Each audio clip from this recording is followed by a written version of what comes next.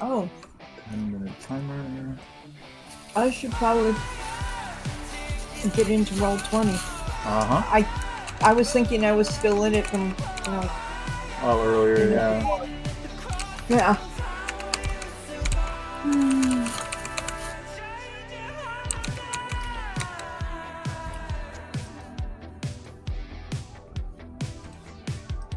I wonder in the future how much a better brain would cost.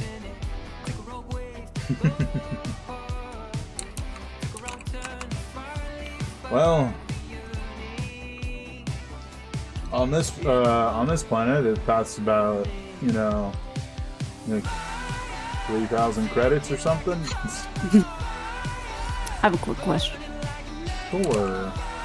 What does DR stand for in the cheat sheet? Damage reduction. Oh, okay. Yep. It just was not clicking in my brain. I'm like, sure, it's like, it's something. I'm looking at my sheet, I'm like, I don't see anything DR in here. Okay.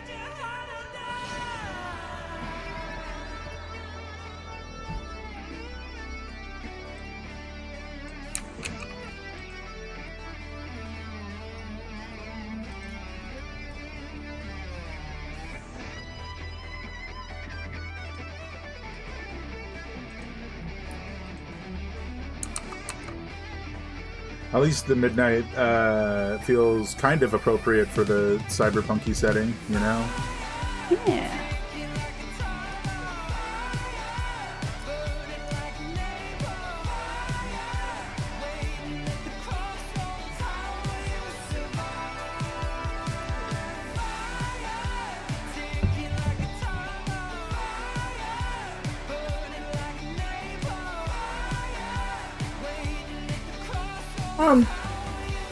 I can't remember. Do we have separate rooms in the place we're staying? Yeah, you guys have I separate think so. rooms. Okay, yeah, okay, I just couldn't remember. As well as not necessarily always being there. Yeah. Yeah, all the intro stuff that I talk about is stuff we established way back, a year ago, unfortunately. So it's all stuff we discussed in some capacity and decided your characters were doing. Yeah. I could have sent a reminder, I forgot, sorry about that. Of the specifics.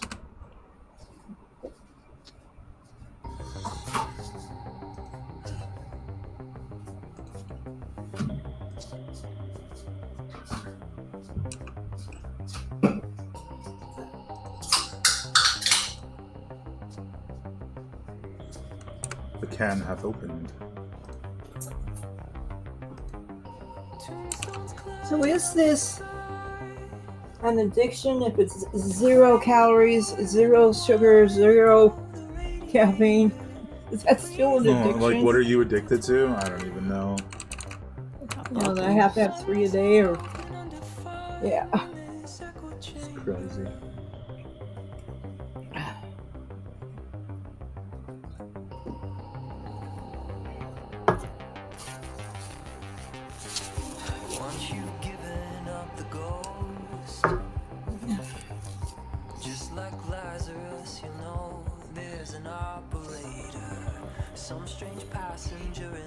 And hopefully no dogs will go off today.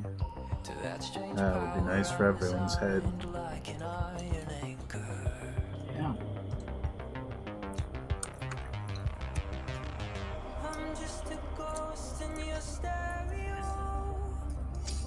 Yeah, I got to show her again today what nothing looks like. I opened the door because she's going crazy and hitting the door and insisting there's something out there, and I opened the door and there's nothing there.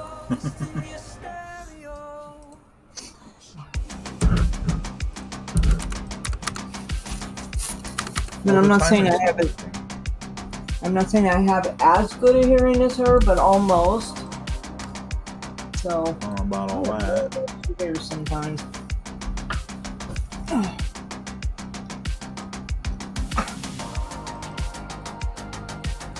The timer's not working. That's crazy. Oh, weird. Like, it's working, it's just not showing on stream.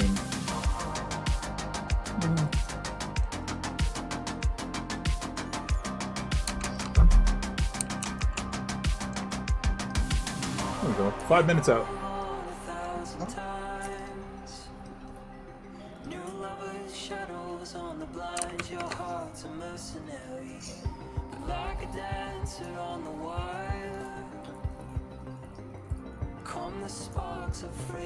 Preemptive reminder on this one, the stream does not see the actual maps that we're using. Right. Mm-hmm.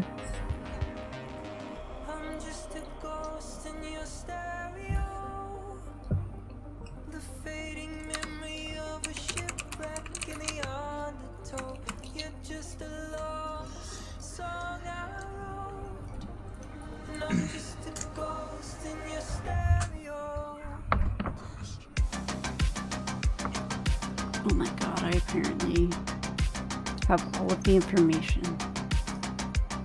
I have my cheat sheet and my Google Doc. Oh my god, pass me It's so potato time. smart. I've got a whole page full of charts. Nice. Thank you for the resub.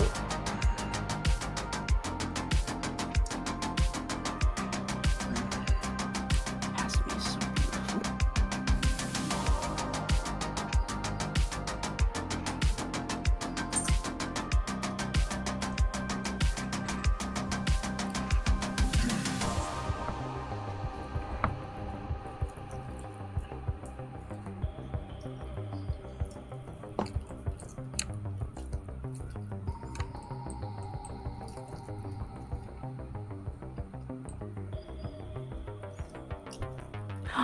Can I tell you some exciting news? Yeah, go for it. The last time we played? August 8th. Speaking of marketing, one of Hot today's dang. greatest marketing triumphs Isn't that in the crazy? entertainment field is video games. And for you, that'll be the end of this session. Uh-huh, pretty much. It's all full circle.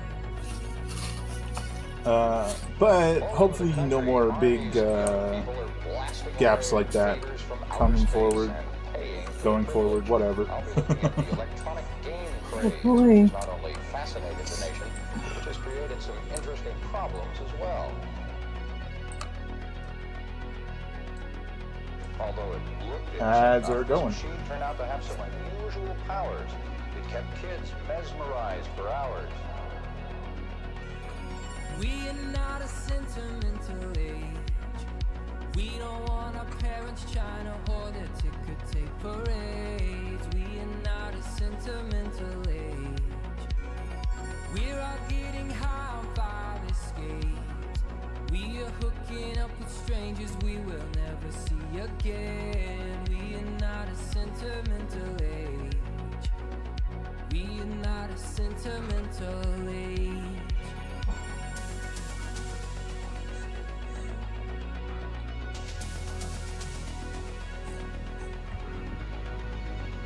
When I dream, we're all melting together, synchronized in a mass embrace. Beads of water falling together like a North Shore wave. How strange, we're parts of each other. How strange, I'll never even know your name.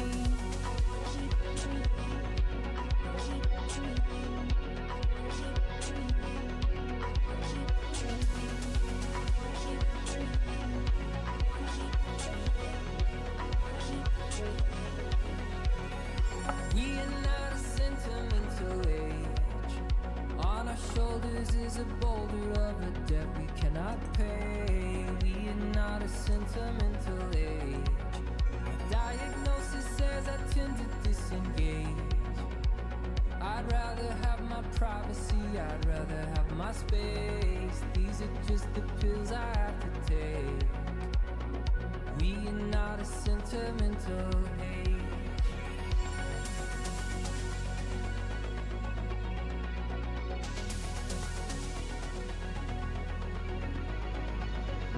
When I dream, we're all melting together, synchronized in a mass embrace. Beads of water falling together like a North Shore wave. We're about 5 seconds out. Are we all ready? Yeah. Yep. I'll never even know your name.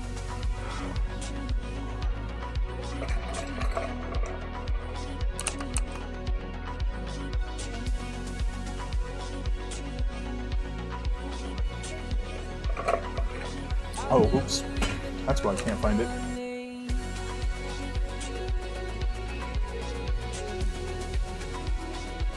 Ah!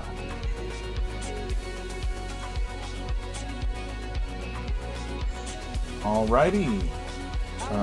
Just waiting to hear from Dave, and then we're, I'm here. Oh, okay. I am good to go.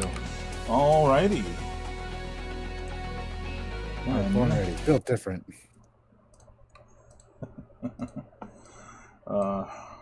I've been ready for a long time. Okay, where'd you go? There you are, OBS. Oh dear, it seems that there is still a minor issue with the overlay. I will fix that. Well, everyone says hello. Hello. Howdy.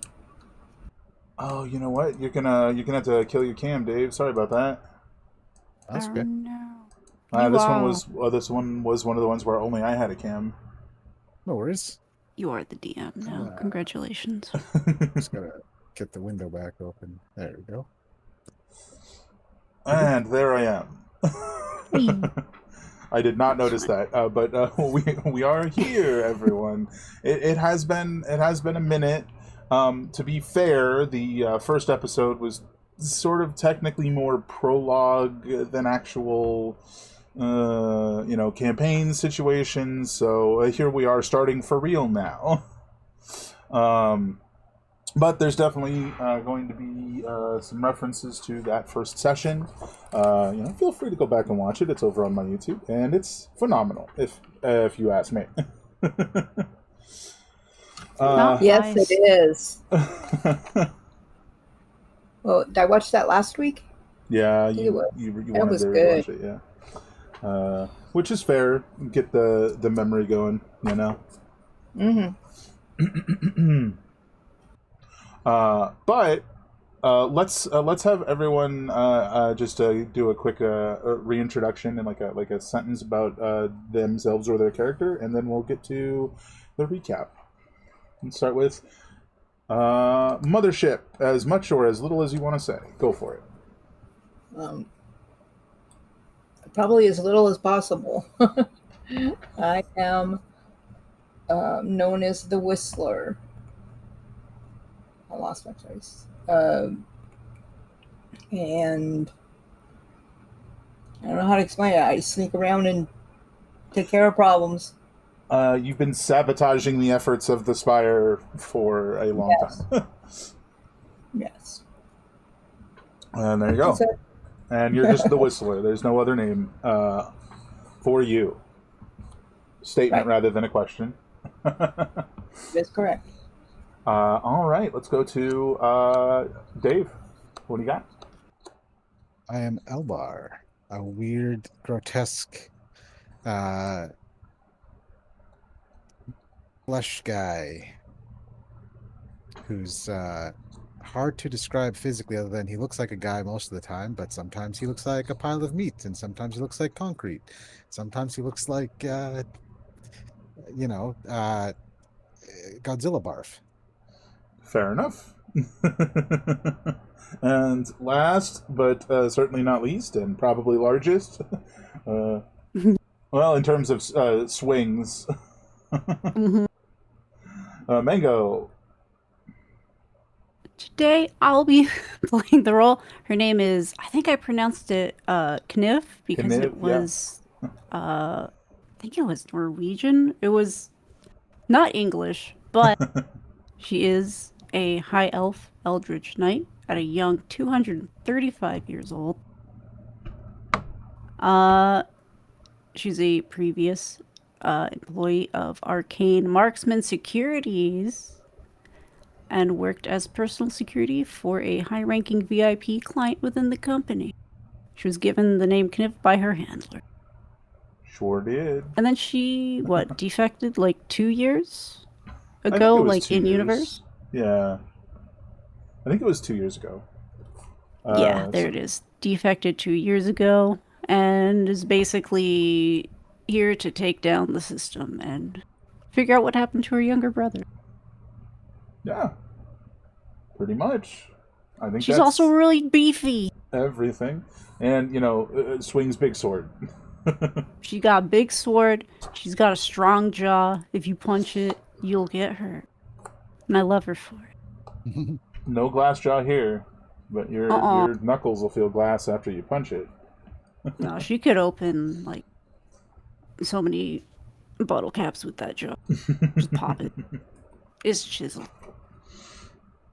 Well, let's hop right into it. In the days since the dry run, where you stole a crate labeled Unit 0000 for the benefactor, the three of you went your separate ways, aiming to return to the benefactor's facility some days later. In that time, Elbar found himself returning to his attacks on organ deliveries. While the guards have nearly doubled in number since he started attacking the deliveries, he was still quite able to take down and finish the job each time. I got really self-conscious just now. Does anybody want to check the stream's audio? I had it on before and it sounded okay, but I can double check again. Sure. I just don't want to do the whole thing and then Sounds good to me. Yeah, then find out we didn't have audio. So if it's good, it's good. Yeah. I just wanted to check. All good. Yeah, no, all good here. Now I must mute the tab again so that I only hear you once at a time. I will now Fair. open 5 tabs to hear a never-ending barrage. And then loop your microphone in and Oh, jeez, yeah. Yeah, and try hearing him from down the hallway on the TV. Oh, we can make this worse. Yes. Oh, Lord. There you go. Well, anyway. Though it has become far more dangerous than before, not that he shared that fact with anyone. Despite the risk, the benefactor supported and even approved of the action, as he felt it would make it appear as if nothing had changed. Though he advised caution, advice he wasn't certain Elbar even heard. Elbar made his way back to the benefactor's facility every couple days, decompressing with some time watching the VidFlick channels. Kniv made her way to the Tecnomancer Academy's campus, asking about her brother directly, using the newly acquired information from the benefactor in an effort to pry answers from them. After some pressing, she was eventually granted a meeting with one of the deans and asked to wait in the foyer on the dean's office until he returned. Initially, Kniv thought she would get her answers, gearing up with a volley of questions, but outside the window, she noticed a troop of AMS soldiers surrounding the building. In the distance, she still saw numerous students heading toward their classes and resigned herself to fleeing. Though weaponless and wearing only her under armor by Academy policy, Kniv wasn't entirely defenseless. It would be so easy for her to take one of their weapons or even wield some of the furniture towards lethal ends, after all. But she didn't want to turn this place into a war zone, even if they had a hand in her brother's disappearance. Not with so many students around. As the officers stormed through the door of the third-floor foyer, Kniv stood in. She turned, crashing through a nearby window, cushioning her landing by falling atop a pair of AMS troops before dashing across the courtyard and between two buildings. She knew immediately she had chosen the wrong path as a menacing robotic creature barreled toward her. Down on all fours, but still as tall as she was, the thing slammed into her, gouging a chunk out of her side with a mammoth metal tusk. Before Kniv could even get a full glimpse of the thing, she found herself scrambling backward and down another alley, set between two buildings. Kniv spent some time fleeing the thing, cursing her own foolishness. Of course they know her too. Of course they'd send for AMS. Plus, whatever that bot was, it hit hard. Damn hard. And it was unlike anything she had seen in all her years at AMS. Kniv spent some hours ensuring she had lost her tail before heading to an underground bazaar of sorts, where she had commissioned a technician to move her armor mod to the new armor she had found. Upon arriving, the small green-skinned creature screeched at her, "Hey, no blood on the wares. Go get yourself patched up 3 doors down before coming back." The ornery old goblin set back to work adjusting a client's cybernetic eye as Kniv left with a sigh. A few minutes later, she reappeared in the shop as the goblin, Baoza, dragged her armor toward what he used for a register. Impressive, given the armor likely weighed more than he did. Baoza climbed to the metal stool behind the counter, peering up at Kniv. "Deal stands, right? I keep your old armor and give you 150 credits as trade for this installation, right?" Kniv nods as the goblin smiles a wide, toothy grin, handing her a cred stick. Also, I removed the AMS logo as you requested. Be sure to tell your friends about my shop." The goblin paused, tilting his head. "If you have any, that is. And if you don't, tell your enemies. I'll supply anyone. I'm not picky. So long as they follow the rules of the bazaar." The elder goblin then hopped down from the stool, motioning Kniv to leave. Kniv grabbed her armor and left with a grunt. Later that evening, Kniv arrived at the benefactor's facility, heading to the dorms, intending to relax. There she finds Elbar, overly invested in some vid flick. A film that, at least at the moment, sees an AMS enforcement officer dashing down the street, chasing a massive Rakuda, their scaled form already clearly injured. The Rakuda stops dead in their tracks immediately after rounding a corner, where a dumpster sits, moved into their path. Atop it, a tiny cleaner bot sporting an AMS badge with a standard Arcanotech blaster pistol protruding from their top compartment. There is a long pause as rain beats upon the brow of the Rakuda and the bot. Just as the officer catches up, the cleaner bot fires at the Rakuda, hitting them square in the chest, and they collapse to the ground. The cleaner bot chortles out, "That's one more street cleaned," as the camera pulls back, revealing the Rakuda dead in a puddle of rainwater. Kniv shrugs and plops on the couch next to Elbar to see what else this flick has to offer.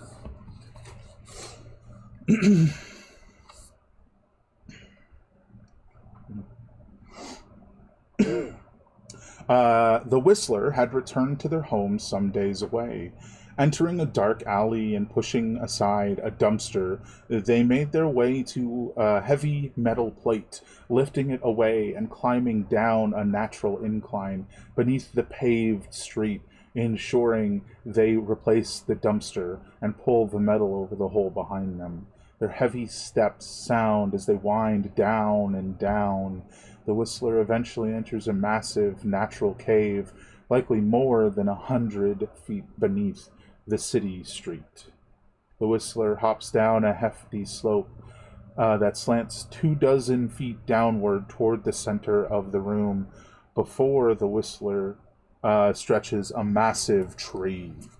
over 100 feet tall, its topmost branches pressed flat against the ceiling, a thin sliver of sunlight cutting through the darkness and painting a small section of the room, revealing workbenches and spare metal rods yet to be sharpened, as well as a vid screen embedded in the wall at an odd angle.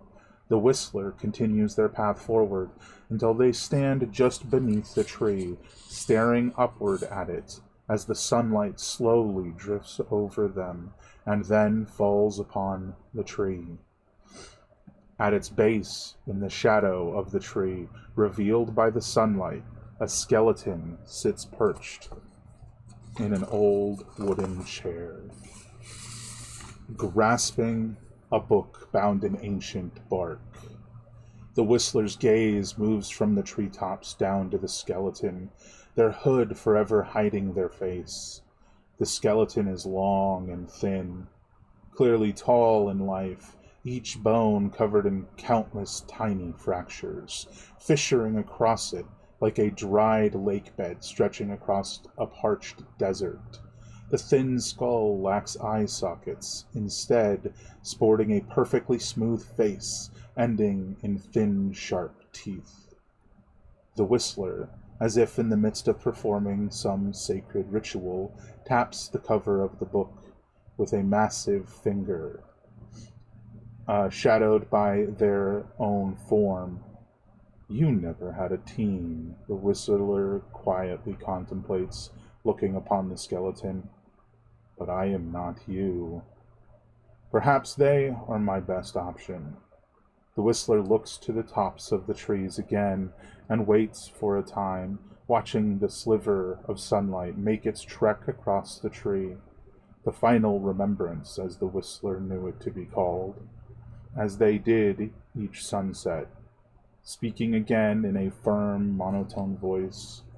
I am not you, but with them, maybe I can be what you could not. And we can rid this world of the spire and its influence. The final words leaping from the Whistler's mouth with a pointed hiss.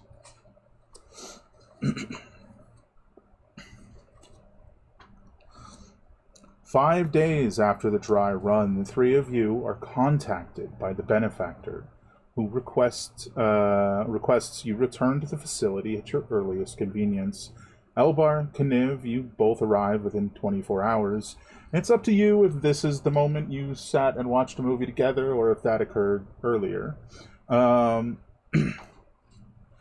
you are still left to wait for another 24 hours before the Whistler arrives, filling your time with vid flicks and no small amount of impatience. But it isn't long after the Whistler's return that you commence the briefing with the benefactor about your next mission and the first council member that you will be facing. Now it's up to you if the two of you who actually had to wait did anything of particular note in that time period, or if you just, chilled out and watched some TV, According to my notes, any remaining time will be used to relax and save energy. So I imagine at least Kniv will be just melting into this couch, just watching these flicks. Like, I picture you're not annoyed. You're not small, but you're not so large that you would take up the whole couch, but you're definitely just sprawled out on the thing, Oh yeah, she's melting. There's just a big dent where she's Fair. And she's just impatiently waiting and trying not to be restless. Because also in my notes, she had, I think she broke a computer mouse and a computer, and she's like, I'm not doing that again. Yeah, you did get a little frustrated and break stuff, I think. That's true. Yeah, so she has resigned herself to the TV.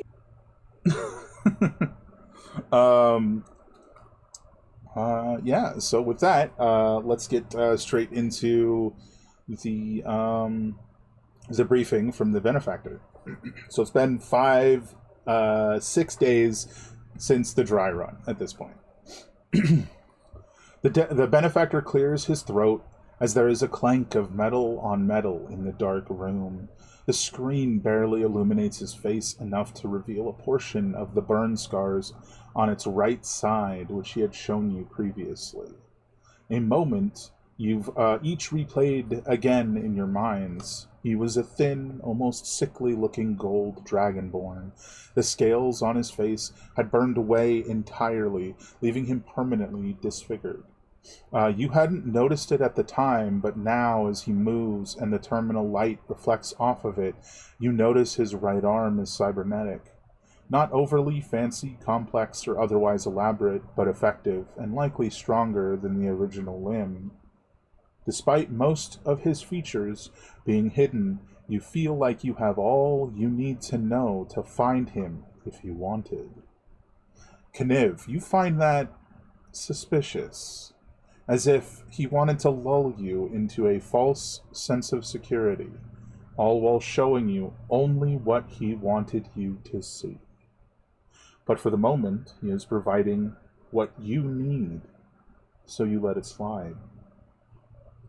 He takes a seat, lifting the small glass with some dark liqueur to his snout and drinking deeply of the spirit within. As he sets it down, he begins speaking with an exhale. It looks like you managed to convince AMS the scrappers hit the warehouse, despite the sighting of Kniv, likely seen as a false alarm by an agitated security guard. We'll have to do something about that possibility. I think a tool I'm providing for this next mission will help. You'll be going after Ensil Glitterbark, head of Silicon Bark Entertainment. I'm sure you all know what the championships, what the champions of the, I've lost my place. Let's try that again.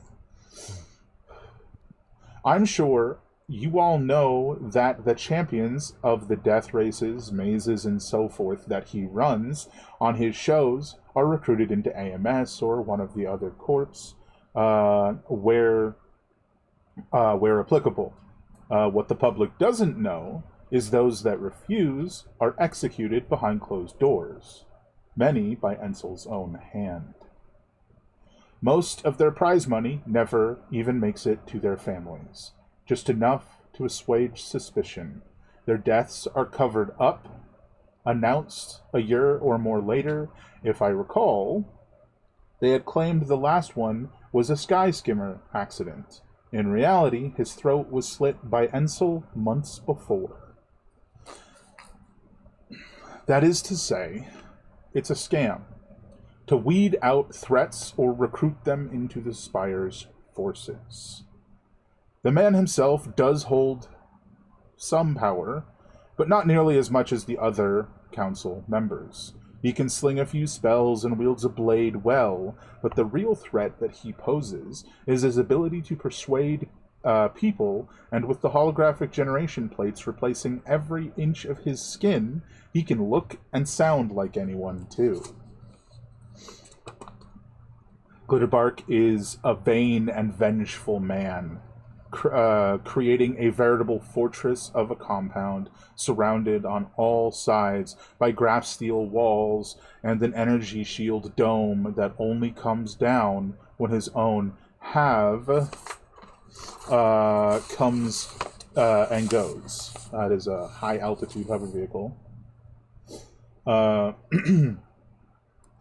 Keeping up with appearances, the Wood Elf lives in his own private mountain replete with a dense forest, the only one left on the planet. Though half the trees are fake now, the forest slowly dying out as the groundskeepers focus primarily on the upkeep of his garden, their ecosystem dying around them. Which I imagine makes the Whistler particularly unhappy. Taking him down outside his own base is a surefire way to get caught before you can make your getaway. but infiltrating into his compound, taking down their external communications, maybe killing the power, and then turning the whole place into a bloodbath is sure to do the trick. Toward that end, I'm sure Whistler's demolition skills will come in handy. For you to get in, you're going to have to pretend to be some AMS guards, sent in for a shift change, which happens every 4 days. 4 guards enter the compound, and 4 guards take their leave. The 4 of you will be replacing... the 4 you will be replacing are new on the job, so they shouldn't know anyone, and no one should know them. You're going to hit these guards before they come in, long before they even reach the compound. Specifically, at the base of the mountain. Find a way to stop them on the road. Kill them, take their IDs, stow your own vehicle, and take their place in theirs. You're doing it there because with the prevalence of city surveillance, you're sure to be seen taking down the guards on the street. We'll have to ensure Kniv isn't recognizable, and the same could be said for the Whistler. So, toward that end, I've purchased some particularly expensive items. Holobands. They're personal holographic emitters. They'll entirely change your appearance for about 120 minutes at a time. After that, they have to cool down for 5 minutes or so before you can turn them on again. They sink into your shield belt, which syncs to your own bioelectrical field, so they won't stand up to physical inspection, but they will stand up to biometric scans, provided you alter yours for the band. They can't really change your size. Instead, they just manage a slight visual shift, allowing you to appear about 6 inches taller or shorter. I suppose with some extra energy, they could probably be tweaked to give more of a visual size change, but that would probably impact their duration. This means Whistler will have to appear as a Furbolg, a Vatborn, a Rarkuda, or some other of the larger species. As I had alluded to previously, they do require programming, which I'm certain Elbar can manage. Anything on the fly with them would be tricky, however. That is to say, rapidly changing your appearance. Or specifically the appearance they make you appear as.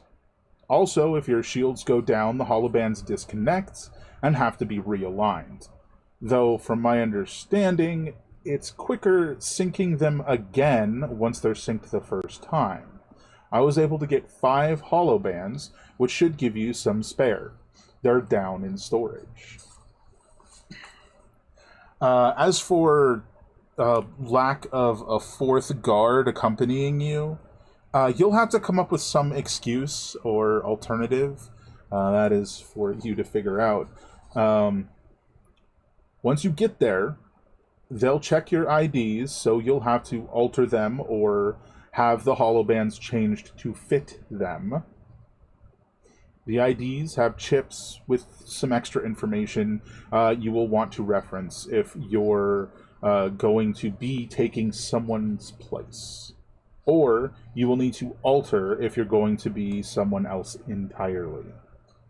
But be warned, they have a pair of autocannon turrets by the entrance, so if you mess up, you're probably done for.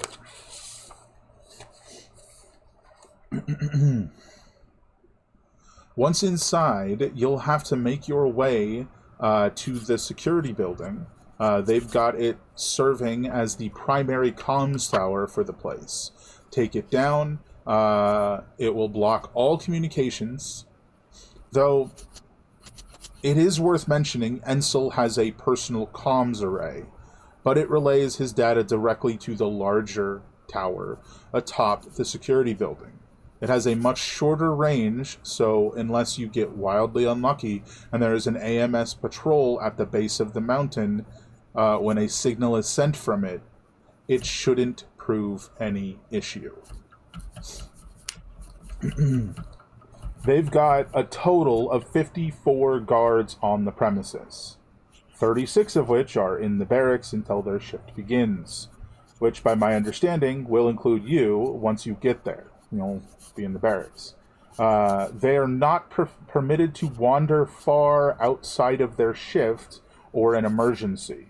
Similarly, the Halves pilot and their crew, 3 in total, have a bunk and designated quarters near the Halve pad. The wait staff and cleaners have a bunkhouse as well located directly behind the mansion. By my count, there are 20 of them, though most of them shouldn't prove to be much of a threat. The cook, however, is ex-Alliance military. She could be... wow, somebody's noisy. She could be a threat if given the chance. She is also likely partially why Glitterbark never commissioned a bodyguard, as she travels with him everywhere to prepare his personal meals. Aside from the staff, there is a single Grade 4 security bot activated in emergencies, housed in the basement. In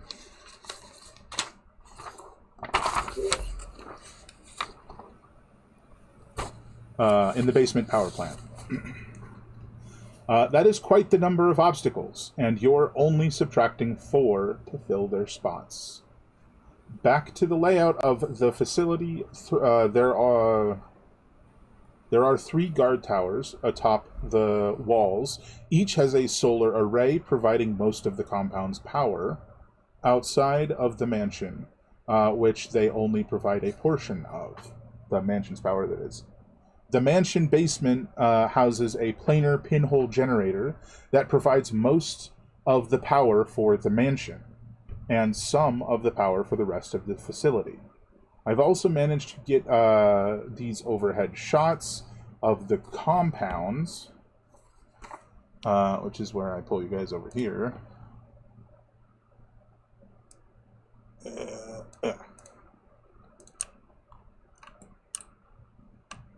Hopefully everyone can see this. Guest park. Ooh, this is a different type of map than I've seen. Very cool. Hey, is that a dragon? It's a dragon statue. Oh, someone's got money. Almost done. Okay. That is all I have for you. If you have any questions, ask. Unfortunately, I only have a few more minutes before I have to be somewhere. And the floor is open to you to ask questions. So, I'm just going to say, why can't we use the equipment that you got to change our appearance to look like the people that we're about to take out? That is the suggestion, yes. He's basically, if it wasn't clear, he's basically suggesting that you take out the people on the road and take their place, but he's also leaving it open if you wanted to be someone else. It'll just be more work to be someone else. Right, because if we look like them, then their ID cards and stuff, we wouldn't have to change anything with that. Correct. I was thinking the same. That is The less we have to change, the less likely we are to get caught. Yeah, the fewer moving parts, the better. Yes. I don't disagree. But figured it was better to have the option to do something different if you wanted. I'd like to be a 6-foot gnome. Thank you. Can you I'm imagine? sorry. Horrifying. I thought you Amazing. said 6-foot gnome. Oh, I did. You heard correctly. Yes, that is correct. No, you heard right. We do need an excuse for why we don't have the fourth person with us. Mhm.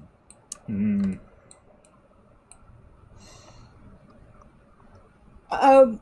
What if we made up a I want to say a doctor's note that he has something contagious and can't come with us? That's fun. How about so? Niv would kind of know a little bit about recruitment, the recruitment process in Sure. general. Maybe not for this specifically, but Sure. would she know if there's like, are they like group interviews? Are they all coming in independently? Because he could just never have shown up. He could have chickened out. Yeah, they're all like independent. They're coming from. How much detail am I going to give you? Give me a history check. And this is going to be your knowledge of like the history and procedures of AMS.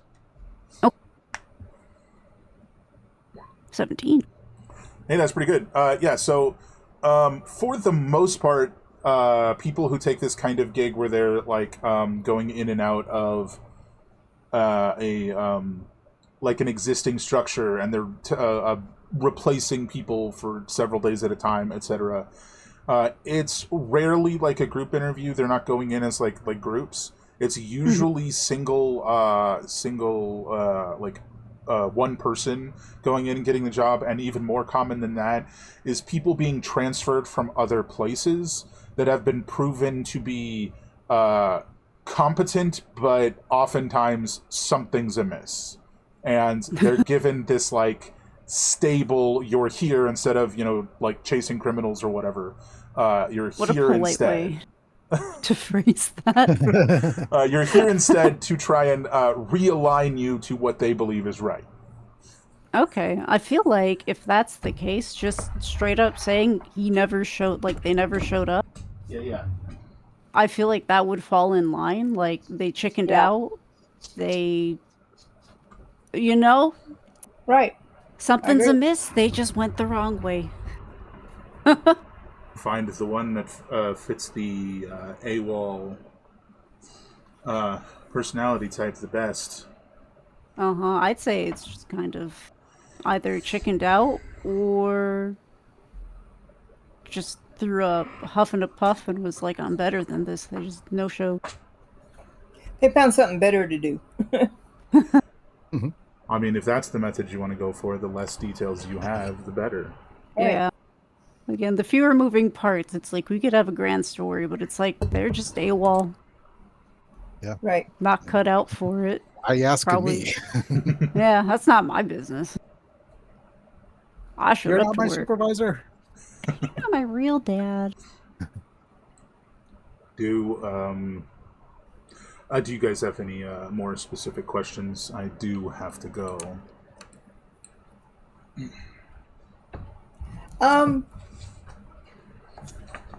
I do, but hold on. I want to double check something before I say it.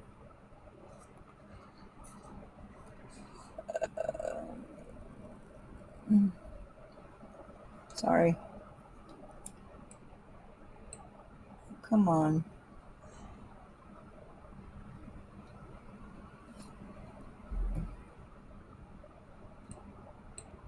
Why am I not finding this quickly?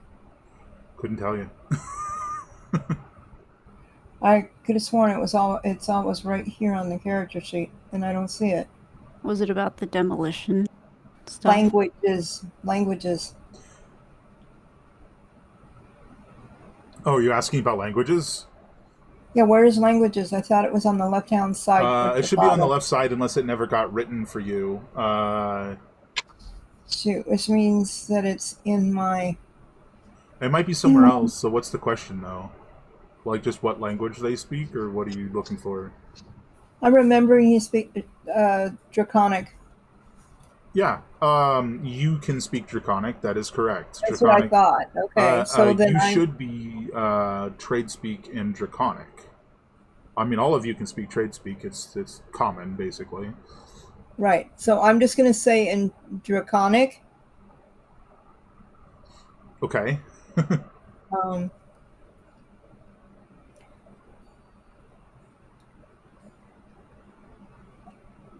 I will blow up as much as I can. There's this like moment where he kind of leans back a little. It's up to you how you approach this. Okay. But yes, your bombs would serve well. Be sure to check your character sheet for how many you have. Oh, yeah. Especially if programmed for later detonation. Mm-hmm. While I am certain you could kill all of the guards and the cook, I fear Ensil would escape by the time you do. So I believe stealth and sabotage are your best options. At least until there are fewer obstacles in your way. Or distraction. Could be. Good luck. And the screen clicks off. From there, it's time for you guys to plan. It looks like Elbar has the specific task of programming some hollow bands for everyone. Mm-hmm. Which he can't do until we take out the guys, so... Well, no, he can do half the job now. Align them to you, but he has to, like, align them to the guys after. You understand what I'm saying? Mm-hmm. Yeah. I only have 1 large, 2 medium, and 5 small. You could take some time to try and make some while Elbar's programming. Yeah, I need to do that. Don't remember if we have something specific for that. Oops, I clicked on the wrong character sheet. Hold on.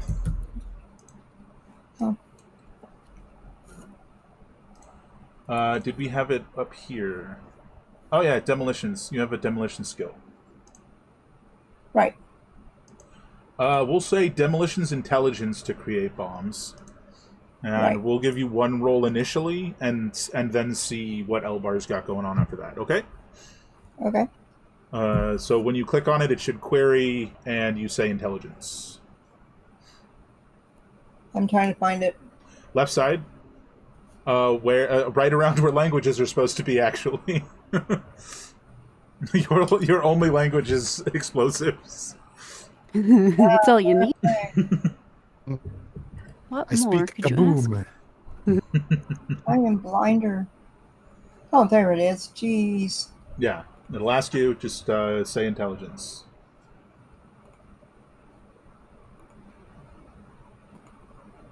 That would require having some. Depends on the day of the week. That's pretty rough, to be honest. 0 + 0 + 3. What? I don't know where the 2 zeros are coming from, to be honest. Yeah, what the? Oh, 0 for intelligence. Where's the other 0 coming from? The 3 is proficiency. Where's the other 0 coming from? That's crazy. That's not right. So we'll say that you've started to create 1. Over to Elbar. You can create yours, sort of like, I say create, you can modify the holobands for a person with a computer use check, because you're just programming it. You're not like designing it or like there's no soldering involved or anything. So who are you going to start with? I don't think you can start with the Whistler, because the Whistler's in the other room doing something. No, I'll go for Kniv. Yay. I'm All right, participating. would you like to take your time with this? Yes. I'm I'm impatient, but this is important. Let me see. So the individual is present, so the DC is reduced by 5. Give me a computer use check. Nailed Hell it. yeah. Absolutely nailed Hell it. yeah. Have I mentioned I'm a champion? That's actually a crit. To be I'm not a fair, champion. that does, and write this down, Mango. That 24 is the DC for someone to over the course of prolonged visual inspection to see through the program. So Gotcha. DC 24 if somebody really tries to look at you. Not a glance, like sits there and looks for a second. Couple seconds, in fact.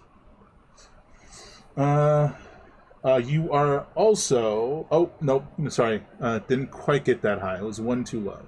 All right, would you like to do your own next?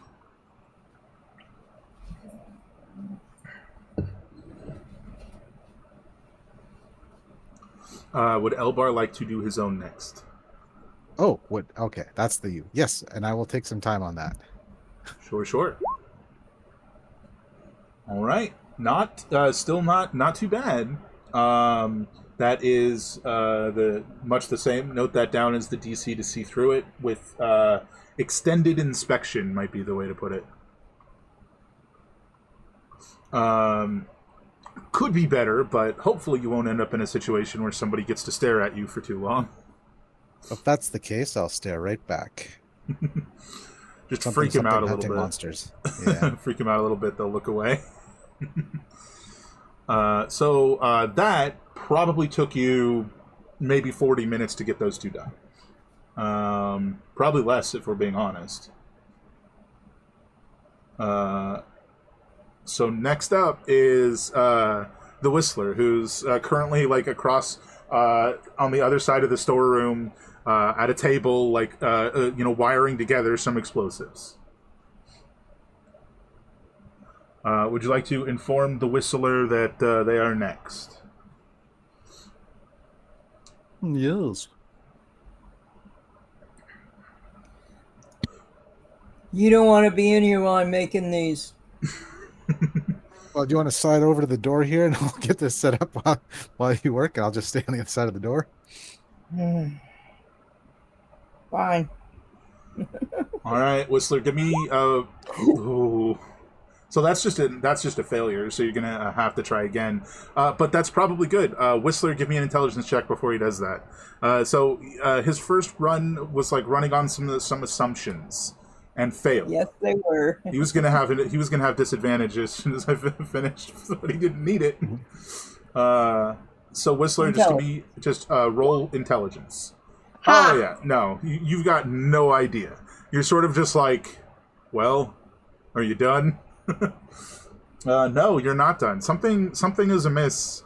The shield belt is not currently set up in a bioelectric field synchronization. It's set as custom.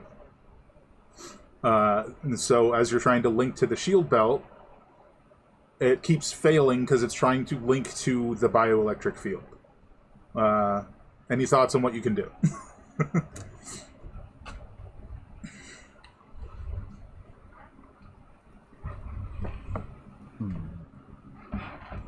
Would you like to give me an intelligence check to see if you know why somebody would set the shield in that fashion? Oh, absolutely. You're not That's sure. That's just a... yeah, that is a save. It's non-proficient, so it's the same thing. You're not sure. Seems odd. You could ask, or you could just try again. Well, I'll ask. Like, hey, what's the deal? Oh, why is it set to custom mode? Yeah. Whistler, you're being asked why your shield is set to custom instead of bioelectric fields. The one I'm wearing? Yeah, and the answer would you like to give the answer vaguely or directly? I gotta figure out I gotta figure out an answer that'll work.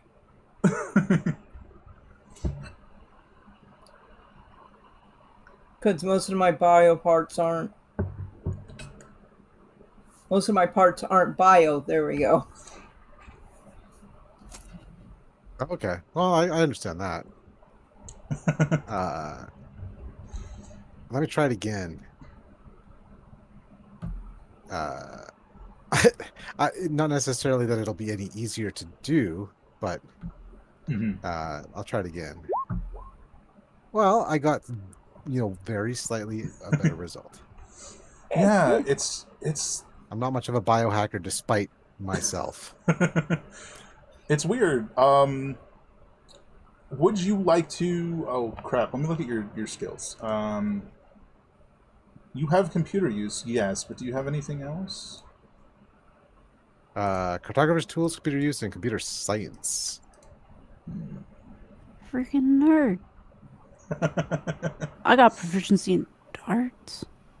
I thought you were going to say darkness, and I was very confused. Just close your eyes. Proficiency in I'm trying to darkness. You throw darts at the darkness. Mm.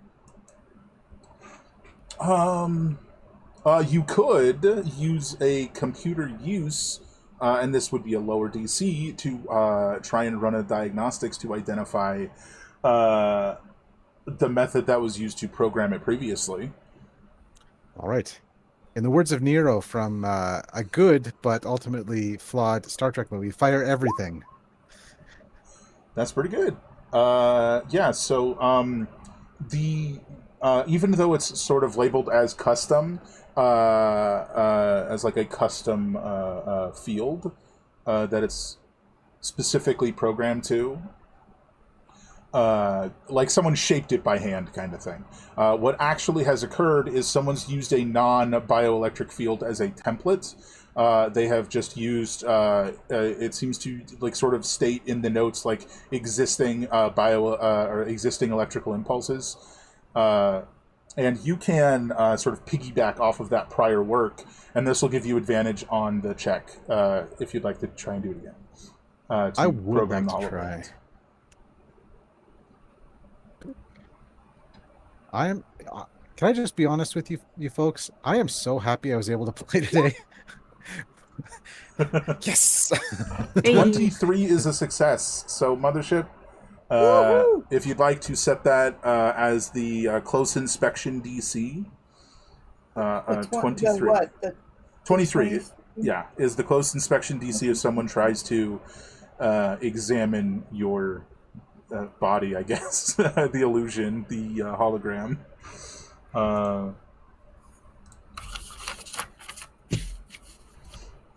Let's definitely note that, because it might come up next time, too. But this is technically only half the process, so the next one could be higher and could replace that one. We'll see. For now, it's just synchronized to each of you. Would you guys like to give the Whistler time to make more bombs, or are you just going to pull them out of their task and go?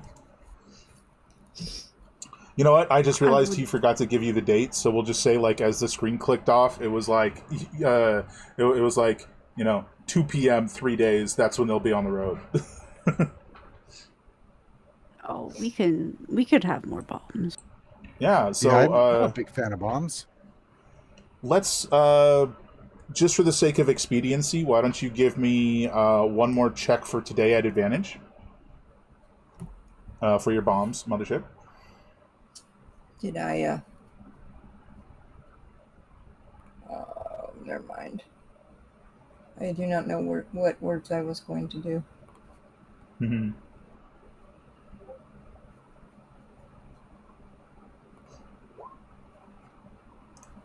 Oh, thank God. That was intelligence save. That would actually be 3 higher, so it'd technically be 21.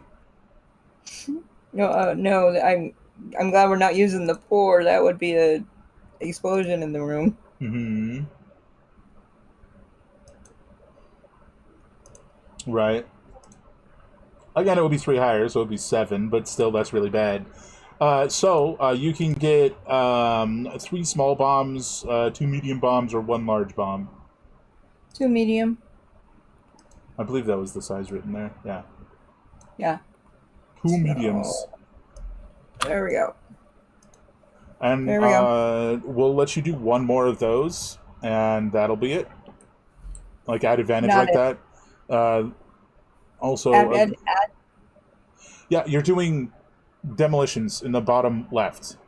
Demolitions with intelligence. At advantage. Oh, poop on a stick. I'd rather not. I actually did the wrong one last time. You did. I added it myself. It's fine. Demo, do.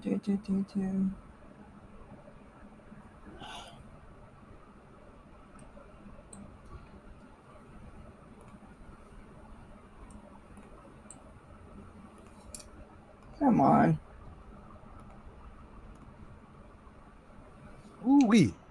Same Love to see it. same as before. 3, 2, 1. 3 small, 2 medium, or 1 large. Let's do one large. Cool. Since I figure out where the heck I'm shooting it. One large. But they are all like time bombs. They're not like combat use. Right. It's Without- not throw. Not without modification. Do we know how long the time is on them? Oh, you can set Oh it. wow! I just put that I did 12. Yeah. Okay. What? You can set it, but I would imagine the maximum is 60 minutes and the minimum is 60 seconds. But you could probably, mess with it and be shorter or longer. Okay. Oh, hi, Rex.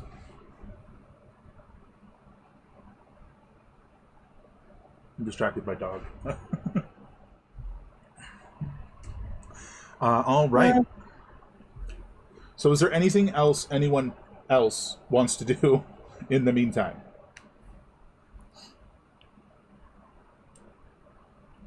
Nothing that I What can I think could of. do. Yeah, I mean, fair. Yeah. My skill set is a very specific one. Of hitting stuff. I was gonna say you're getting antsy. Yeah, Been sitting here too long, man. Mm-hmm. She just keeps tapping her leg. And like the floors are shaking.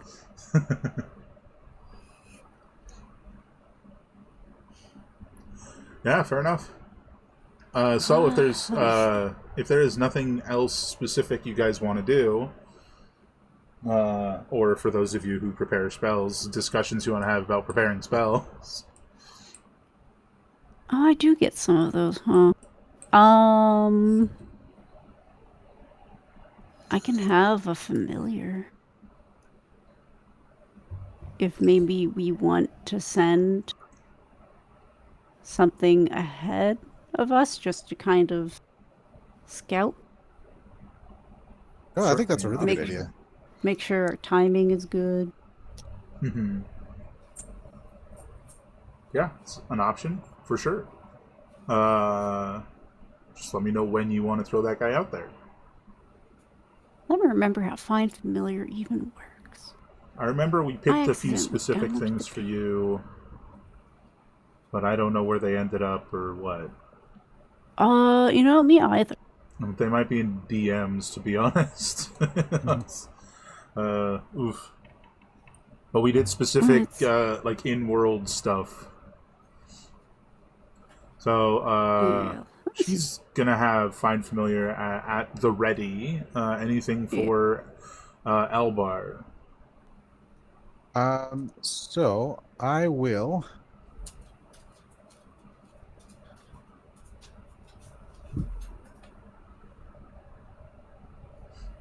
One moment, I'm just gonna. Okay, I don't have the description up. Well, I have a grand total of. How many spell slots do I have? Where's my 2 spell slots? I'm not going to precast anything. Fair. I found the Find Familiar. Yeah, I know we'd talked about the specifics of how that was going to run. Yeah, I think I still have to put it in my notes because I don't think I did that. But it was a hawk-like creature. Mm-hmm. Is it Tony Hawk?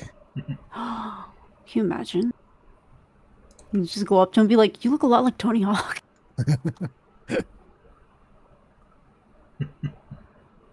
Just hitting 900s left and right. Amazing. All right, let me copy and paste this into my nonsense real quick. Yeah, there was some tweaks to that we did. Mm-hmm. Yeah, I vaguely remember. Anyway, so you guys are It's gonna be a bird. fair. So you guys are, I imagine, just using the same like cargo van that you had on the prior job to drive to where you need to be to ambush these guys.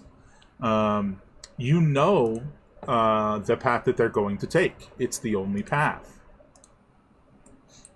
So I'm inclined to say you get there before they do.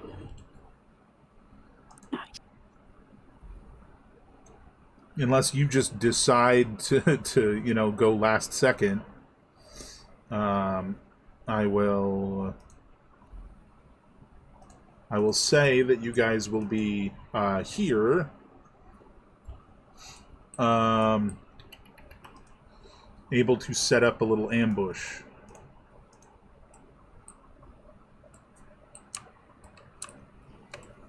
So here's the road. Can everybody see? So can I just set a little... I'm trying to think. Well, don't forget you need their vehicle, so you can't use a bomb.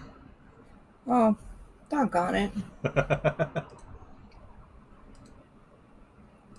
I really was thinking about that too. I was gonna... Okay. I suppose I'm glad I said something then. You also need their IDs and stuff, so, mass destruction maybe not be the best route. So, if there were a, like an armored transport vehicle going down the road, how would you stop them without destroying the vehicle?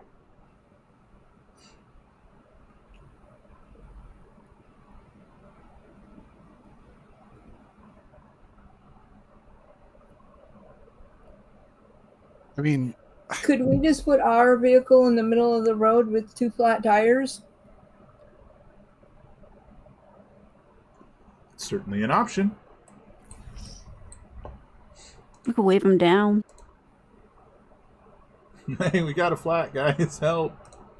Or we just park the car in the middle of the road and they have to stop. Just be intimidating about it.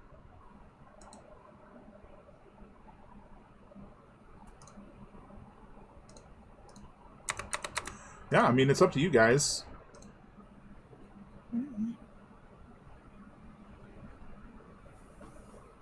So, here's the thing. Do we want to be loud? Because if so, we do have bombs. We do need Well, their we need them IDs for in the one job. piece. And we need them for the job too, so... Yeah, we can't quite destroy them, which is why it's like maybe if we park in the middle of the road, they're gonna have to. There, I got you a van. Hey. I mean, you guys are technically in a cargo van, but whatever. It's fine. It's what we got. Okay. Something like that? That's what I would think, unless someone else has like a different idea. You might want to try.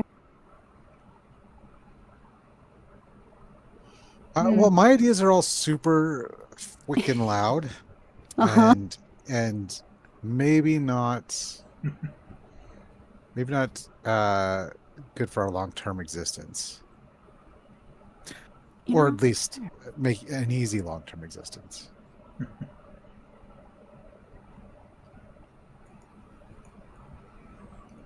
So, if you're doing something like putting a vehicle in the way, do you want to make it look like it's crashed, or does somebody want to look like they have an injury? Like, what do you guys want to do? Ooh. We can make it look like it's crashed, and I can walk up and flip it over. There you go. Oh yeah. Whatever we do, Yeah. let's make it look cool. You know, we don't have a reputation, but we should have a reputation.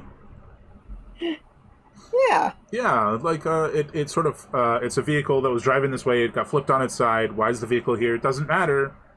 I mean, they're part of the guard. Maybe they'll stop and investigate. You know. Yeah. Maybe it's suspicious enough that they're like, we can prove ourselves, guys. We can get up to the big leagues. There's not something amiss about us. Right. Yeah, that works. So you guys have a now like flipped on its side van over here in the middle of the path that they would be taking. They could technically drive around you. Yeah, no, Would they if there was a body lane in the other lane? Who wants to look like I was going to say dead body, but you know that's may or may not be the case. I do. I mean, I can kind of shift my business around to make myself look pretty injured. yeah, that's true. That's true. I could like make it look like I'm like splattered. Oh, Oh, perfect. Here. So we'll rotate it. Spread out over. There you go. Now it's a lot harder to ignore. There we go. All right. So, you don't have to wait that long after your plan comes together. I feel like you guys were probably there, like, for an hour figuring out what to do. Now we've got this wrecked vehicle in the middle of the road, and then you guys see this armored transport-looking vehicle coming up. Where are the other two of you sort of situated? I mean, it's a relatively, like, even part of the road.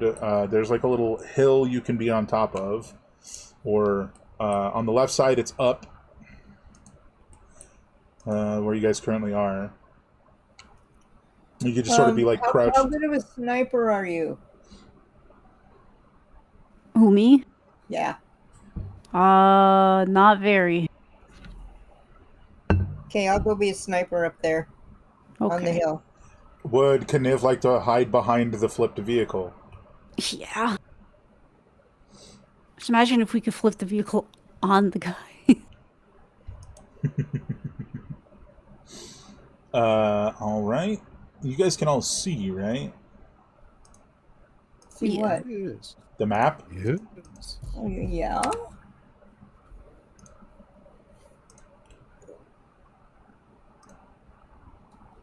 Damn.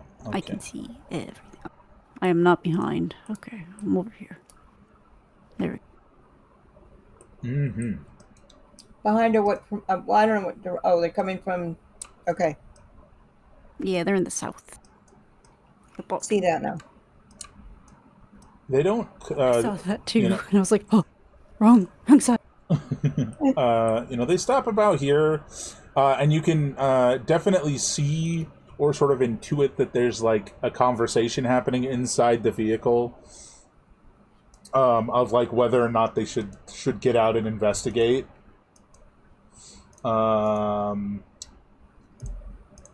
Finally, I gotta find the right person. Finally, from the, I want to say, the passenger side.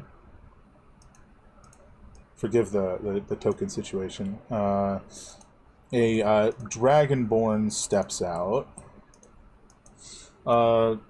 shouting about it's our duty. It doesn't matter if we're supposed to be guarding some rich idiot. It's our job.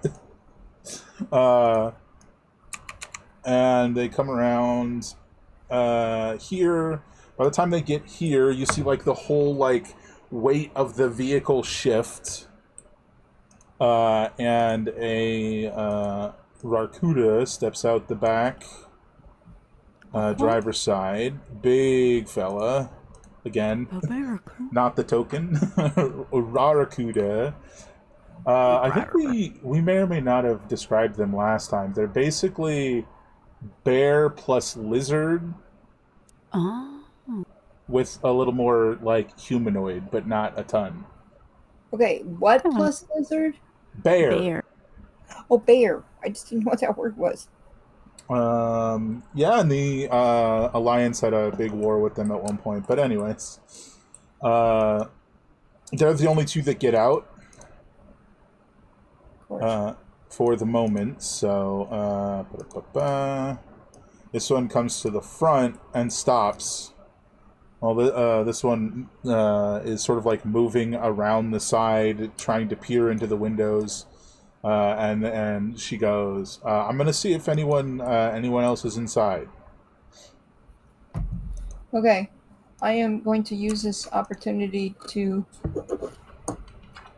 shoot out. To shoot, I can talk, like the back tire, so they can't drive away. Sure. No, we need this car. Never mind. Stop. I did not say that. Oh, crap. So funny. I mean, you could shoot out a tire and replace a tire. It's a tire, not the engine block. Oh, I'm used to my life where I don't even have a spare tire. Oof. Okay. All right. And I will shoot it. Then it will work. It is It is an armored vehicle, so your rolls But are are actually the going to matter. tires? They're reinforced tires. No. Just go ahead and give me an attack roll. This is not going to be the hard part. No, probably not. Yeah, let me hit cure wounds. Okay, here you go. All right. It hits the tire. Go ahead and roll damage. If it's high enough, you have given them a flat. Oh, wow. I forgot I was on. Yeah, 30 damage is sufficient to give them a flat tire. Damn. But, at this point, do the other two of you want to do anything? Hold on, let's see how strong. I mean, I could just lay here and let everybody do the work, but maybe instead I'll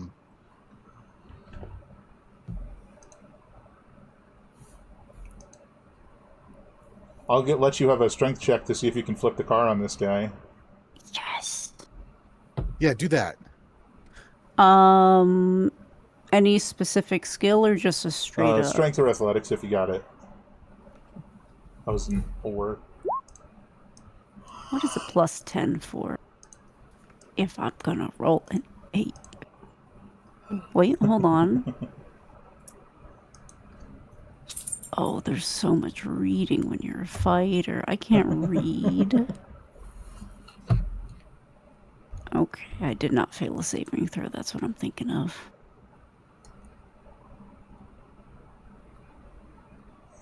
Okay, I'll stick with an 18. Let's do it this way. Were you already preparing to flip it? Were your hands on it? Were you sort of pushing a little? Or when the shot happened, did you then slam into it and try and flip it? I was mentally hoping to flip it. I never said it, but I thought it would be funny though. No, earlier you did say, I wonder if I can flip it on this guy before he even got here. So I will give it to you. Your hands were on it. You were braced to do it. We'll say you had advantage. Roll again. Don't let me down. That's what I like to say. Oh, yeah. So you flip it onto the Dragonborn. It slams down on her. Why don't you roll me, let's say 5d6 plus 10. That's a lot of 6s. Alrighty. Let's see. Oops.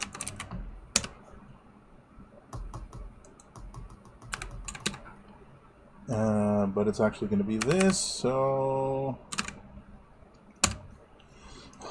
she is prone. She is now on the ground, at least momentarily pinned under this vehicle, so restrains. Roll initiative.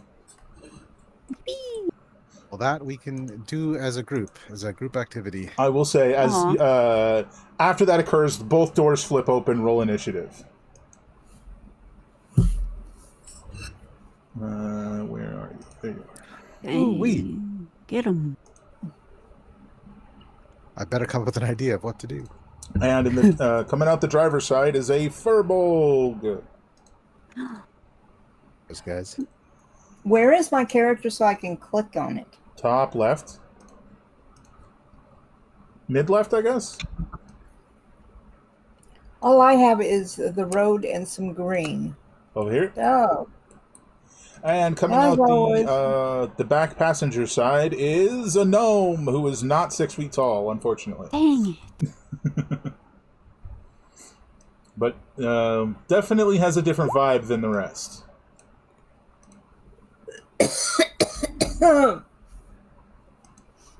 Ow.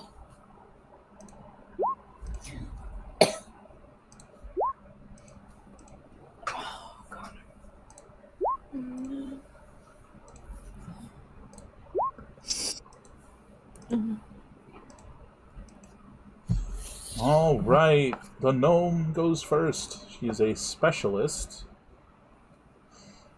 323s? What the hey? Oh. That's teamwork. Yeah, I guess. 2 for them, 1 for you. I didn't say which team was working. What's the distance on this thing? Oh, now we know what side you're really on. Bonus I'm on the action. side of the floor. Bonus action. Blink step. 55 feet she gets to teleport. Wow. In the direction of her choice, which is right next to our sniper. She's... How does she know I'm here? Do you want the answer to that question? I'll give you the answer to that question. I mean, it'll be in the notes, basically, when, you know, this is all over. 22 passive perception? Something like that? Oh.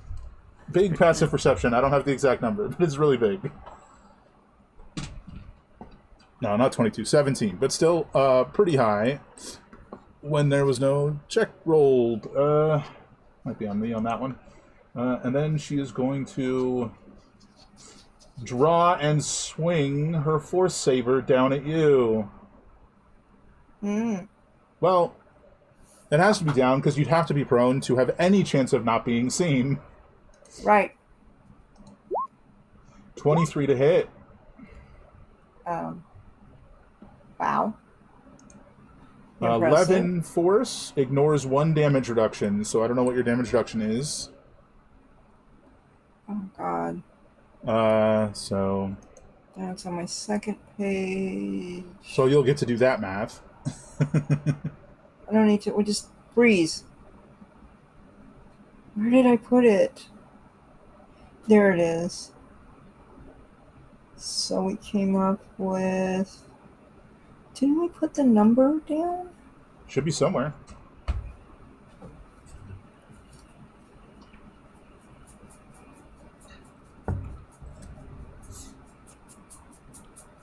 It's on the second sheet. It's towards the bottom. Yeah, shield belt, 60 temporary hit points per day. Yeah, you're looking below where it is. It's in that area, towards the top of that area. Shield. Your damage reduction 6. Oh, God. Okay. So it's actually 5. Okay, So and what was the damage? it was 11 So 11 minus 5. 6. And it's melee, so it's divided between your shields and your health. 6. I feel like I'm about to do this wrong. 6. So that would be minus. So 12 minus 6. 12 minus 5. Because you're. 5. Yeah. Okay. And the 6 from over here. And then it's Okay. divided evenly between your health and your shields because it's melee damage. Not like that. And you've now deleted your token. Oh, Jesus. Control Z. Oh, smack it hard. Okay.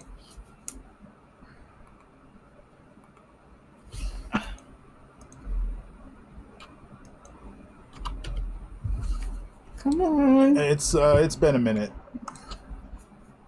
Just See, it do that wouldn't right. be 6 to your health. It would not be 6 to your health because it's divided between your health and your shields. The blue is your The shields. 6 is or the. The 6 is. So it's 3 and 3.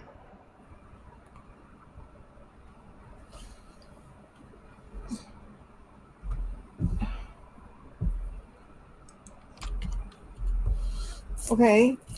Which would make. Just 9? Correct.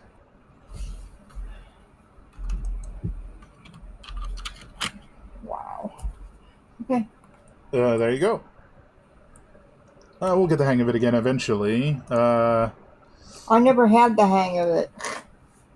That's what the checklist is for. Doesn't help. It confuses me. Anyway. No comment. This guy is going to... He's going to move to the side to try and get a shot on Kniv. He's going to move over here. So like, right there.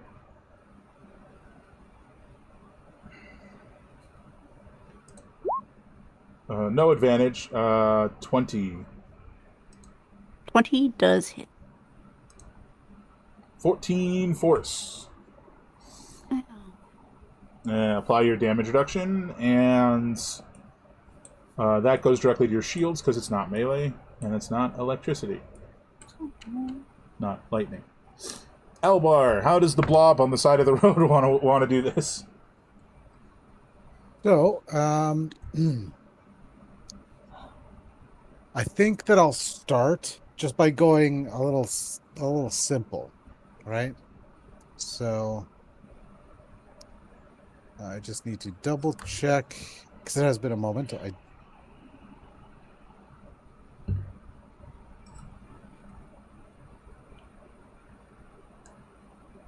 Okay, perfect. So I will move to here and attack this little fella here Sure. with my big ol' Now that I think about it, do I want to use... Yeah, I'll do the attack. Does 21 hit? That'll hit. Just that's the big guy, by the way. Just tear up like chunks of the concrete or whatever. Yeah. Just like my flesh mass just grabs some concrete and smashes. Now, so that's the Furbolg? That is the Rarkuda, the big bear lizard guy. All right. So second attack. Ooh, yikes! I have dropped the concrete. It slips out of your little tendrils. And I will hold off on anything else for this turn. Cool. 3. Okay, so 16. 28.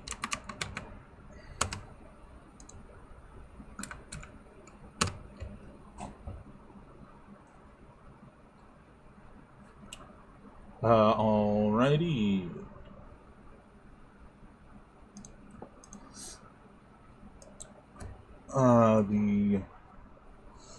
The Dragonborn one here is going to... She's going to spend her... she's going to spend her turn getting out from under the van. And now she's standing, like, behind you, Elvar. But that is all she can do. Well, good for her. Whistler. Better for me. Can I just turn over and shoot upward? I think you have a melee option on that weapon, right? Yeah, you know what?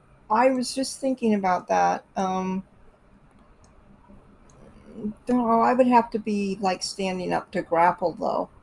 Not necessarily. So I'm thinking of using. I'm trying to remember the name of it. It's point blank. That might not be what you're looking for, but I'm referring to the rivet gun point blank. And I'm referring to.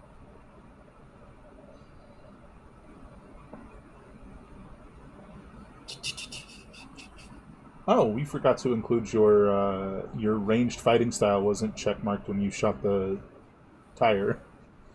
I mean, apparently you didn't need it, but...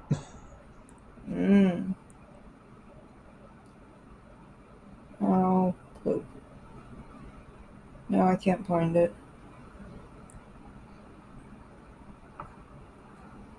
Is it the thing third from the top on your abilities? Is that what you're referring to? Yes, I bet you that is. Yes. You gotta get there first, right? Which might be... What do you mean get there? I don't know what I mean. Sorry, that might have been the wrong sentence. Right, yeah, because she teleported to me to do that. I did not mean distance. That's not what I meant. I just am mistaken. It doesn't matter. Okay. Well, you have extra attack, so you can grab and then attack. Right. Presuming your grapple is successful, right? Correct. Is this a thing I roll? I think it replaces one of your attacks, and you make an opposed... it has to be your athletics versus their athletics or dexterity. It says add your strength modifier twice. Yeah, that's what that ability does. So, basically, you get a plus... I don't think you have a... There's nothing in here to roll for that, so... you would just have to roll athletics, and then add 1 to the result. As you're attempting to grapple her... So 18... I took that off. It's at the top. I know, I just did it. 23, so she evades Jeez. your grapple. She slips out. Fine, I'll just shoot her then. Do you want to do... she's still right next to you, so do you just want to do the point blank, or do you want to fire at disadvantage? Go ahead, hit point it. blank.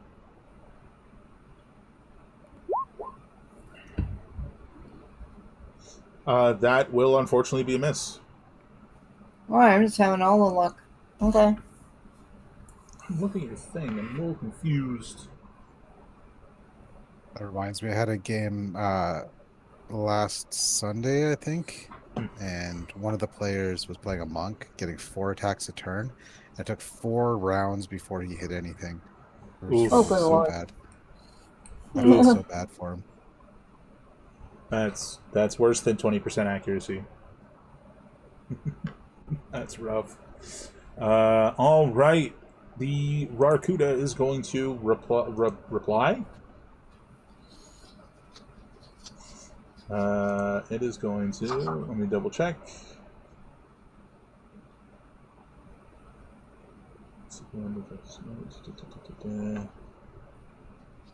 Oh, minor error. Yeah. The guy doesn't even pull out his like his security baton like they normally do. Instead, he just like brandishes these like giant gnarly claws and swings down at you. Make sure it's not okay. Bam. Nope. Just whiff, like right in front of you, like total miss. Even with the +2 for flanking, that's not 11's not going to hit you. So over to Kniv. Who is this dude? This is the one that shot you. He's the Furbolg. He hit you with a blaster. You disgust me. She's been waiting for this moment. She's so full of just energy.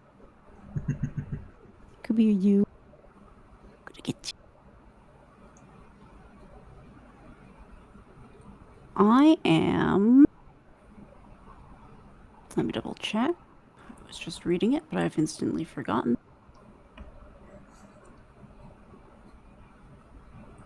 Yeah, we're gonna bonus action for the plasma vent mod.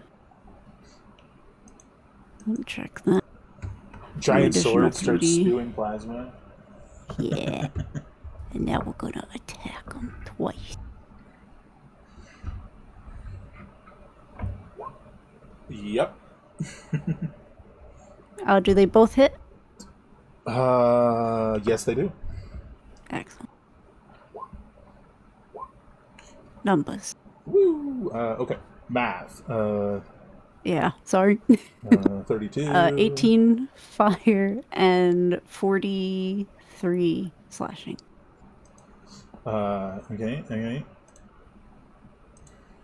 Just do it this way.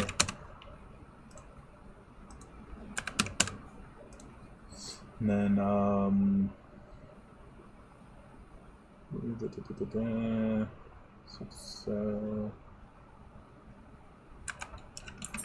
well, that hurt.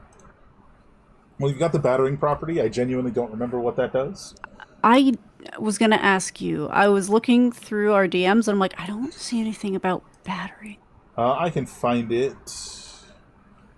Anything else on your turn while I look this up?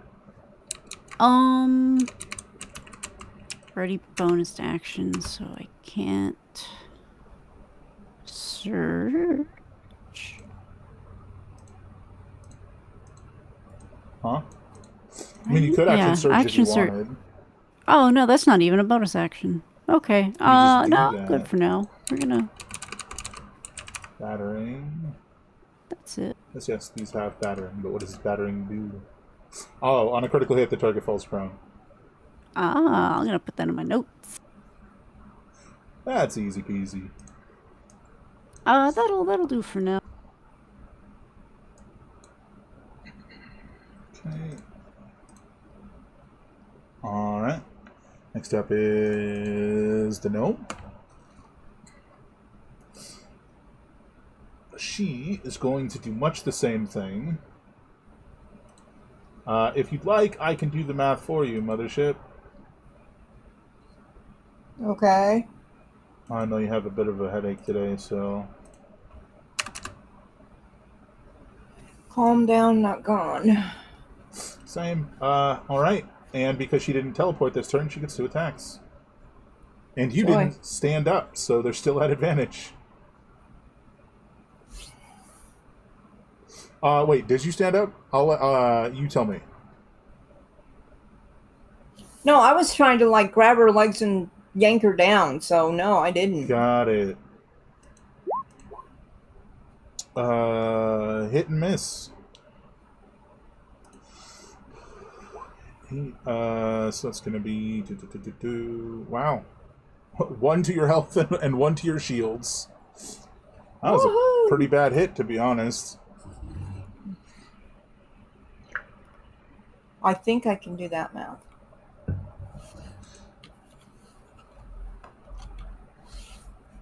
Alright, Furbolg.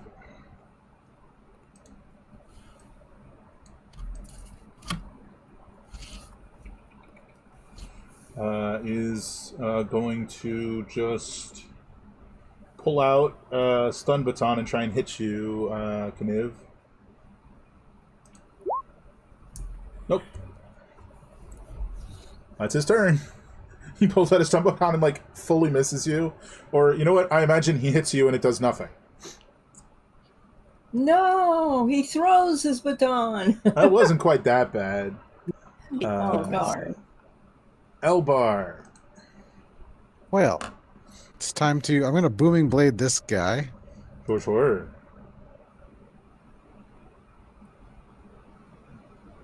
That's if a 23 hits, that is...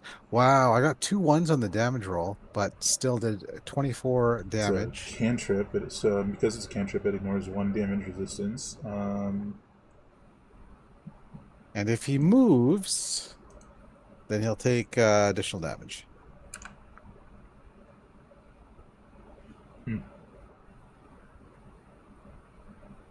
Cool.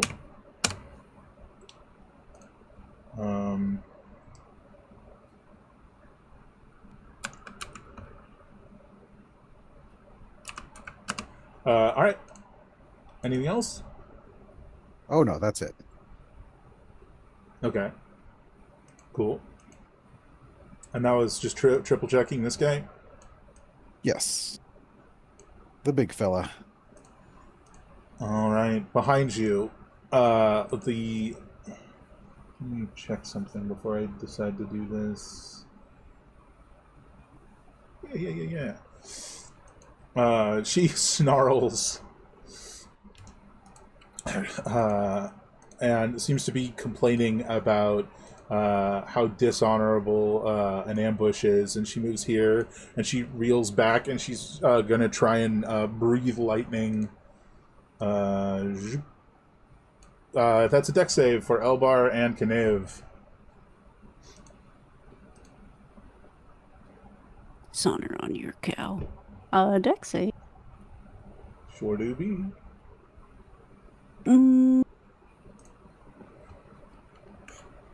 Hold on. I've done so much reading and none of it has stuck in my brain.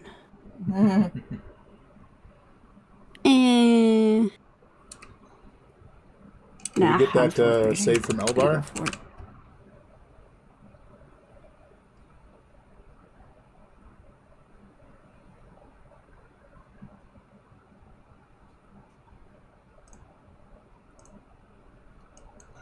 Dave?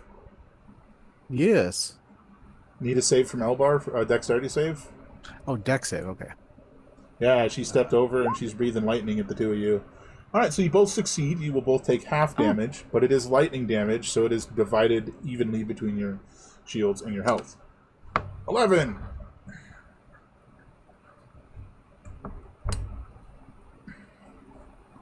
Alright. That's it for her. Over to Whistler.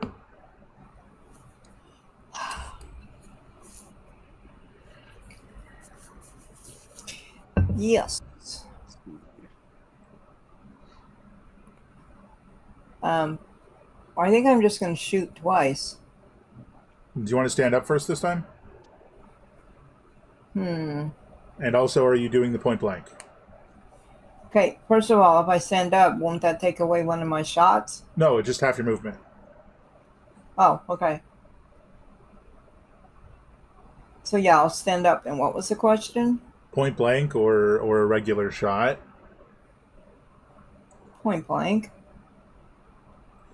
Yeah, 2 point blanks. Isn't she right in front of me? She's literally right next to you. I just want to keep double checking because I don't want to just assume. Oh yeah, that'll hit. You just like slam your rivet gun onto her shoulder and go punk. Painful. Go ahead and do the next one.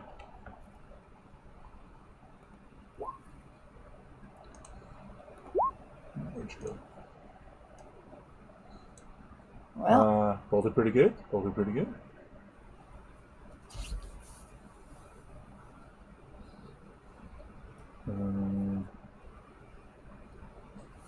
Six. Okay.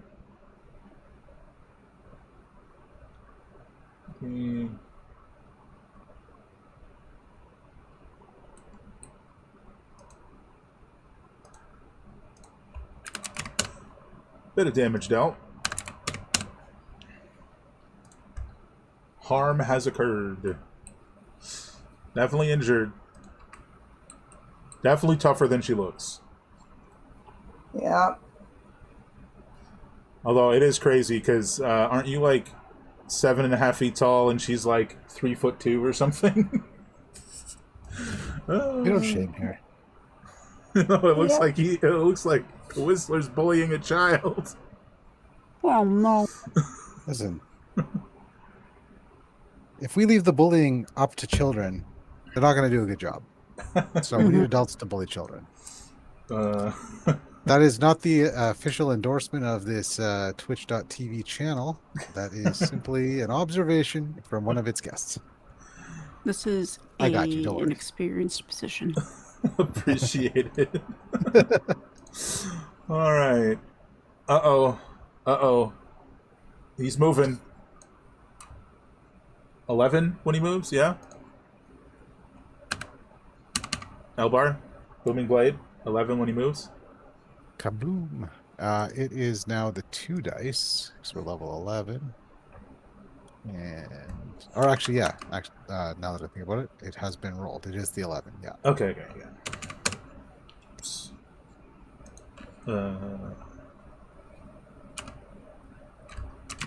Alright. And it's close-ish.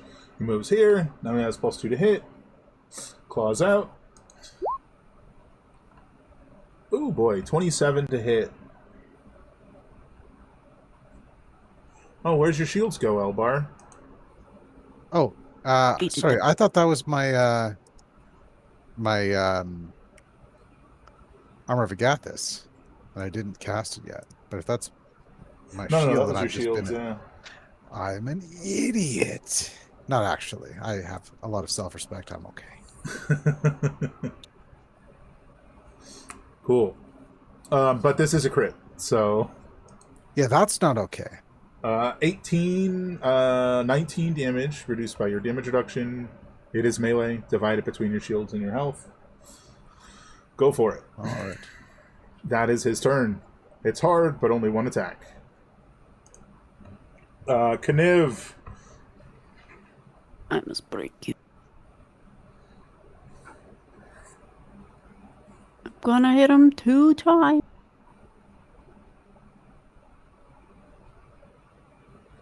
Starting with the first one. Yeah, that'll hit. 19 total.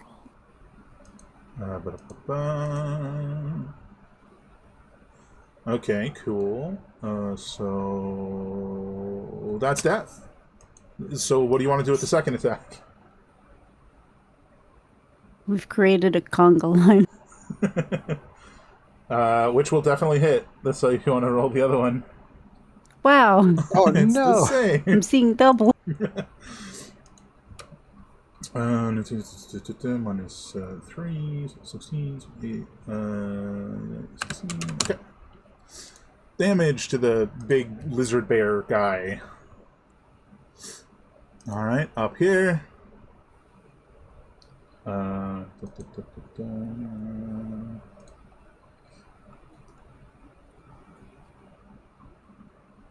She didn't have the full training yet, so...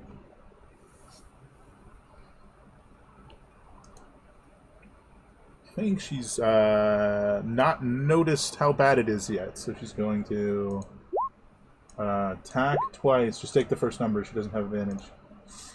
25 and 26, unfortunately, both hit. Both hit you. Whistler. You can stop hitting me now. Yeah, so your damage reduction is 6, so actually 5, so,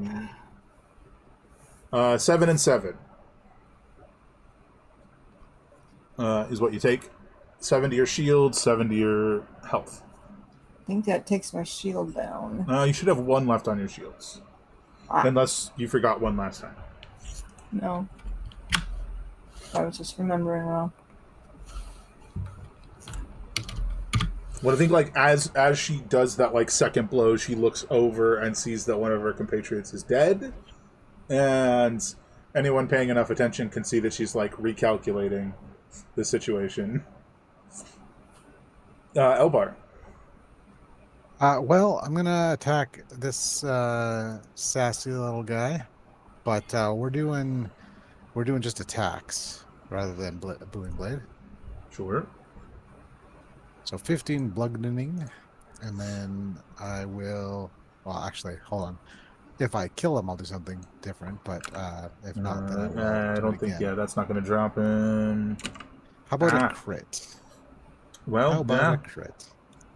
I think there's a fine mist where there once was a dragonborn. It's not rolling the damage. It's crazy. Like I'm assuming, but I guess the damage can all be ones, in which case. Roll 20 has gone all berserk. Wow. Jeez. I was like, what happens if I click it? I got some It Eldritch references a character sheet you don't have.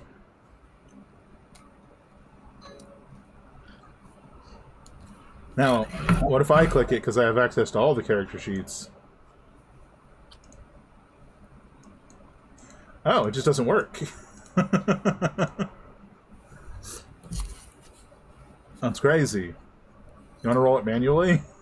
Yeah, what I'll do is I'll roll just the regular damage off that first one, and then I'll add The 3d6, yeah. 3d6, yeah. So it's 12 and 11. Missed it. Nice. All right. Anything else you want to do? Move? Stay where you are? I will. Oh, sorry. I was attacking this guy. Oh, well, butts. Hold on. I was about to say I'm going to move around to the other guy. So I'm going to move, but I don't know if I've killed this guy now. So we'll wait and see. Sorry, I got to do reverse math. Okay, no problem. That would have been enough to kill him as well. So, yeah. Okay. Then I will move to here just to make things easier for my large friend Kniv. Absolutely. And, unlike, 3 years ago, pressing Control Z does put them back in the turn tracker. Hey. Lovely. This one whirls around, swinging down stun baton, shouting, "You will see justice!"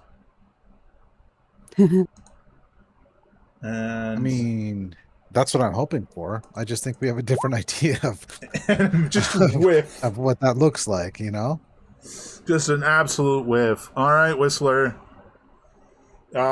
You're looking down at this little gnome, and you definitely get the idea that she is about to go. Not die, leave. What do you want to do?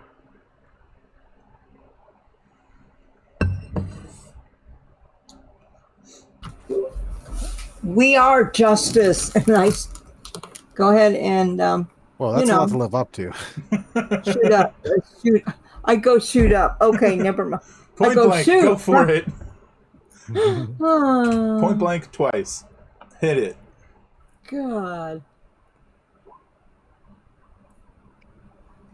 You know what? I will give you advantage on that one. You've got a lot to live up to. I am trying to intimidate, by the way. You've got a lot to live up to with that, so I say you have advantage to hit with that one. That's unfortunately it was not sufficient. Second attack? Okay. No. Hit 2. Hits.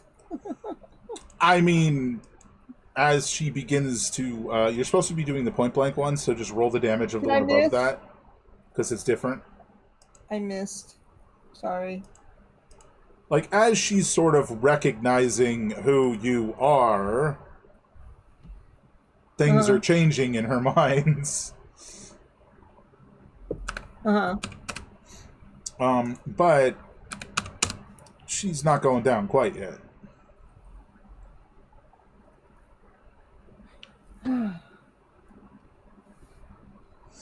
Alright. Kniv is connects. Get connected. Oh. I feel like Elbar's got that one under control. And out of the corner of my eye, I just see this little tiny gnome beating up the Whistler. Excuse me. And also, I know they can teleport.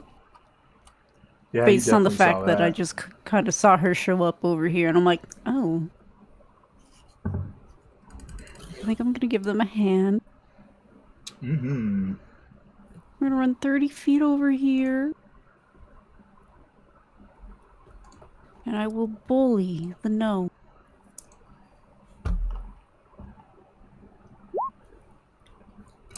Twice.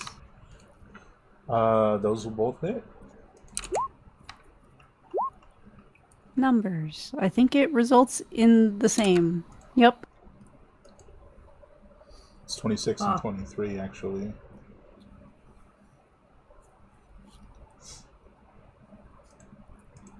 Is that how numbers work?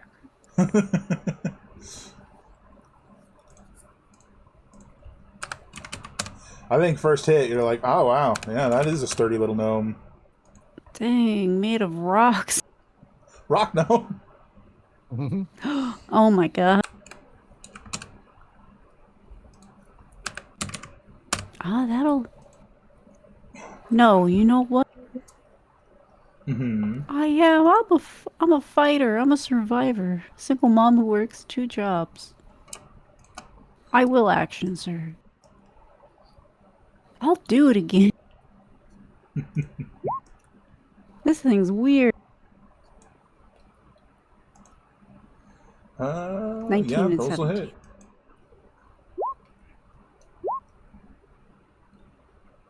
Yeah, you can see as the weight of the situation fully grasps in her mind, and she's turning to teleport away.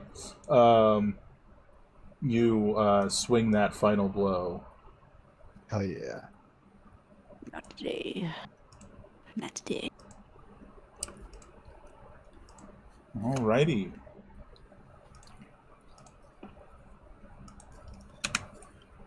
This is the one that ran off. Interesting. Okay, next over to I assume you have movement left, but is there anything else you want to do? Oh, I got no movement. That was my full 30. Over to Elbar. Well, I'm just a simple country bio freak. I'm going to attack this fellow with a booming blade. Does a 16 hit? Sure does. Then he can take 22 damage. And that's cool. I'll leave it at that. I'll stay here as well, just to It's looking keep him from pretty running away. rough, but still standing. But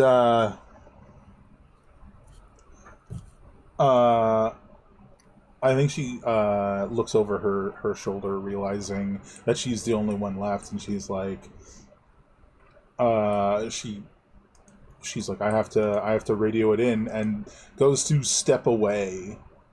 But she's not going to disengage because she has to be able to actually use the radio when she gets there. So would you like to attack? I mean, so 2 things. One, she'll take 8 damage from the thunder. Sure will. And let me just double check. Now she looks really bad. And I will booming blade because I have Warcaster. For another ooh, Dang. 29 damage. She like is reaching toward presumably where the radio is behind the door, and she's just like, I have to tell them of the injustice, and collapses on the ground, and there's like a boom as she falls. Sometimes it just hits. It feels good. So that is that. First up is a statement I don't think you even have to roll for this, Kniv. That little gnome has had, or has had training in, something to that effect, to be a planar warden, who's someone trained to be highly perceptive and intercept people who try and use in a teleportation magic, specifically. They train to know exactly where they go and pursue them. Which is interesting, that she would have been here. Oops, I moved the car. It's But okay, got flipped. because you were a part of AMS, you are aware of this particular like training path that people can take. If anything, it's just strange that she's here.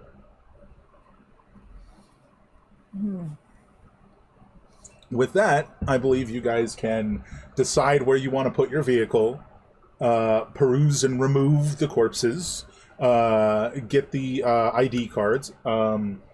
We are about to go on a break. I think you guys can read over those. I'm going to send the ID cards in the chat, and you guys can decide who you want to be. We'll... what's up?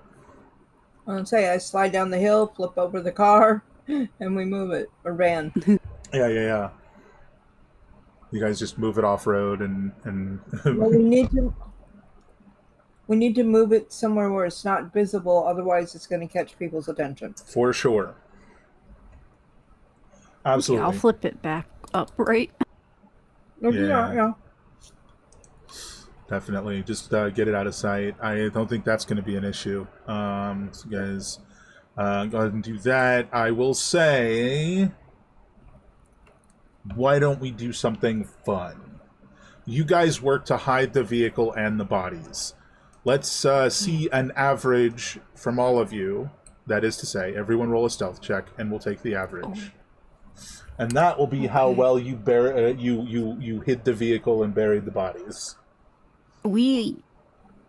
Nice. We all get that start of session like inspiration, right? Yeah. Just checking. No, fair. I forget to talk Just about it a lot. Yeah, okay, awesome. And used and That's done. been used. Yeah, so that's pretty gosh dang good. Not bad. One thing. What's up? So I probably have a pretty big and recognizable sword. Uh-huh. I'm going to leave it in the vehicle. Ooh, okay. I would And say that's should entirely I fair. need it in the future, I can get it back with my war bond. True. For I am bound to it, and it will teleport to me as long as we're on the True. same plane. Very cool. Very cool. Let's see, is there anything else before we have our break and you guys read the ID cards you find? Any questions or anything? I think you guys are just currently getting things correct over here, and we'll have Elbar make the checks to align the bioelectric fields with the hollow band once we pick who we're going to be. Yep. Yeah. Sounds good. Alrighty. That is sent, and we are on break, folks. Enjoy the music. We'll be back in hopefully roughly 10 minutes. Little off timing, but that's fine. Yeah, we'll see you in a few. Enjoy.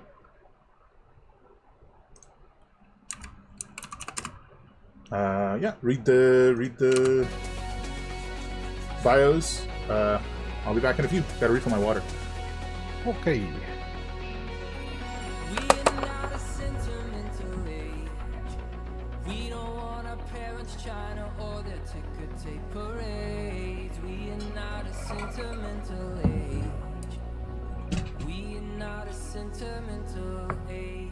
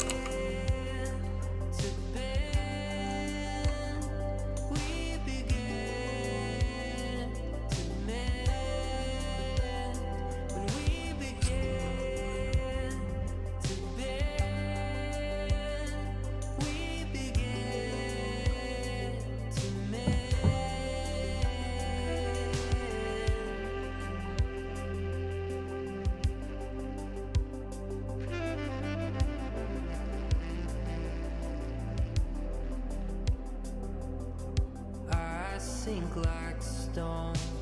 You seem to float above the madness, like wings on canvas. And all that I know is that I hear the notes through the darkness, like a promise. Everything will always be exactly how it's gonna be, though I seem to worry every single day.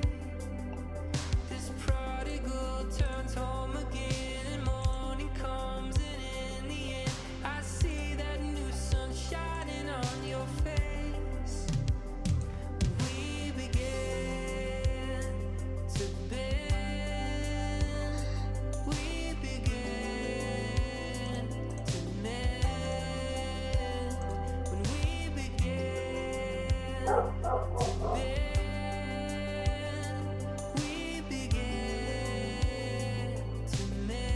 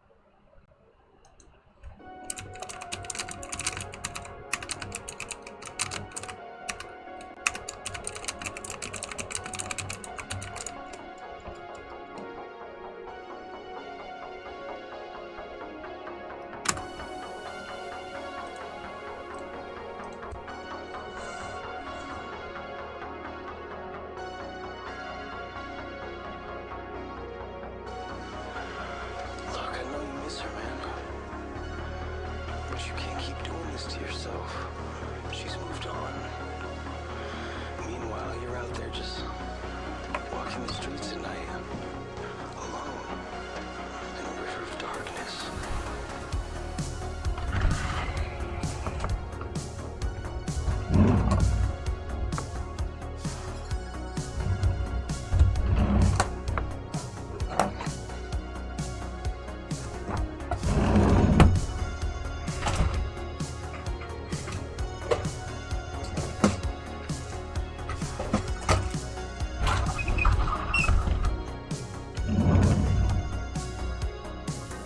Glowing windows in the buildings from the elevated train.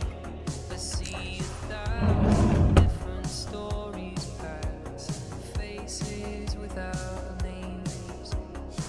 Forget why I came here, and I forget why I stayed. And I wonder if they notice if I slipped away.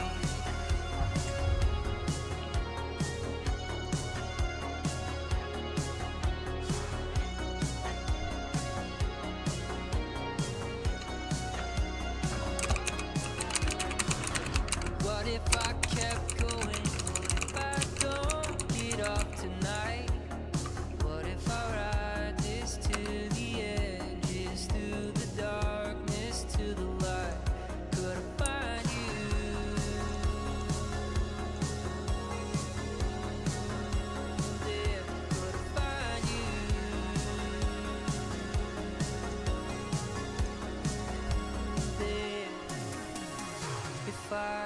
slipped away.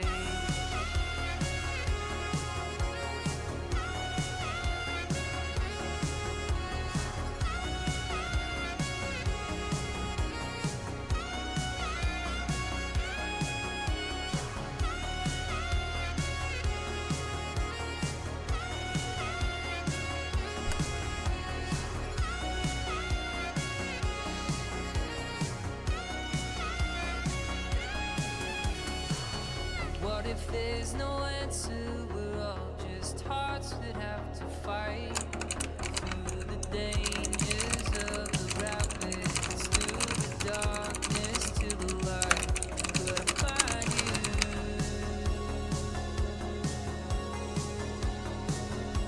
there? Could I find you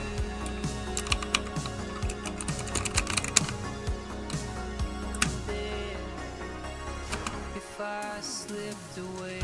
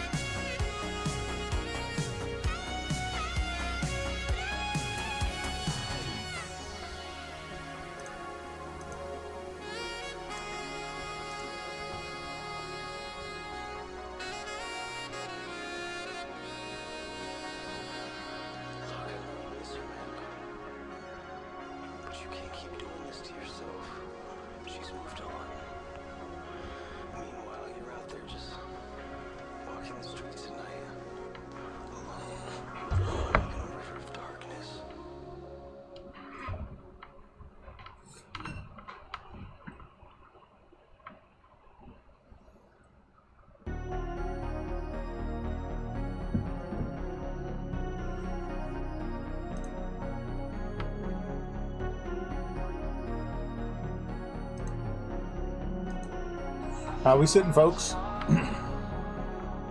I am good. I'm just arranging grocery delivery, but I am here and good to go. Well, I am here and bad to go. So contrary. Yes.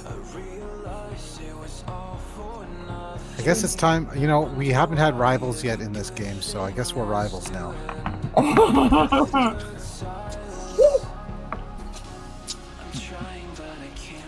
I guess So we... of course the dogs were digging through my trash. Oh, of course. I'm sick of it.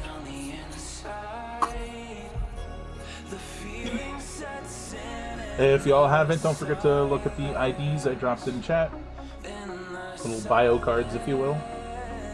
Indeed.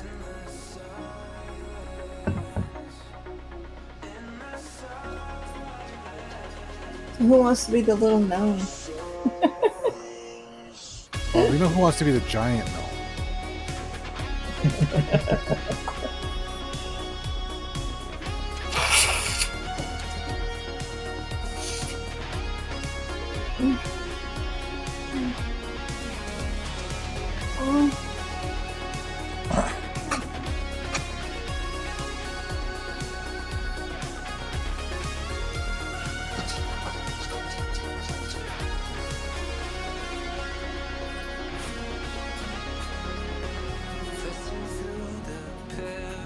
I'll be right back. Yeah.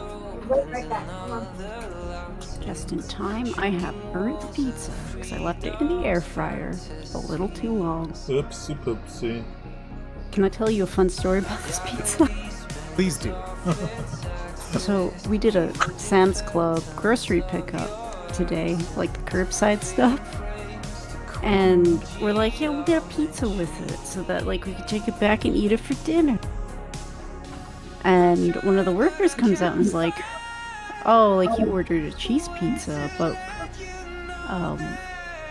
we can only make pepperoni right now. Is that okay? And we're like, what? Yeah? So we have a pepperoni pizza because they couldn't make a cheese pizza. And I'm like, How can you not make cheese pizza? It's not. Could you pizza do without- less, maybe? Could you just please, sir, I'd like Right? some less? my thought process was that they had pre-prepped pepperoni pizzas and put them in like the fridge or something. Yeah. And then they would get in trouble if they tried to take the pepperonis off. And they were still in the process of like making dough for other pizzas, so they only had pepperoni. Like that's the only explanation. But we're just sitting there like, how does this happen? That is How did we? wild. What do you mean you can't? You can't not put pepperonis on it. I am compelled to cover this in slices of pepperoni. And it was very funny, and I did have to pick them off like a toddler because I'm like, I don't like pepperoni. See, and when we get pepperoni pizza, we cut the pizza in half, and I take half the pepperonis, and I put them on his half because I don't like pepperoni either. Even double pepperoni. It works Someone's out. always winning. It works out great As long as- because my favorite pizza is jalapeno double pepperoni.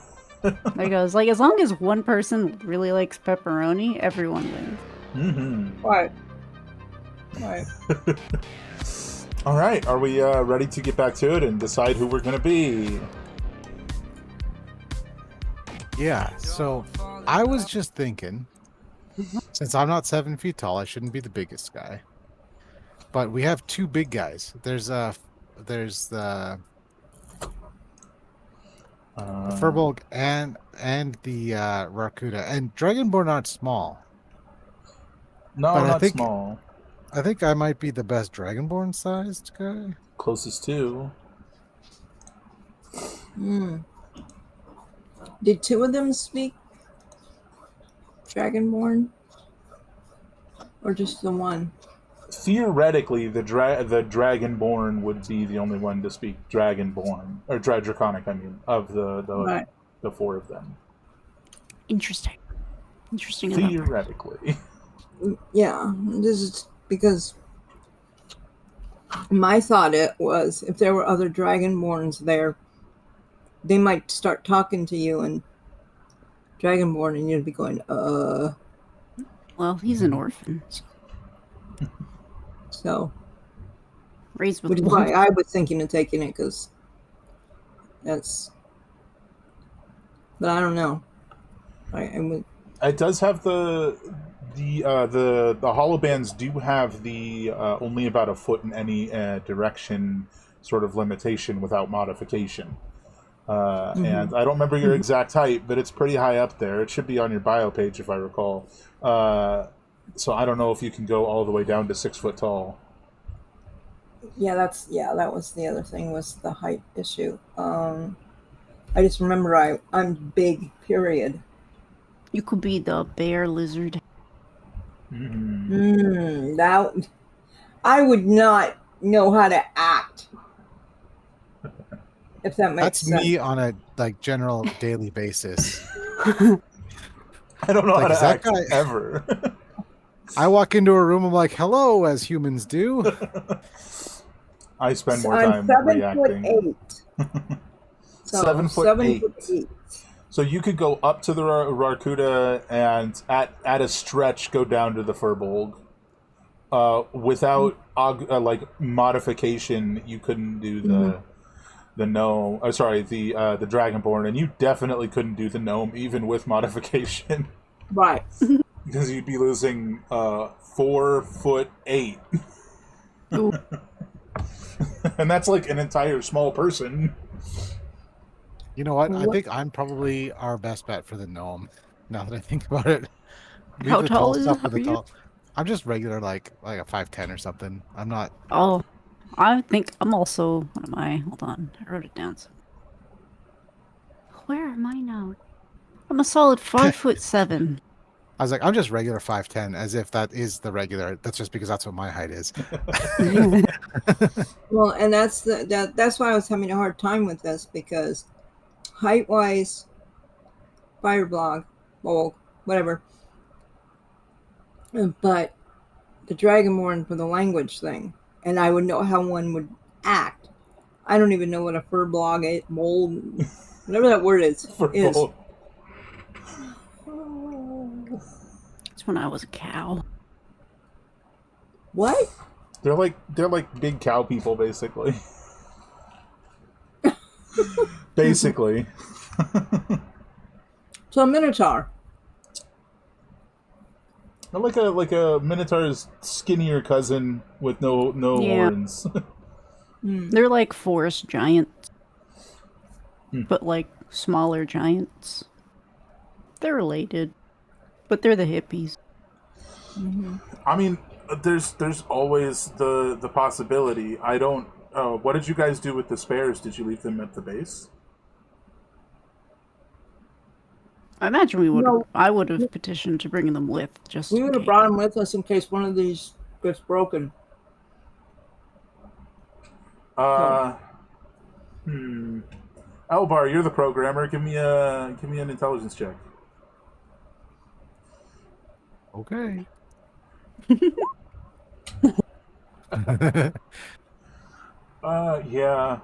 I'm a vibe coder, homies.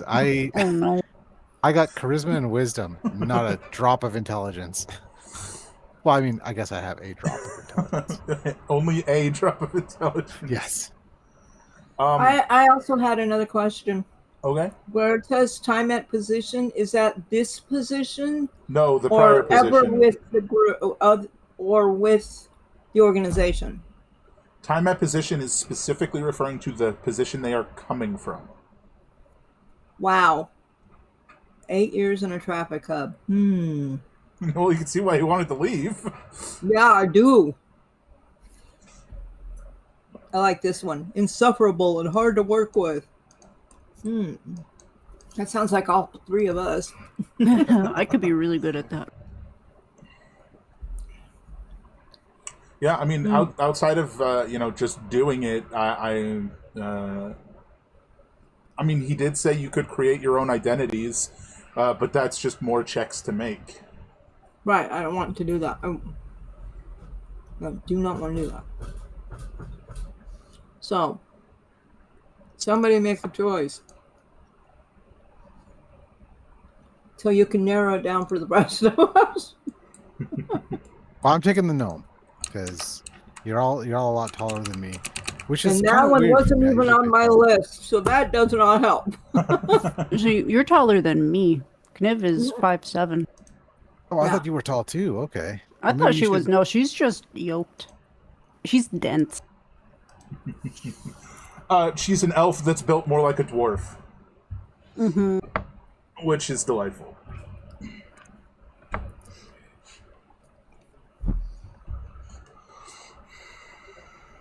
Kinda. She's a little Wolverine freak running around.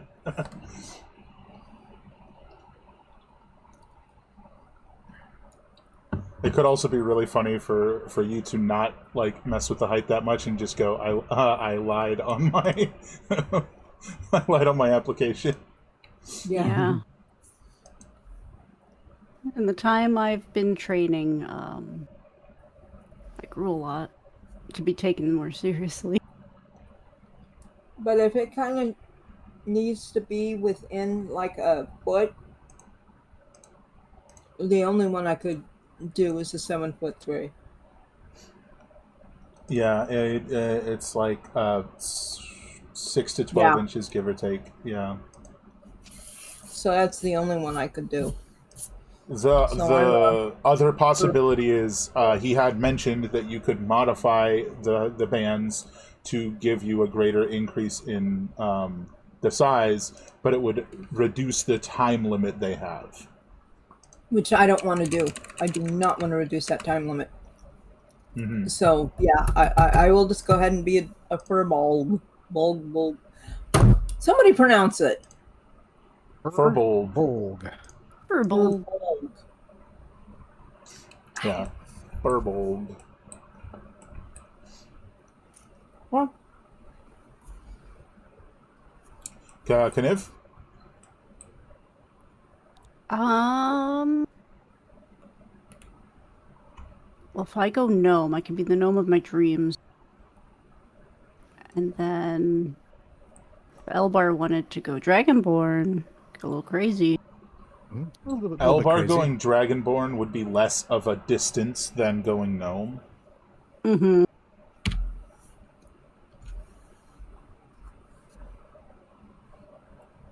I can do a gnome. I could pull it off. And I'll do a little bit Genghis Khan. Mm-hmm. I will say, because of your earlier role, you can allow Kniv to be the gnome without any detriment. Because you got like a 24 with hers. Hell yeah, do it. I'm a gnome now. You're going to still have to roll to align it right now, but you have the capability to do so because of that. I accidentally manifested becoming a gnome. It's really funny. I didn't know this was going to happen. Yeah. Life we need to finds a way. discuss. We need to discuss how far away from the front gate we need to turn these on. Because 120 minutes sounds like a lot, but it's not. I mean, that's true. You guys discuss that as Elbar makes his rolls. You have advantage on all of these because you had a prior success. Heck yeah. And I imagine you're taking your time. Yes. 24. Cool. 16. Cool. And 18. Sure. So, across the board, I will say none of your DCs change.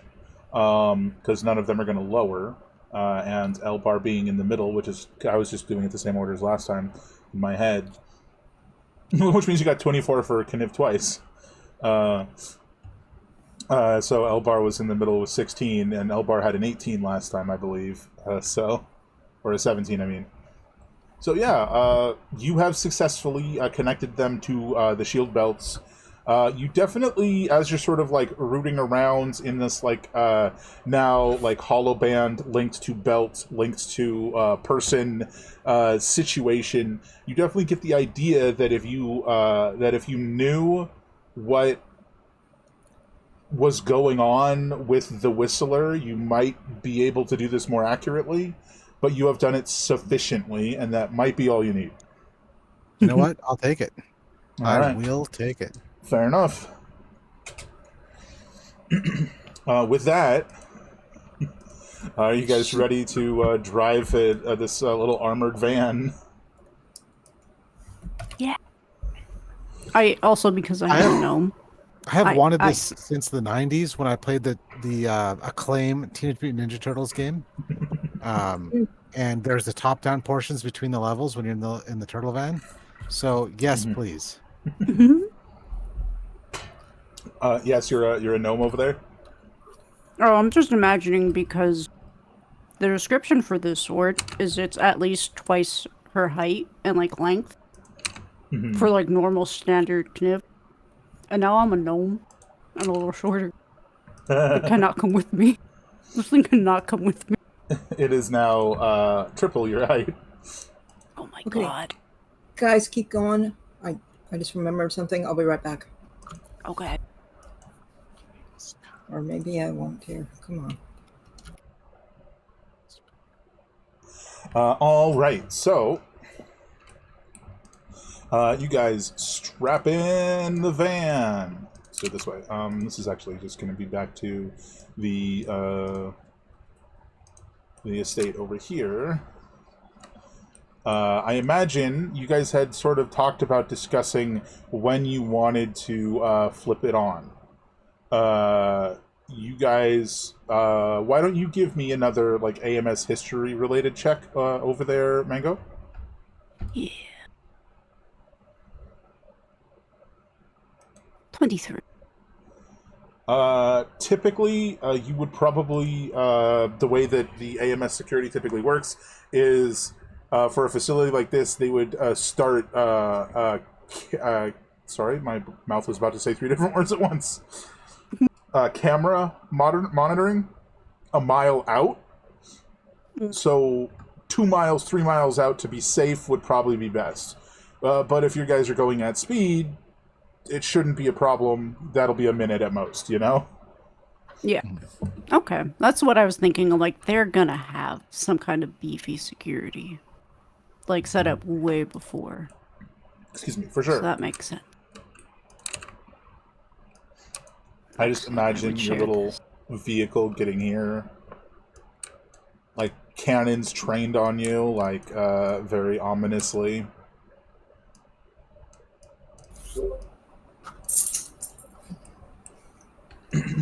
Oh, wait. That's the exit. This is the entrance. What? Sorry. Who was driving? I believe Elbar is driving. Yes, I'm driving. Yeah. Okay. Elbar as a Dragonborn. Yes? Ja. Yes. All right. So as you guys approach, one of the guards sort of like steps out. They're still under this like sort of like awning arch area, and the guy sort of like waves you to approach just like a hair further. The big like auto cannons are like following your vehicle by this point, and he goes, you the new shift?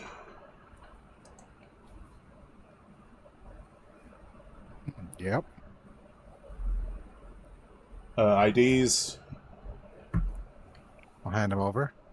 Where's the Flash other the one of ID. you? As he's shuffling through IDs.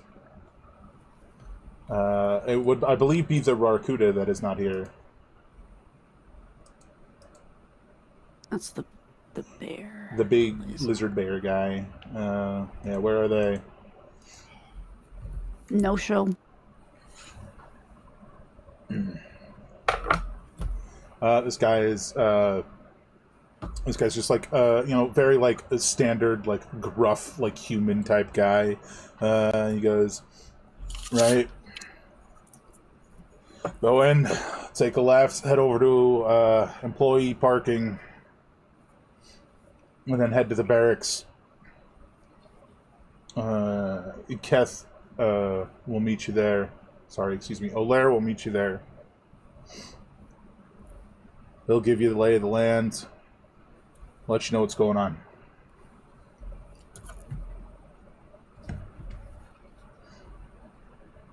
Understood.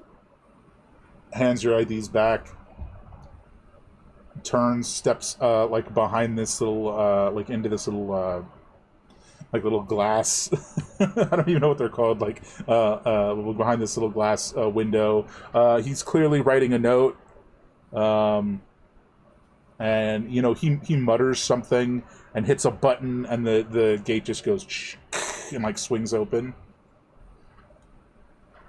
So you guys are safe to drive on in and take a left. Well, that part was easy. Painless. Almost like you rolled high Suspiciously enough so. earlier. And we're going to delete the van after it gets to employee parking, and it's gone.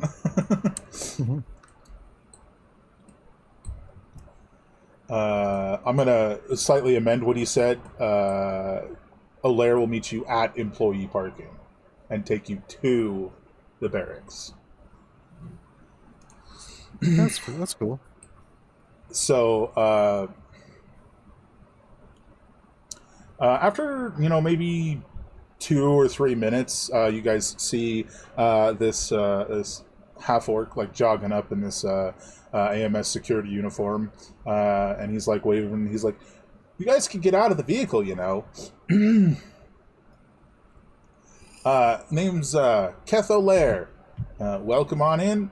This is gonna be your own personal hell, but I don't say that part too loud.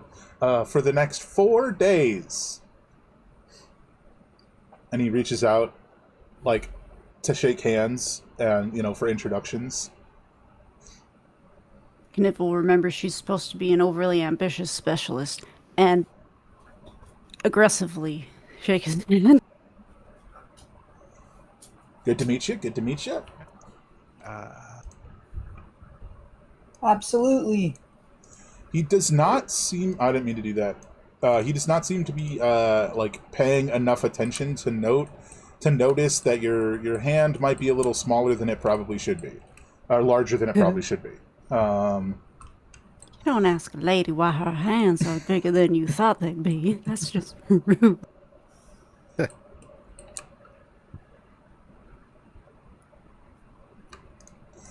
All right. So I will take you guys right to the barracks. He totally dismisses the fact that the other two of you don't seem to shake hands. Well, I said hi and,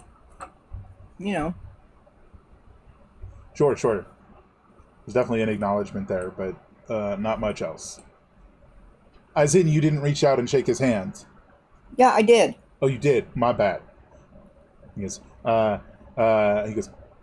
grip like a vice you got there. All right, come on.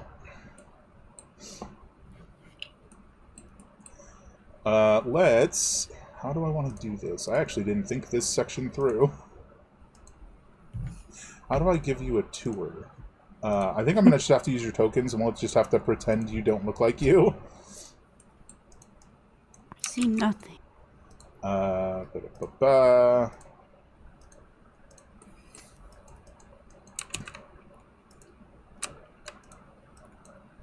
Oh, right. There's a whole size weirdness going on these maps. I forgot about that. It's fine. Just give me half a second and it won't be a problem. Just need... So this... Just gonna grab a random orc to give you a tour.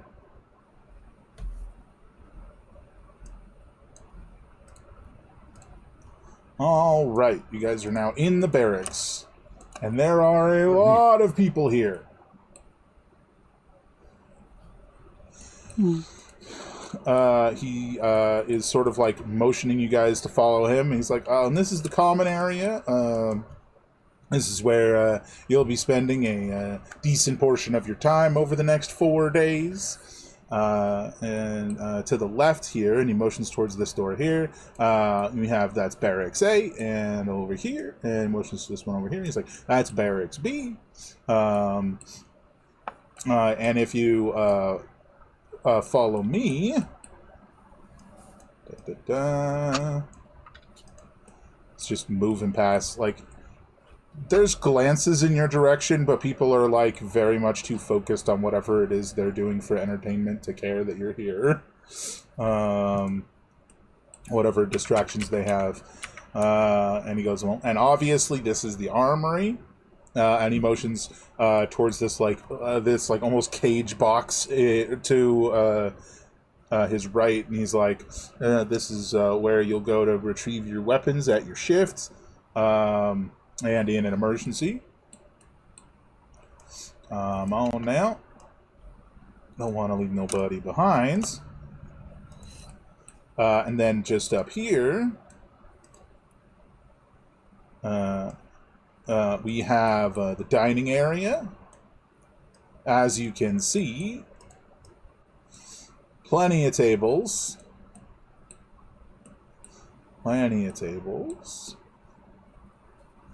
Up here and to the left. Not sure what's going on with the lighting all of a sudden. The doors are broken. To the left, you can see clearly inside of Barrack C, whatever that's about.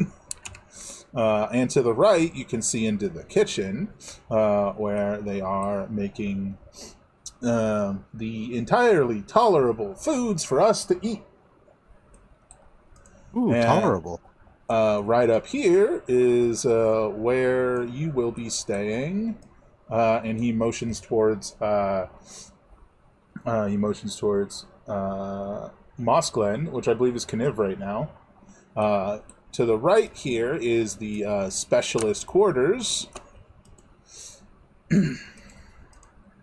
Perfect. Thank you. Open, door swings open. You might want to get yourself some rest if you need it. I believe immediately left is the bed you'll be is your bed for your stay here. All right. It'll be nice to have a planar warden. I haven't had one of those around in a long time. Even if it is your just an in-training situation, right? Everyone starts somewhere. Some people start out higher than others. Right. And then you hear like a beep beep beep like at his side. Mhm.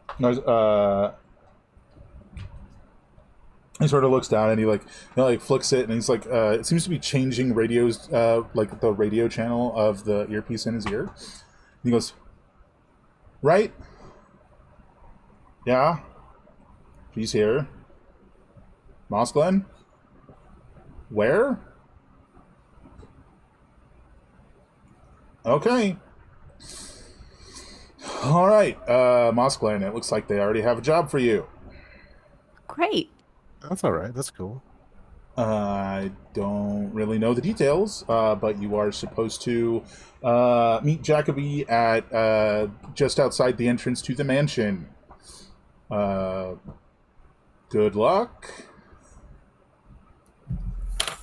He almost seems like a little nervous for you, like very unsure of what's going on. You know what? That's fine, because she's also going to be a little nervous because she can't teleport. Life comes at you fast. Oh, All I have a right. big sword. Everything's going to be fine. With That's how I play D&D, actually. With that, the other two of you will get to. There is one bed in each of the barracks. It was 3 standard guys, one from each barracks, and 1 specialist that left, and now you guys are returning to replace them. So each of you gets to pick which of the 3 barracks you want to go spend your time in. As you guys were, is it opened? I'm confused why this one's not working. Oh, weird. The doors are sideways. That's why they're not working. Oh. How the heck? Sideways. The other 2 clearly had people in them. This one does not have people in it. So if the 2 of you wanted to go privately discuss something, just for the sake of speed, I've made it one giant door. That would be the place to go. So we'll stick Elbar and the Whistler in here. Nobody in there. And Olaire, sort of, I think he probably even swings you guys in here for a little bit of a conversation. So before she goes, any questions?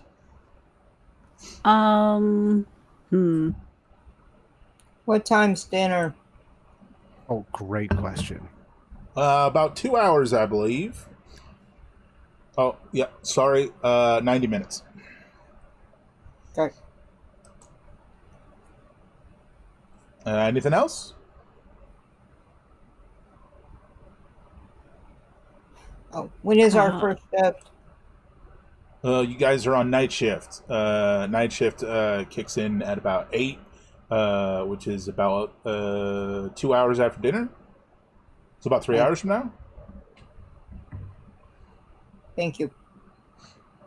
Right. Well, best of luck. I should probably take you over to the mansion. They don't love it when people are just free wandering, even though they apparently need you. Still better to be safe. That's fair. She'll look at the other two and be like, I'll see you later. And I'll just put your token off into the darkness here. So the other two of you get to have your own thinkins and thonkins. Well... Help me. I was afraid this would happen, and it happened. I have to play pretend.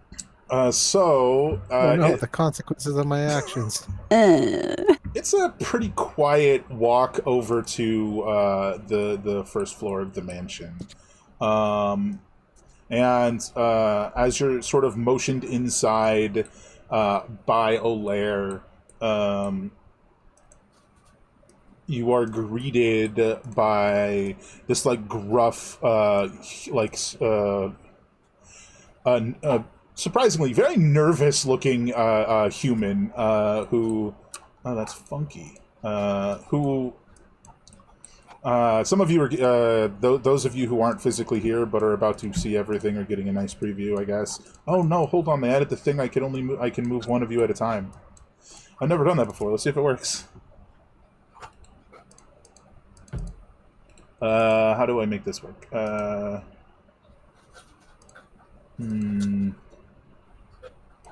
This is how. Sorry, trying new things.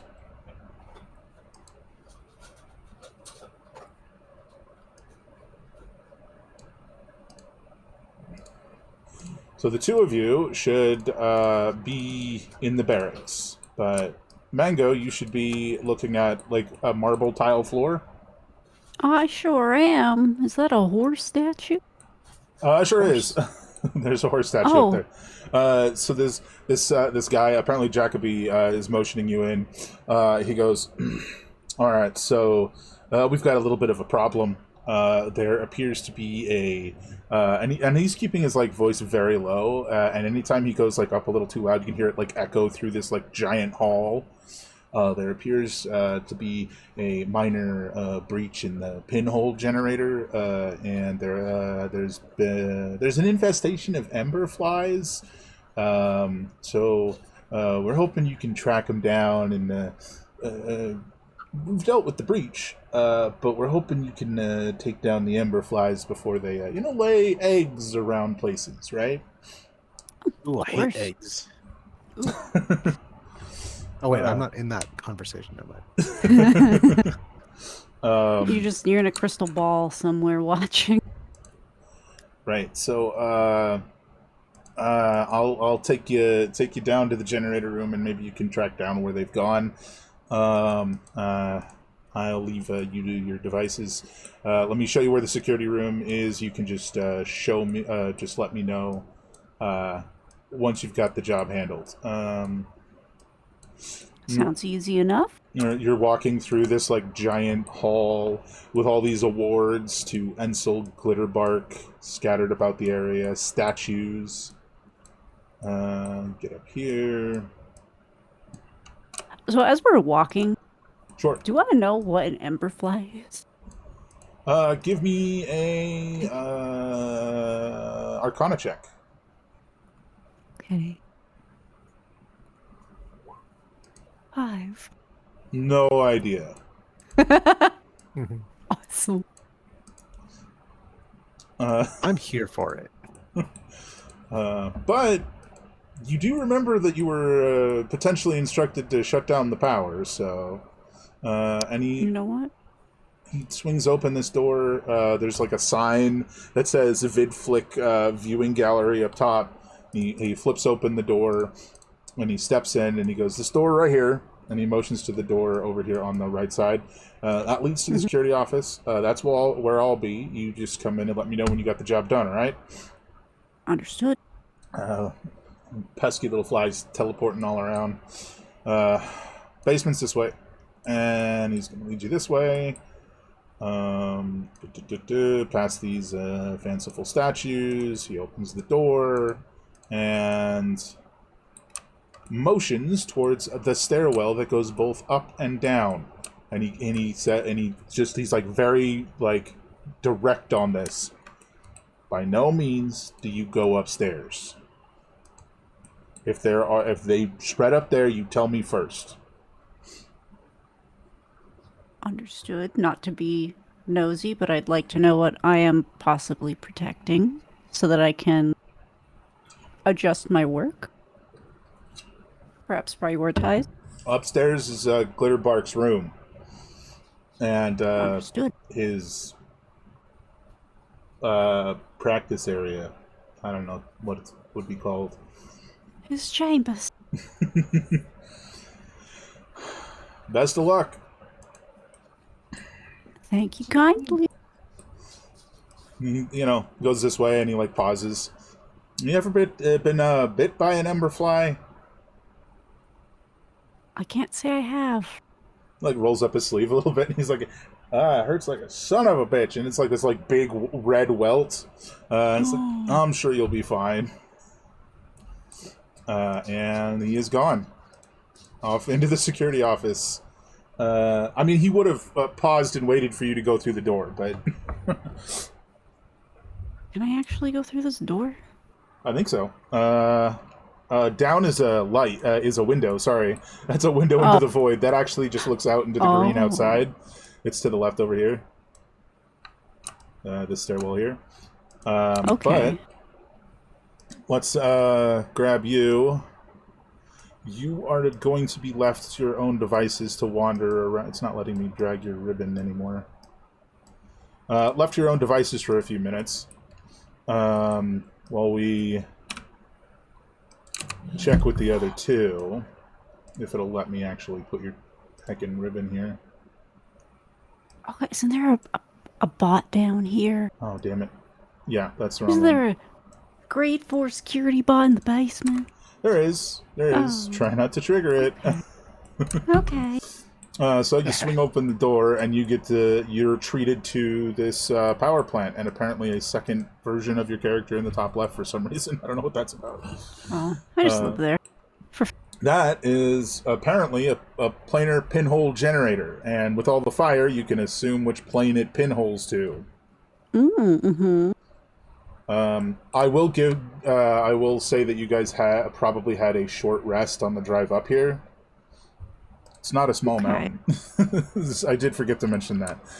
This appears to be a terminal that for shutting down and altering the planar pinhole generator's whole dealio.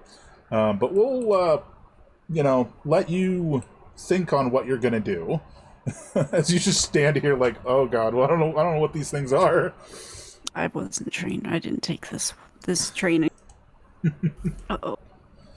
And while you're there, wondering what you're gonna do, we'll swing. Pondering. Just pondering.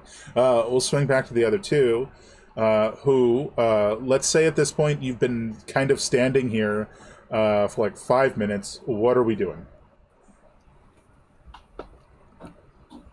Well, I guess so. This is like bunks, right? These are beds. Yeah. These are beds. Beds with little boxes for storage. Excuse me, at the foot lockers. Yeah, thank you. Let's do some like shady, like stealing people's stuff. Sure. If you know what I mean. Wait, I need to ask a question. Go for it. So we're in a bunk room with just the two of us. For the moment. So my question is,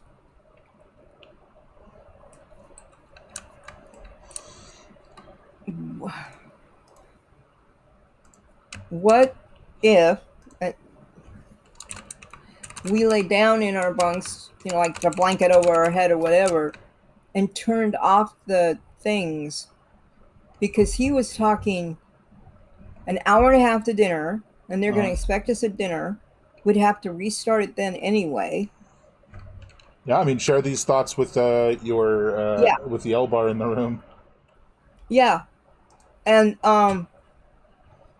can we turn it off, and when we turn it back on, does it start the 120 minutes again? Or does it just pause the 120 minutes we were on? Think about it this way.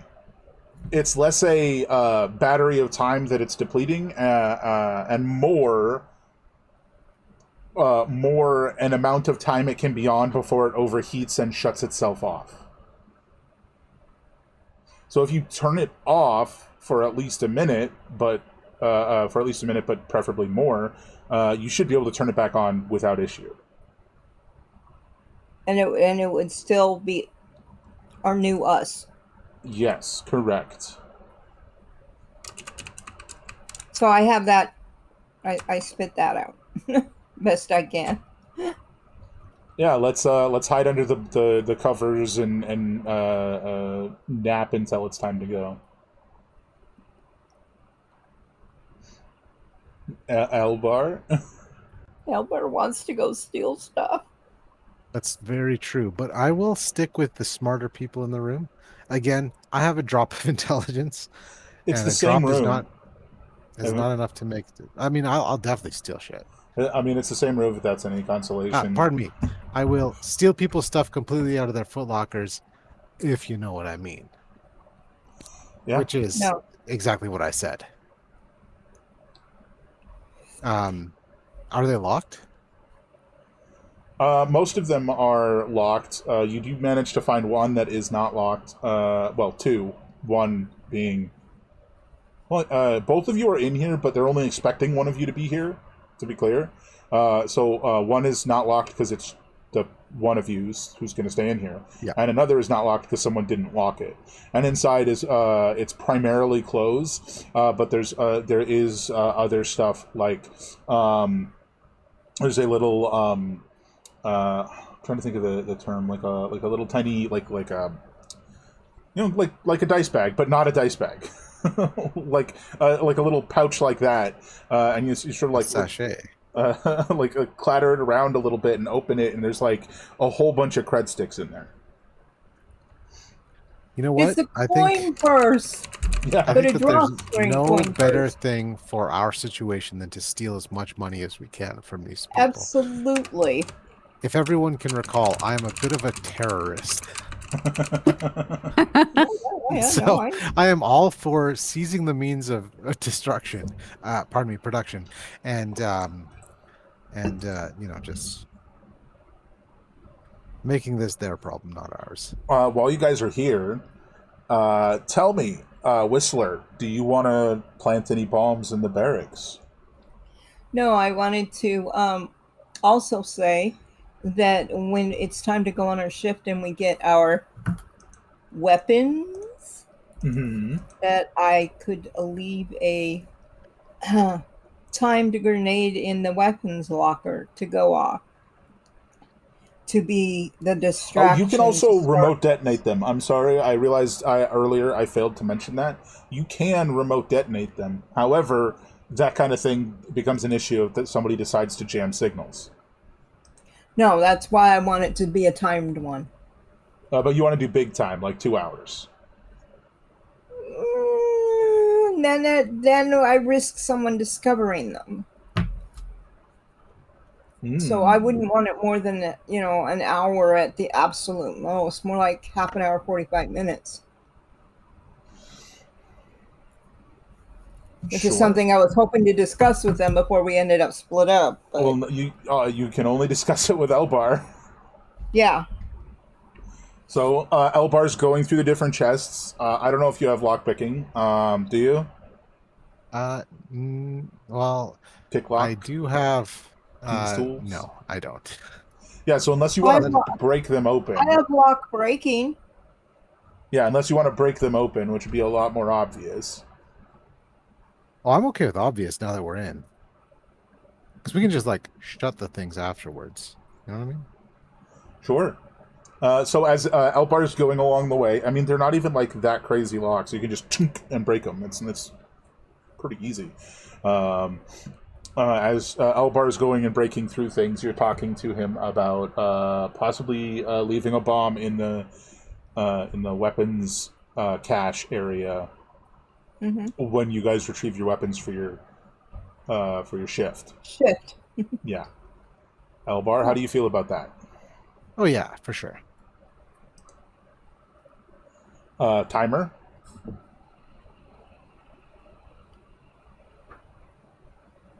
What kind of time do you think it should have, Elbar? Oh, sorry.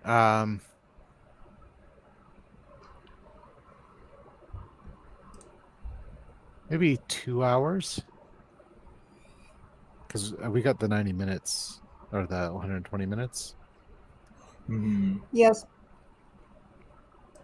But So, because what I want to do is guarantee that when it goes off, we still look like friends. You know what I mean? Yeah, so 2 hours would be the, 120 minutes being 2 hours, that's, exactly the limit. So if you want to still look like friends, you'd have to do it, 90 minutes or 60 minutes. Something like that. right. Yeah. And the longer let's it's in there, the more likely someone's going to find it. That is true. That is true. So, given that your task is to disable communications and possibly affect power, not that you guys have no idea that that's where she is right now. Yeah. So you guys are supposed to possibly affect power, definitely disable communications. Blowing up the weapon supply is not a bad thing, but it becomes an issue of would doing so prevent you from doing the other things? Well, my thought was to pull them away from other things, or the places that we need to go. So you're thinking, do the explosion. I'm giving you guys your shields back in your health. Your thought is do the explosion. And also they lose weapons this way. Sorry, I distracted myself. You don't get HP back during a short rest, I don't think. Ignoring that statement. Moving on. Blow up weapons as distraction, then go sabotage communications. Is that what you're thinking? Yes. Yeah. That's beautiful. All right. Why don't you roll me... Elbar, roll me 10. Let's do... This is going to be a crazy number. You ready for it? I am now. 3D 1000. Oh. Let's see if I can... Okay, so... Yeah, I have to manually type that sort of thing. Okay. I don't remember the syntax for manually rolling because I haven't done it in probably 7 years. /roll, Okay. and then a space, and then 3D 1000. And that should work. You managed to find 1,472 credits, and by find I mean steal. You also find a number of miscellaneous, family heirloom type things, keepsakes, personal items, pictures of loved ones, etc. You know who doesn't need that stuff? Dead people. So, I'm okay with that. I've come to accept that. So, are you keeping it or leaving it? The keepsakes? No, I'll leave the keepsakes because I can't sell that shit. That's totally Well, fair. that we can't carry that much. Can't sell garbage. So you guys are going to have 90 minutes where you're basically undisturbed as you guys sort of realize most of this barracks is who's currently on shift. That's why there's no one in here. Ah. So, while you guys are dealing with that, have you had any thoughts over there, Mango? Man, oh man, I'm looking at what I can do. You could give me a perception check, and see if you could spot anything that might matter. Yeah, that's kind of where I was going. I'm like, I just kind of want to observe the room for a moment. Maybe like, I don't know. There's a door. But yeah, we will proceed. My passive's higher than that. So you got a computer terminal behind you that probably has to do with the planar pinhole generator, since it says generator controls on the screen. And then over there you have what looks like a small security box, which just your AMS experience tells you that the terminal on the outside probably involves the settings for the security bot inside. But you don't notice anything relating to ember flies. Okay, can I check the terminal? Maybe they've got I don't know, reports, files. Sure. You sort of skim through it. No, issue. I don't think you have computer use, but if you do, roll it. And if you don't, roll me intelligence. I'm not that dumb. Yeah. Sick. I'm an Eldritch Knight. I'm not that stupid. You find incident report. It was about 12 hours ago. There was a micro breach that allowed approximately 6 ember flies through. And there's like a little log entry you can sort of tap on to view what an ember fly is. And they're basically just this tiny little sorry. There's just this tiny little fly that teleports between the strongest sources of heat near it, and sort of just absorbs the ambient heat that those things let off, and that allows them to it's their sustenance, right? That's their food. So the more of this ambient heat they absorb, the faster they grow, the faster they're able to reproduce, etc. So as you're sort of looking at this, why don't you give me another Arcana check, this time at advantage, now that you've got a definition of these creatures. 20.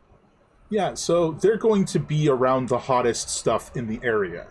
The hottest thing in 10 square miles is the generator. They're probably still in there somewhere.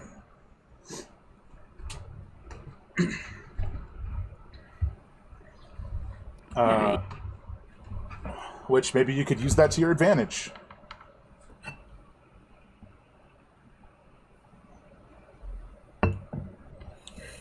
So they're in there. Can I see anything? No, you want to move around, look around the generator?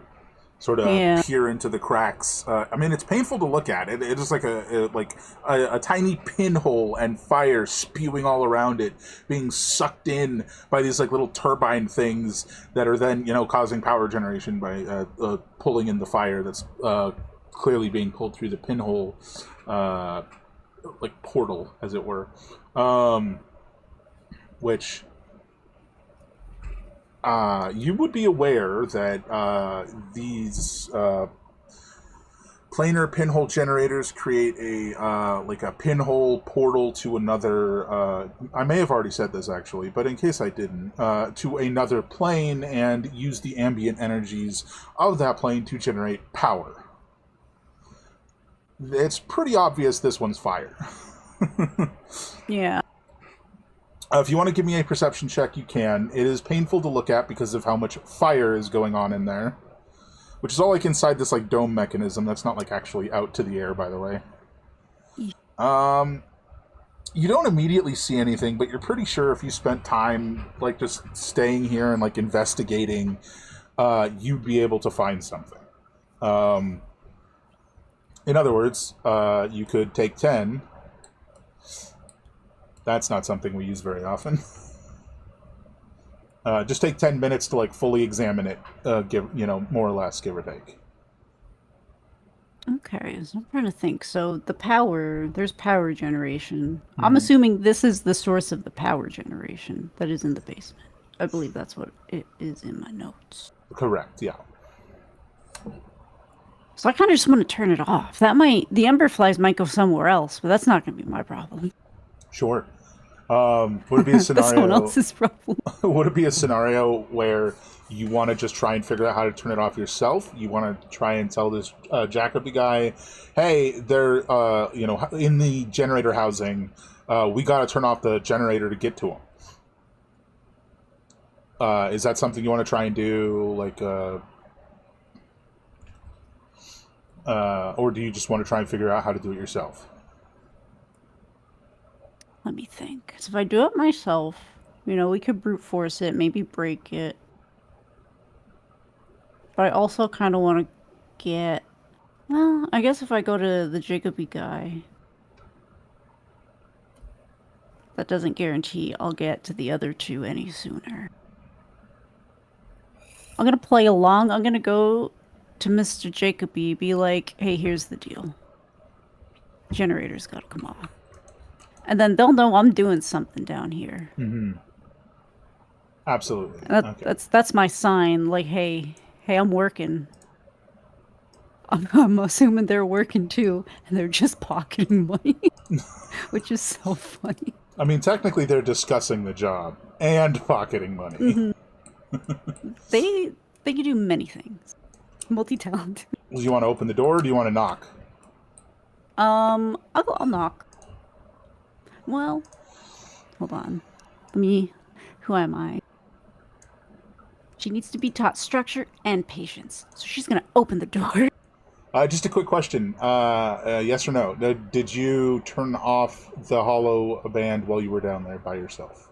No, I did not. It is still on. All right, so that was about 30 minutes down in your hollow band between everything that you've done all the way to this point, and the 10, 15 minutes looking around down there, etc. Okay. I will knock twice and open. And just open the door. I technically did not. The most notable things that you notice as you swing open the door, they have like a bunch of like security cams where they're they appear to be like observing, it's flipping between different parts of the mansion, specifically on the first floor, nothing on the second floor. To your left, you see a crate, and then you see two chairs that are sort of poised around it, like people might play cards at it sometimes. But more interestingly is you see a ladder going up.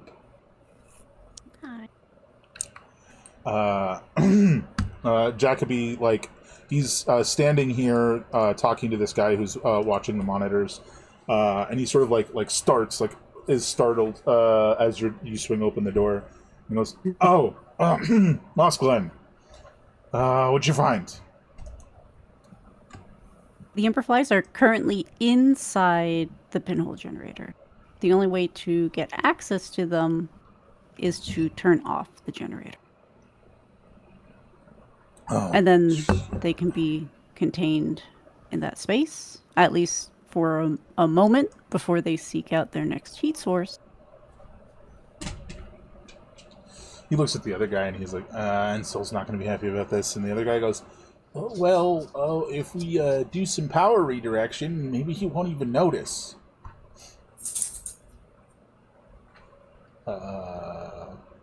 What do you mean? Well, there hasn't been an incident in 6 months. We could just, reroute power from the all three autocannons to the mansion, and then he wouldn't even notice the loss of the pinhole generator? Are you sure? Well, no. But you know the guy. Do you really want to ask him? Damn it. Alright, come on. And, he practically, he doesn't actually, he interprets this as, I just missed. He, goes to grab your shoulder and, just reaches for the wrong spot, and like his hand moves through the illusion, but he doesn't notice. And he's like, "Come on!" And he's like trying to drag you towards the basement again. I'll follow. He's gonna let me watch. Let's freaking go. All right. So now the two of you are in the basement. Let's swing back to the other two and see what they're doing. This is fun. I love it.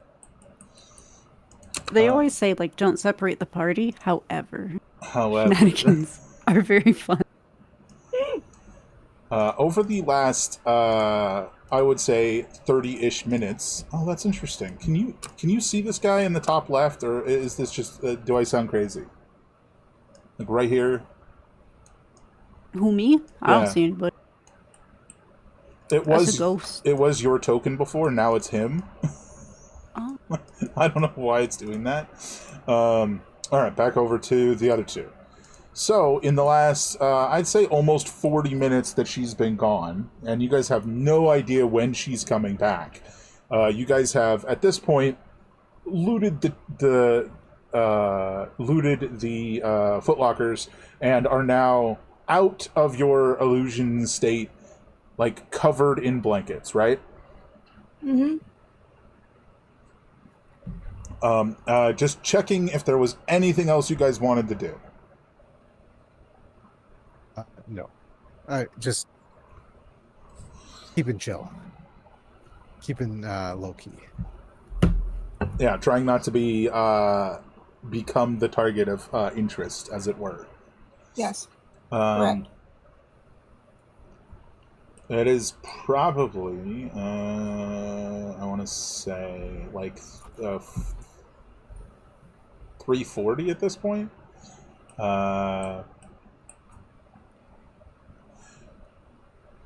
So an hour and 20 minutes. No, that's not right. Did I do my math right? Whatever.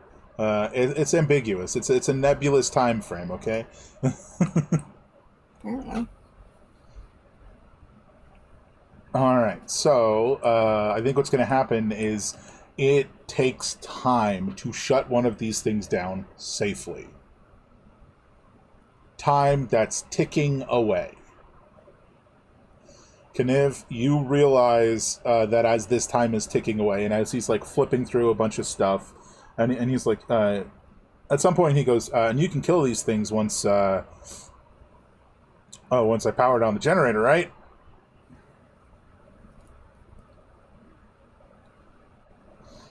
Directed at Kniv. Yes. All right.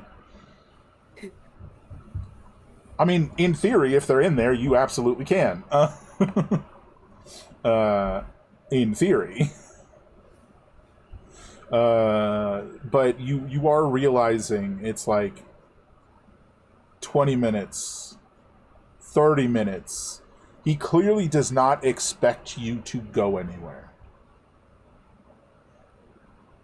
If I kill this man, will the security bot come out of his closet?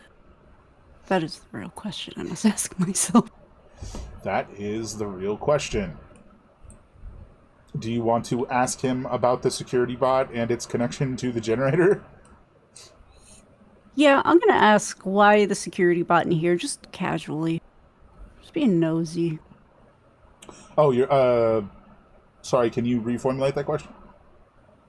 Yeah, why is the security bot in this room? Is it related to the generator? I think originally it was just supposed to be out of sight, but when they installed the generator, they connected to the charge pad for the thing. Oh, so it just gets charged in there. Right, yeah. Correct. Okay.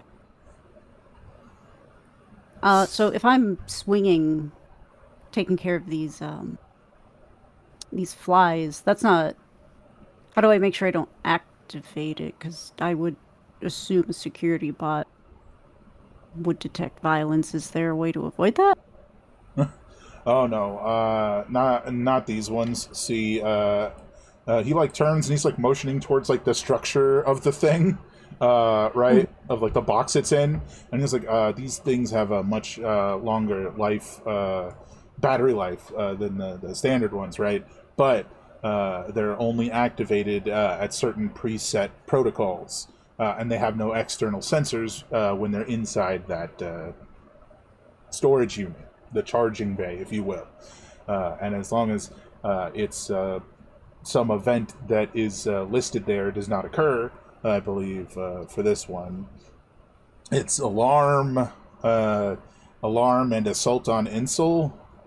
As long as either of those things don't occur, it'll stay the way it is, you know?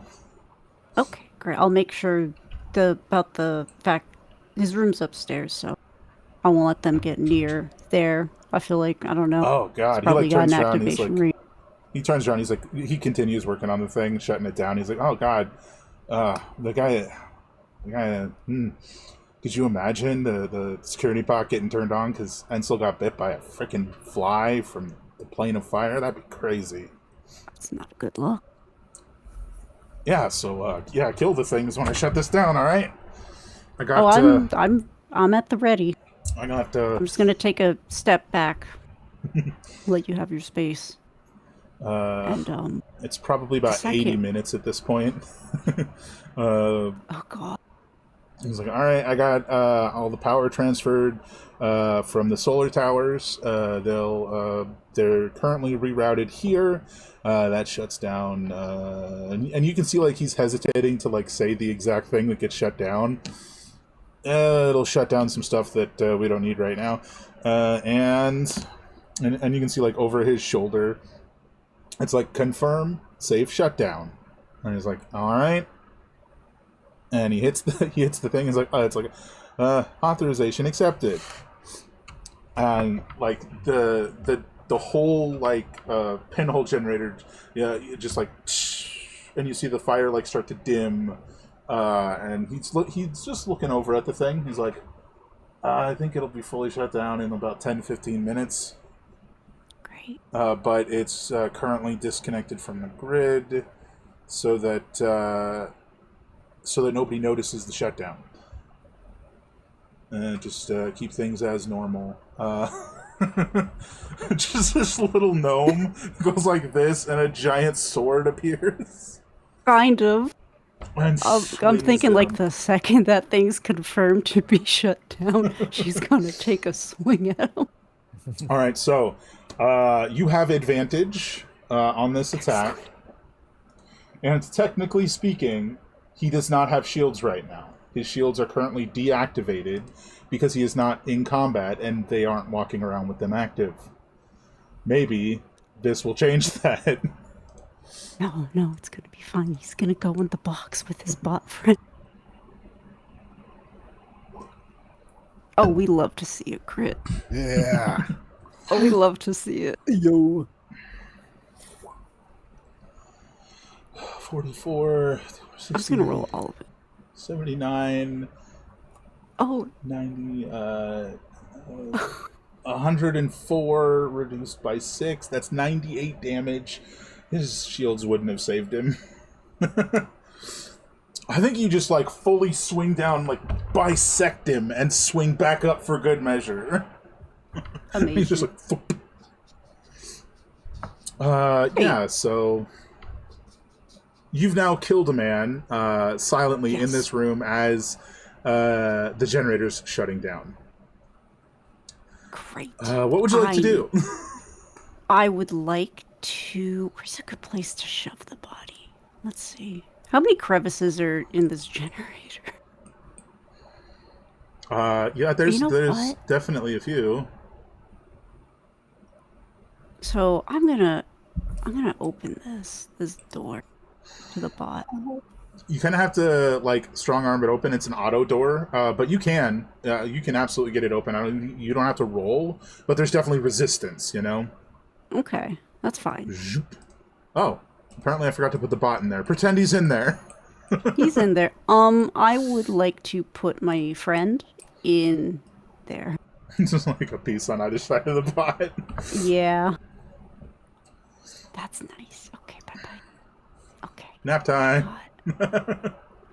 It takes 5 minutes to recharge, right? Yeah, 5 minutes to recharge the thing. I'm gonna take 5 minutes. And Sure. just... Do you want to take 5 minutes here in this room? Yes. Cool. I imagine I'm gonna close the door. 5 minutes. Maybe we'll wipe up the blood a little bit so that it's not noticeable. Yeah, we're just gonna clean up. Did you want to loot the man or just stick him in there? Oh, I would loot the man, and I'm going to keep my sword in there. Beautiful. 'Cause Amazing. otherwise I have to walk around with it. Very cool. And they'll never suspect me. I'm baby size. You see a warning on the system that the current rate of output is not sustainable for the solar towers, and they will be unable to provide enough power. Basically, it's burning through backup energy along with the solar towers. And it will be unable to provide sufficient energy in about 60 minutes. It'll just power the whole place down. Approved. Just like dismiss the notification so it's not there on the screen anymore. Yeah. Fantastic. That's not our problem. So I will say that after 5 minutes, you can re-up the hollow band and head to the barracks if you like. Okay, was there anything on my friend's body? There was not anything. I mean, there was his blaster. Hold on. So Jacoby was a captain, so it's the pulse blaster. And so you've got a pulse blaster, and you could, if you wanted to, so delicately do so. He has a something I forgot what it's called. He has a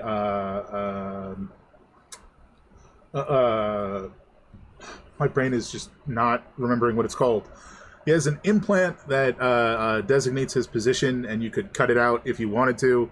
Yes. You know that there's no guarantee it would still work, but it would be something you could have.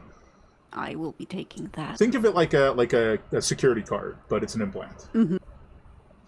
Yeah, I will use that because if I can, I don't know, swipe it on a random door where no one's watching me, make it look like he is still moving and not in a closet. Oh, for sure. So like somebody he's checks escorted the me back logs. or something. Yeah. Excellent. Come on, Jacoby. We're going on. We're going back upstairs, brother. Fantastic. I am just a gnome. That's so crazy. You managed to make it back basically as dinner is being served. Yummers. So would you like to... and you see your... I guess it's up to you. Do the two of you go to dinner? Absolutely. Free food? Sign me up. You definitely will have to remember where your real mouth is versus where your illusory mouth is. But you I posit that of everybody, I'm uniquely able to not give a heck about that. Yeah, that's true. I'll just move my mouth. That is absolutely true. All right, let me move you guys all back to the same area. Bam. That was cool. Never gotten to use that before. And you guys, at this point, pretend there's other people here. At this point, you guys are awkwardly, eating and trying to pretend that you don't have weirdly placed mouths except for one of you. So... It said there was 60 minutes left on that thing, right? Yeah, 60 minutes, and then it's like probably like a 90-second walk back here. Okay.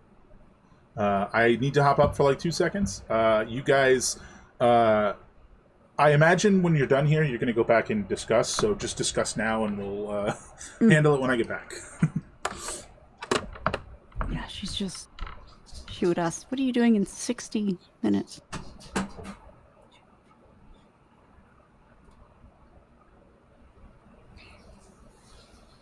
We stole What? some stuff. Oh. Okay. Recharge your batteries. Me too. She's gonna lean in real close and be like, I found the security pod. There's a dead body in there with it. It's one of the captains. But the generator will be out in 60 minutes. Wait, why would they store a dead body with a robot? It was me. Oh, you called somebody already? Yeah, I had to. No witness. No witnesses, no surrender.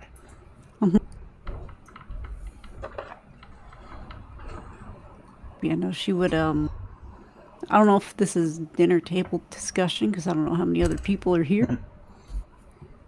But for the after discussion, she would spill the beans. For sure. And that there's going to be ember flies around. And they'll bite us. Yeah, but the hotter you are, the more of a problem they are. Mm-hmm. Luckily, I'm cool as a cucumber. So, I imagine you guys just have, like, you know, sort of a friendly, ambiguous conversation, like pretending, oh, hey, you excited to your new job? Hey, what did you do? I love working here and following orders. No, you even get to be like, oh yeah, what a crazy first day. I had to go track down some ember flies. There's probably still some about. Keep an eye out, I can help guys. that I'm so popular.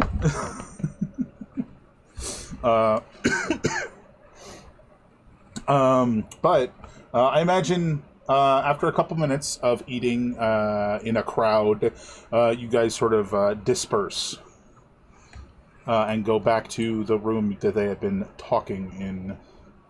Yeah, on my way up to the dinner hall, would there have been like doors I could have swiped the chip on, just to like have it in a log somewhere? There would have been before you left the mansion, so you could have like swiped one. We could totally have like an interesting. I wouldn't even say interaction, but like you spot someone as you do that. It's for the scan. It seems to be for the back end of the VidFlick viewing hall, and you see a human that has like an apron and everything. They look like a chef or something. They're all the way down on the other end of the hall, and they're watching one of these like vid flicks. It's so what this hall is, you can see as you're looking down it, is it's just a bunch of TV screens constantly replaying his different movies all across the different hallways for the whole thing. Like I'd say probably like 120 different screens playing a bunch of different movies, and she's just watching one of them.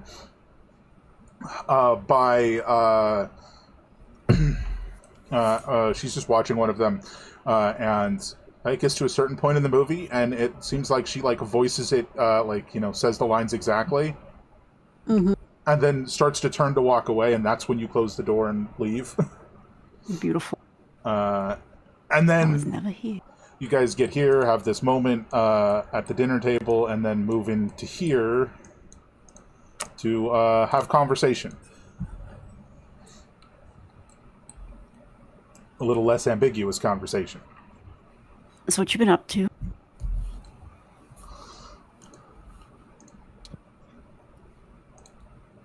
That's the two of you, I think.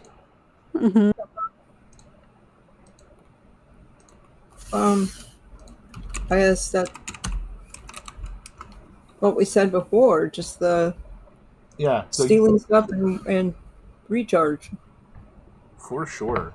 And tell her about placing the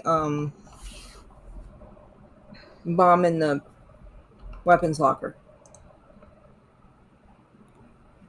How long until that goes off? Well, when we are supposed to go to our shift. Oh, they haven't done it Put yet. it in then. for an hour. Okay. It might be a little bit of a problem since the power is going to go out in, at this point, probably about 40 minutes. Yeah.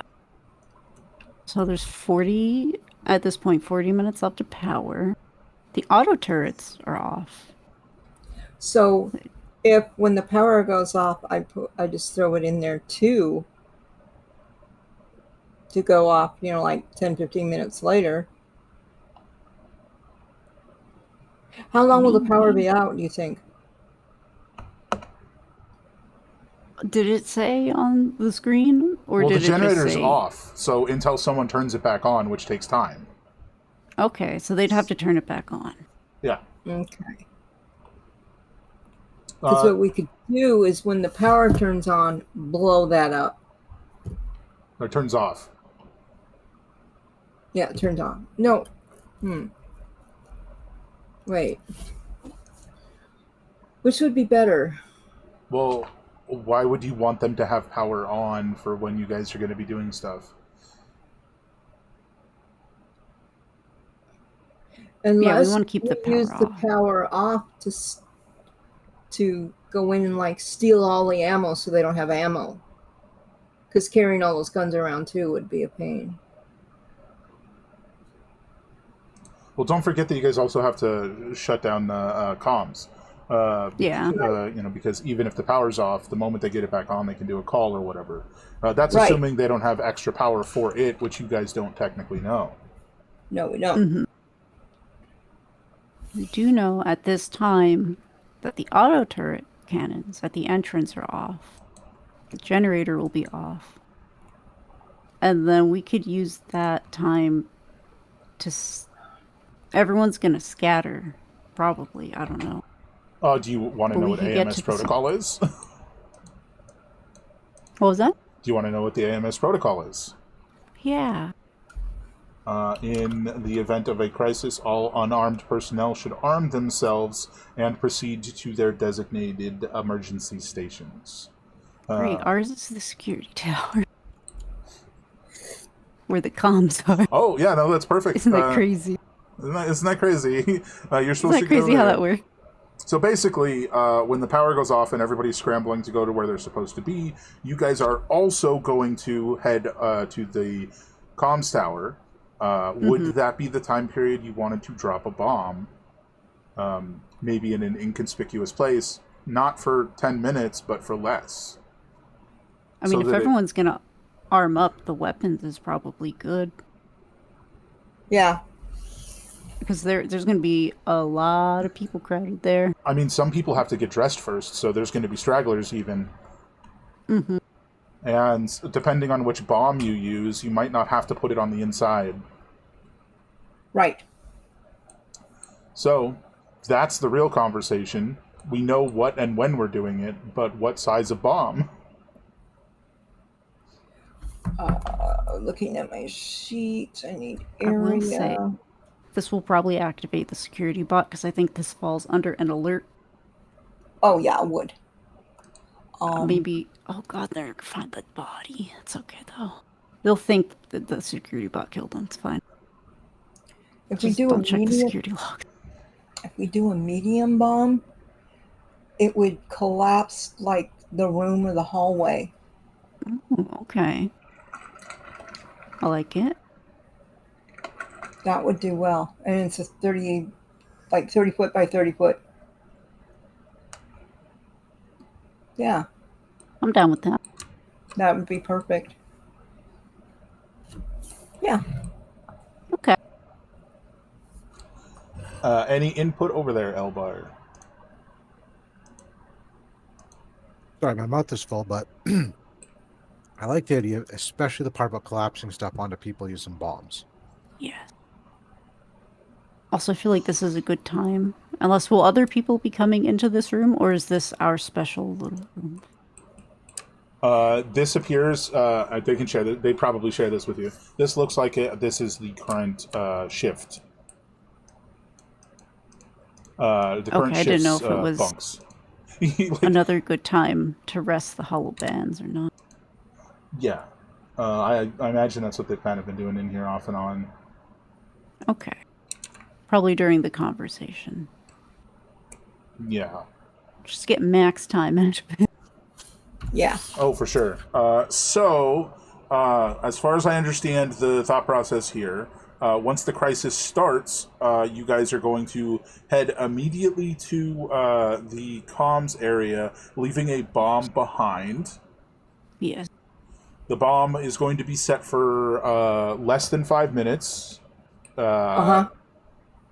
Maybe roll an intelligence check to see if you can figure out how long it should be set for based on the maps you guys have already seen. True. And then you guys are going to the comms tower, and you're going to do something there. Yeah. Yeah. Yeah, give me an intelligence check to see if you can figure out. This is from Mothership, or better yet, demolitions intelligence. Oh. It's the because it's query. It's on the left side again, where languages should be. That's very funny to me. And click it. It should say. It should ask, and you should say intelligence. It has my intimidation and stealth. No, it's going to be below that. Nope. What? I don't think you're looking in the right place. Demolitions is above. There you go. Okay. What? It didn't go. Oh. Attribute is intelligence. Intelligence, yeah. No! Ooh, you want to use your inspiration? Yes! Reroll it.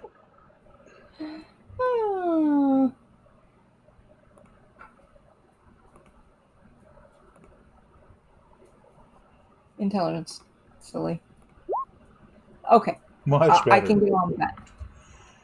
Yes. So, with that, with a 20, I'm going to say that you realize you're going to want to set it for a relatively short time so that the event can occur before you get there, but not so immediately before that it seems suspicious. So you're going to probably want to set it for 2 or 3 minutes, not 5 or more. Okay. 2 minutes it is. Okay. All right. 2 minutes it is. So I think how we're going to do this, let's see.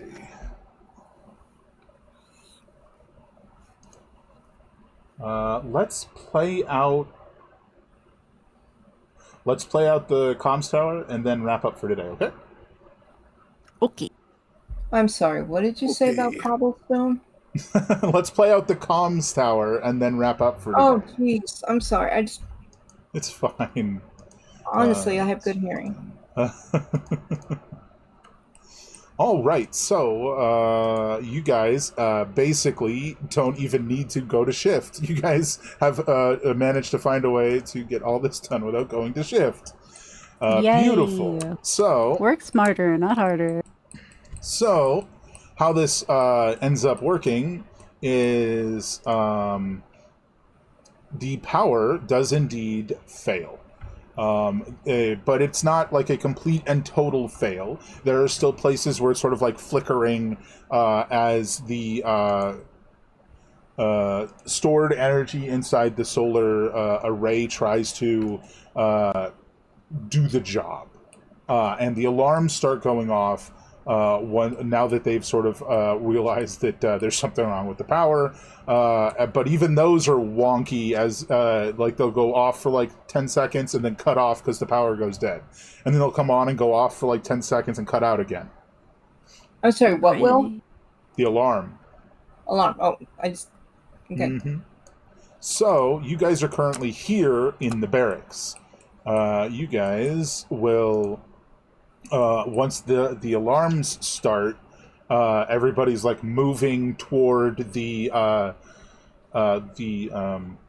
weapons area. It's not even a locker. It's like a cage. It's like a cage. Like, hey, look at our guns, kind of cage. It's questionable, but very AMS if we're being honest.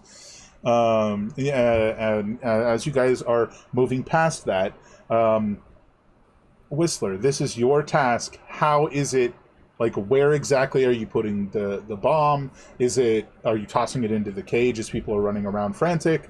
Are you sticking it to the side of the cage? What are you doing?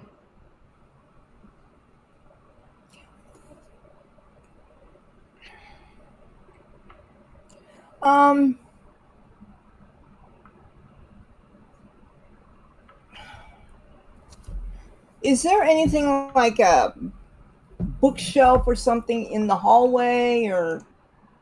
Ooh, okay. In the Because I don't hallway. want to. What? You said in the hallway, right? Yeah, like in the area. I mean, it's right next to one of the dining room tables. So you could like stick something under the table, under a chair, on a chair.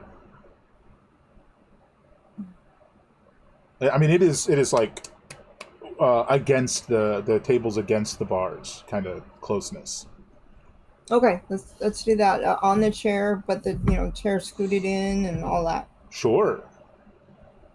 Absolutely. Okay. Given your choice there and the franticness of the situation, roll me demolition's dexterity.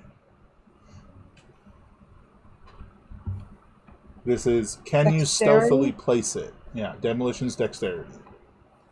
At advantage, and the DC is very low because they're frantically searching the area. Not searching, leaving the area is what I meant. Right. They're, passing it, they're not looking for something. Oh, you said that, but I didn't do it. Yeah, go for it. If you want to do it again, just do it again. It'll... Mm-hmm.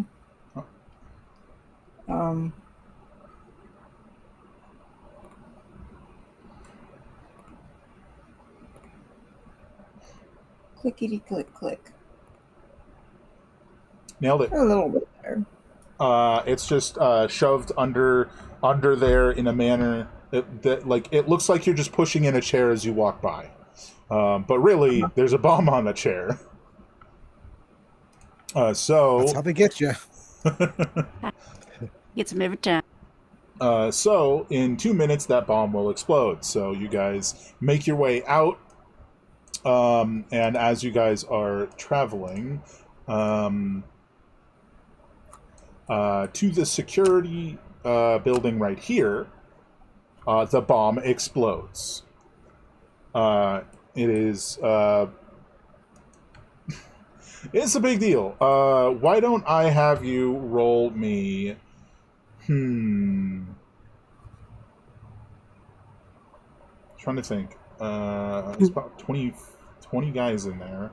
Why don't you roll me 10d6? Me? Yeah. Right. You're acting as the bomb and the debris falling on them. Okay. No, I hit 20 instead of 10. I mean, Wishful thinking. Yeah, I'm just off by one. All right, and yeah. Yep. Okay. You guys aren't going to know the level of damage caused, but you do know that a large portion of that building is now collapsed, and a couple people are probably dead. From there, we get to go here.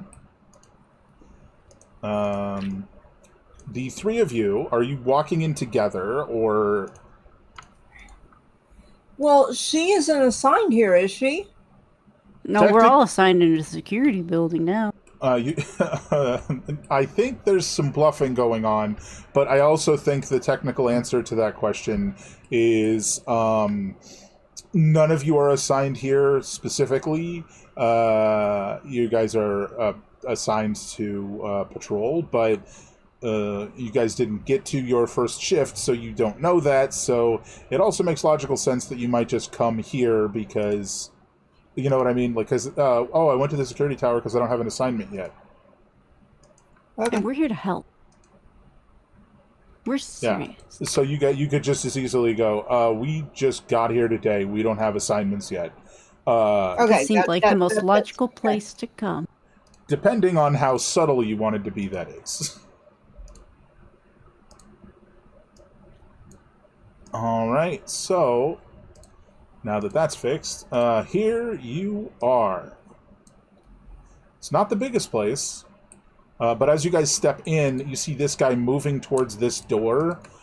He seems to be, in a hurry, like in a huff, and then he pauses and looks to you guys and goes,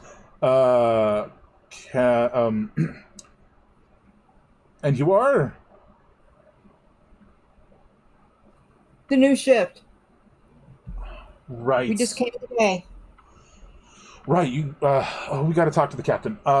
He swings open the door, and like the lights are dimming and brightening and dimming and brightening again and again, as you guys sort of move in.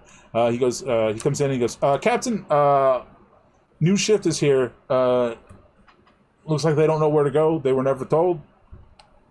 And you just hear this. Damn it! One thing at a time.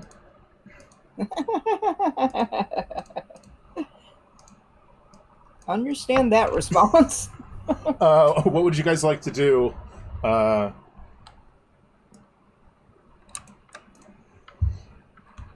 It looks and sounds like there's only 2 people in here, if that helps. Well, I mean, like, I'm of two minds about it. One, violence, and 2, ultra violence. I'm hoping. Remember, like, I'm very anti these guys, so I'm hoping somebody has a better plan, because I'm willing to go nuclear on these guys. Also, my groceries just arrived. I'll be just a couple of minutes. Consider a plan. I'll be right back. All right, everyone, consider. Apparently, the map is I've lost slightly vision. off. I don't know what's going on today. But consider while I fix things.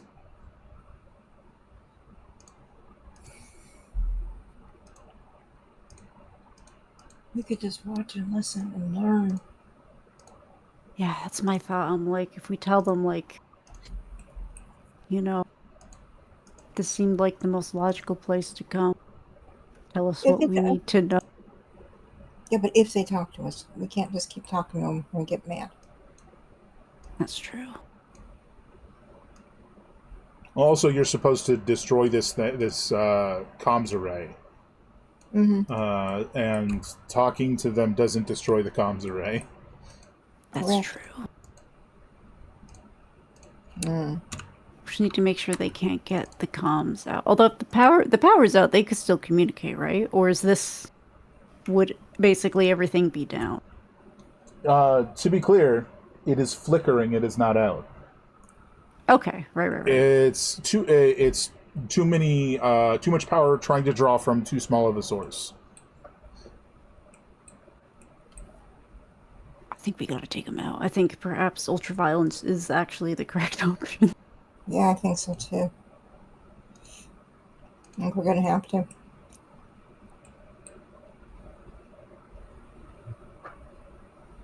Yep.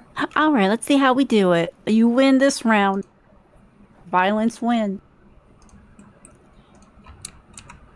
Also, I still I just kind of see. put my arm like around you and pull you kind of over to the side and go, you just throw a grenade in there. Well, I'll remind you that your bombs are all time bombs, so you'd have to make a check if you wanted to do not time bomb stuff. Oh. It's not impossible, but you would have to make a successful check for that to work. Everybody should be able to see now. I had to refresh. No, it's nice and black. Try Although refreshing. the captain has disappeared.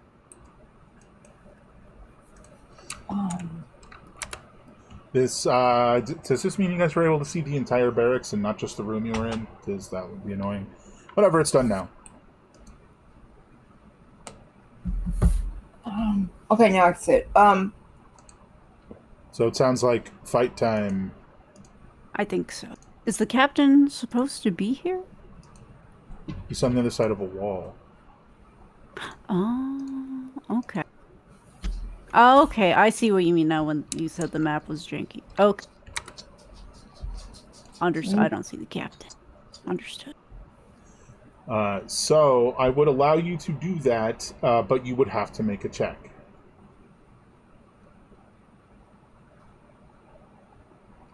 Do what? Throw a bomb in there like it's a grenade? Oh.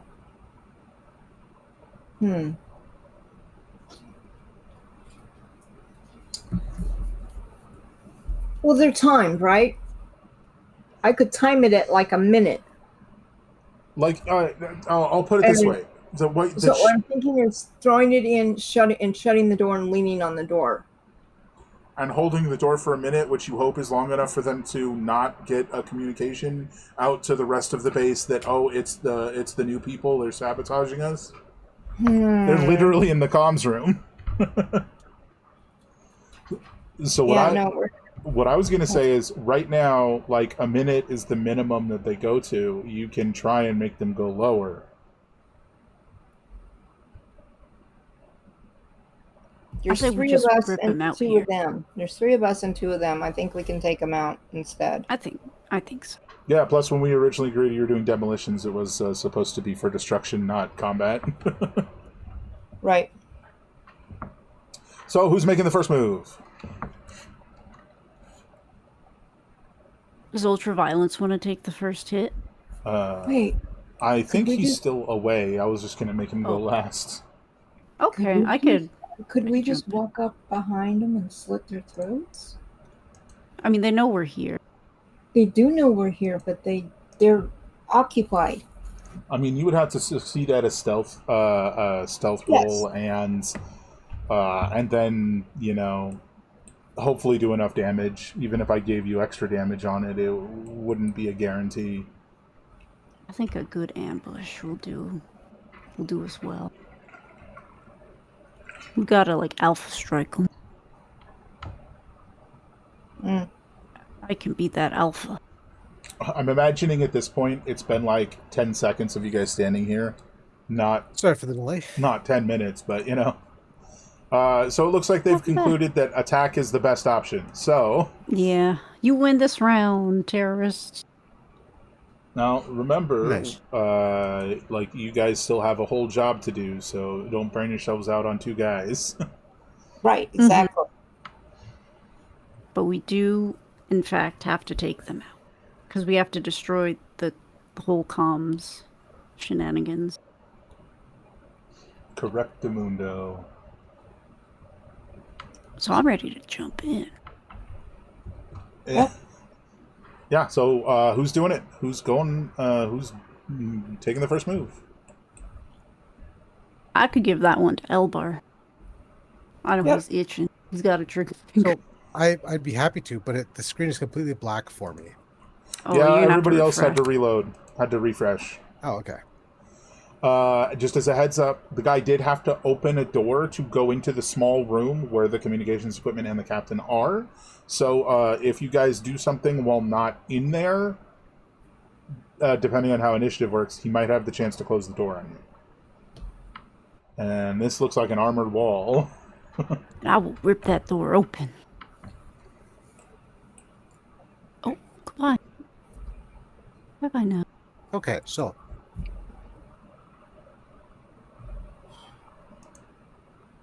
Just reopening my character sheet here. Mm-hmm.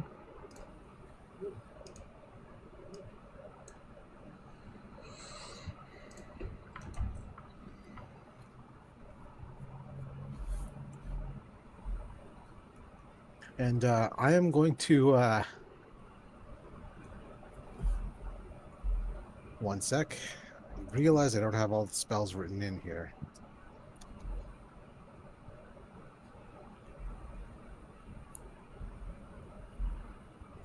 Pardon me.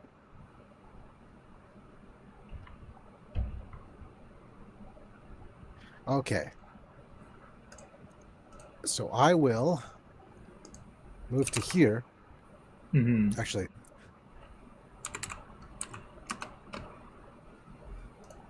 I'm going to move in here and run up this way. Just run over here temporarily and cast fear on these two guards. Interesting. Since he's not really on a square, so the way that this would have to work, if you're doing this, is you and you can do this, but we need the image, okay?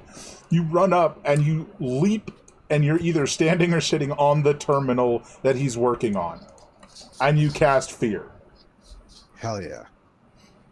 So my save DC is 17.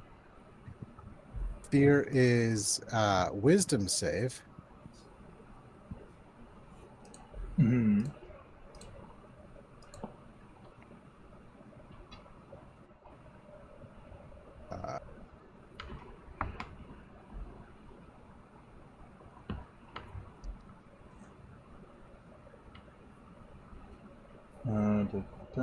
Wisdom save. Okay.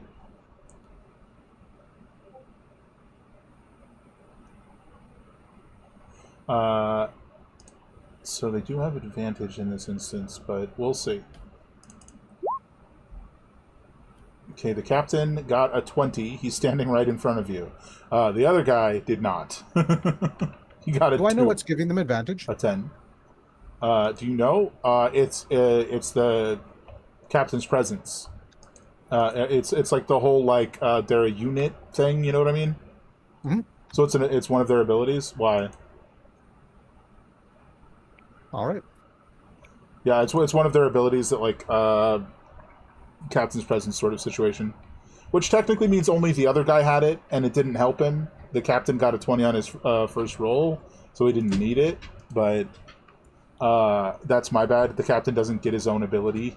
Like it's benefiting others, not him. Mm-hmm. But he still got a 20. Sorry, but the other guy failed. All right. So I will remain here. Mm-hmm. So the other guy's scared. Captain's not, but I'm in front of the door, so should help a little bit. Yeah, I imagine how this scenario like happened. You like started to move in, and this guy was like, "You can just wait out there until we figure out what to where to assign you." And then you just bolted, leapt on the console, cast Fear, and then walked back over here in the course of like 3 seconds. Roll initiative, cool. folks. I'm the coolest person in the world. Yeah. He got a 23, but he's just, afraid.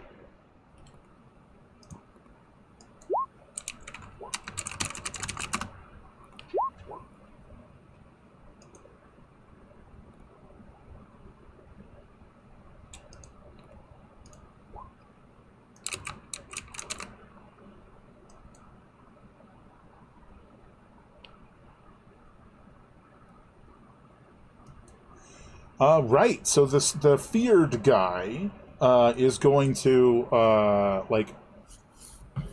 run this way. So he's, around the corner. So you have partial cover, and he has disadvantage. But he's going to fire at the source of his fear. He's sober. Bam. 15 to hit you. Elbar. He actually must take the dash action. Oh, right, because it's not just fear, it's specifically that. The fear spell, yeah. Got it. My mistake. It's not a fear effect. Can't move towards me, so he won't be able to use the door. So let's be real funny about this. He does exactly what he did. He's running, shooting behind him. Ah! And he's in the corner. Aww. Yeah, so that happens. My mistake. Fair enough. Next is Elbar. And I will. Also, sorry, I was chewing. I am going to booming blade him when he moves away from me, because dash is not disengage. So Warcaster should kick in when he moved away from me from here, right? Got it. Yeah. So that's 33 plus 11 when he moves. 22 plus 11 when he moves. Yeah.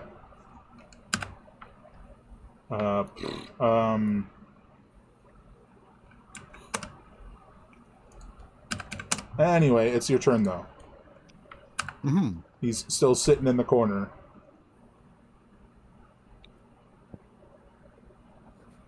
And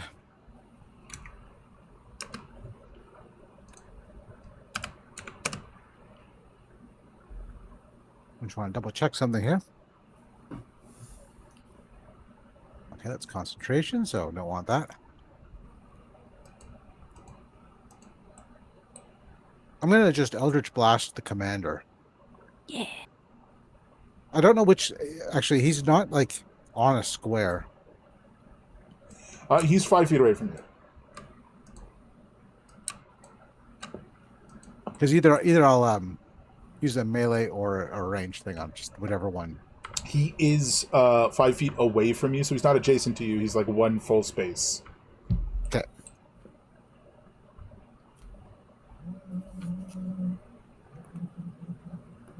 I didn't give myself a shortcut for Eldritch Blast. That is weird. Oh, do you have it? I do. But I will Thorn Whip instead. Sure. If a 14 hits, I don't think it would, but That'll miss. and I'll stay put. Oh, his HP is wrong anyways. Actually, I won't stay put. I'll go like this. Just to keep him in view there. All right, that is it for you. Kniv. The moment he got the go-ahead, Elbar started the commotion. Excellent. Bonus action, plasma. Boom, boom.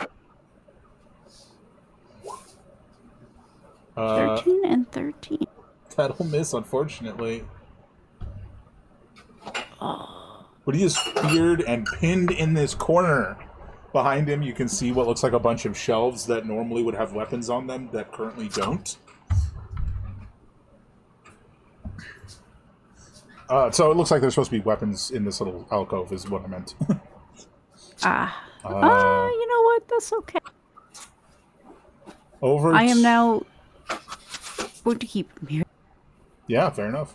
Over to the Whistler. Whistler. What you doing, Whistler? Moving up for one.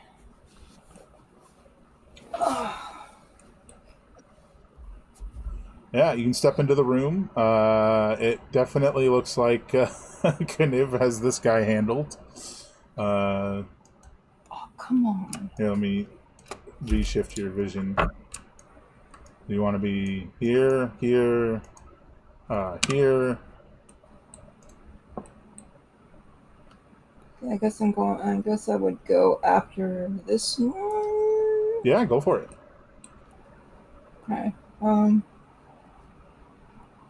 You know, just the normal kaboom.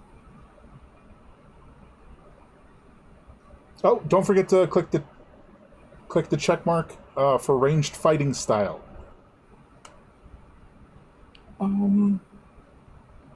Okay. Yes, it should work if you click it now, since it's a damage thing. That is a hit. Okay.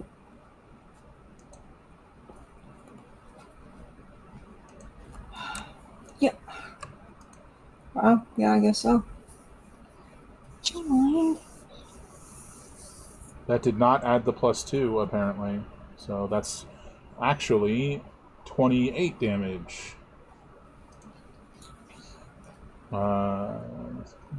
Check.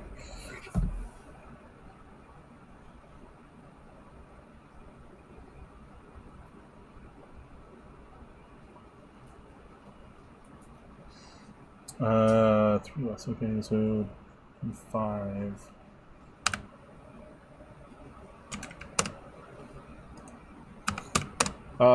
You want to do your second shot? Sure. If it's necessary, absolutely. Yeah, he's still standing. I mean, he's a captain. A little tougher.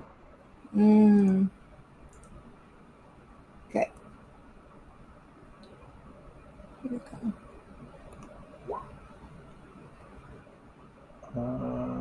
is that to attack? Because I thought it was to damage. I'm confused. That hits.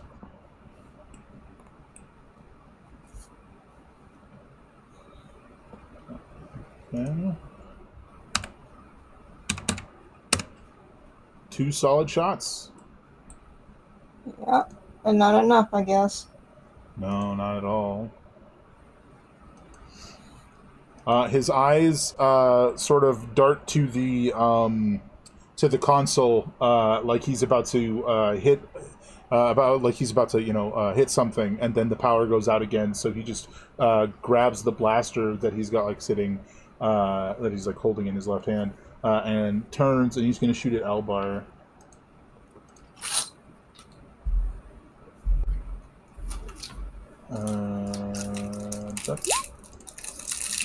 Well, so a 26, I think, hits you, Elbar. You know what? I'm not a mathematician, but those numbers seem to add up to me.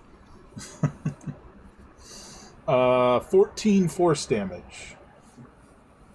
Oh, and does that half to the thing? And then half to my HP? Oh, that's actually one higher. So because it's ranged and it's not lightning, it goes directly to your shields. So it's actually 15 force, not 14. Sorry. Second attack, does a 17 hit you? 17 is right on the nose. That hits. One moment though. Oh, I didn't take shield. With only 2 spell slots, I was like, I'm not going to be one of those warlocks that takes shield. I know better. I know better. So that'll hit. 10 more force. Right. Yeah, don't forget the damage reduction though, for both of them. Yeah. I don't know what your damage reduction is off the top of my head, but it exists. It's the same as motherships. Oh yeah, That's what I remember. So 6. So the 15 would have actually only been 9, and then the 10 would have been 4. Both to the shields. So 13 instead of 15 in total. That is his turn. This guy is going to scramble with his baton, and he's going to flick a switch that activates the stun wave, which is a 30-foot cone, which is going to hit all 3 of you. It is a Constitution save.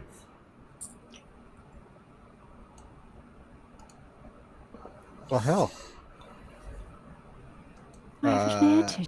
No, I don't. I'm not maintaining concentration. No. Blow me down. All right. So fails, success. Dave? It's weird. I thought I rolled. Constitution. Not sure if a 16 is a fail or a success. But, success. Nice. If you succeeded, you take half damage. If you failed, you take full damage. That is lightning damage. So after reduction, it's 50-50 to your health and your shields. Mothership, unfortunately, you are incapacitated because you failed to save by more than 5. Dave, you need to give me a concentration check. I believe, right? On fear? Yes, and I have advantage because of Warcaster. You succeed. Ooh. My fellow warcaster. Nerd. And then it is Elvar's turn.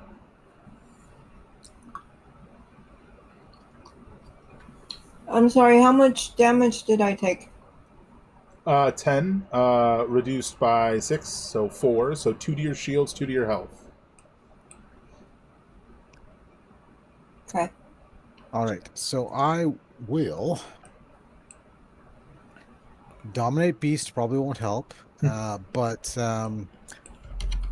contact other plane. Let's see. Don't How forget what I about- said before the fight. Actually, you might not have been here for it, so I will repeat it again. You guys still have to do a job after this, so don't burn yourselves out on 2 guys. Oh yeah, I have used one of my 2 spell slots, so I'm just deciding if I use.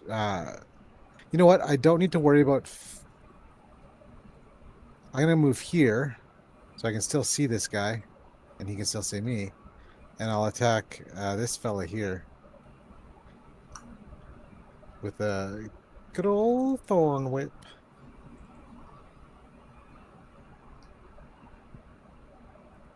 Oh, that should not be an advantage. Does a 14 hit? I think No, it it does missed, right? not. Okay. Well, that's my turn. Kniv. Well, I guess I'll hit him again. Or at least try. Hit 25. and miss. Numbers. Ooh, okay, that's 39 damage. 36. Well, you killed a frightened man. Yay. Down Just he how I goes. like them. Dead? Yeah. Alright. Hello.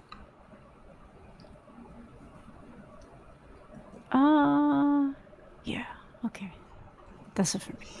Alright, Whistler, unfortunately you are incapacitated, which means you cannot take any of your actions or anything. Yeah, so... Because it was a stun wave, so you're stunned without the stunned. Right. No actions or reactions. You can technically move, but I don't know that you want to do that. No, I'm not really.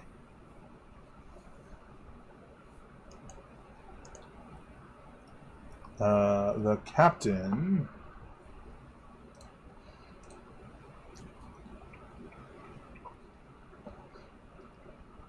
is going to... I think he's just gonna open fire on Elbar again. I'll pretend to be offended, but I'm actually okay with it. And I think miss. Oh, you're all picking on me. I've got hit Elbar. points. Well, now that I don't have to worry about maintaining line of sight to that guy, I'm gonna come closer and actually we can do something about this guy.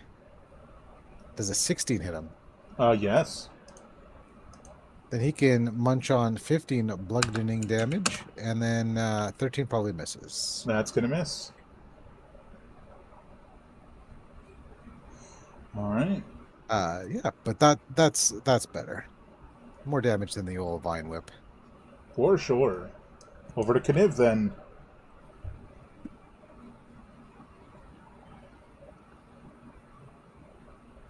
Oh, is this on the console? Yeah. You know I what? That's mean, fine. just like, you know, against the console, leaning over, smacking the guy. I'd say nothing personnel kit, but it really is. Miss hit. I mean, with the roof situation, I imagine you have to hit him with the butt. Uh-huh. Just the butt of the sword. But 28. Okay. Damage. That it for you? Yeah. Whistler, you can do things again.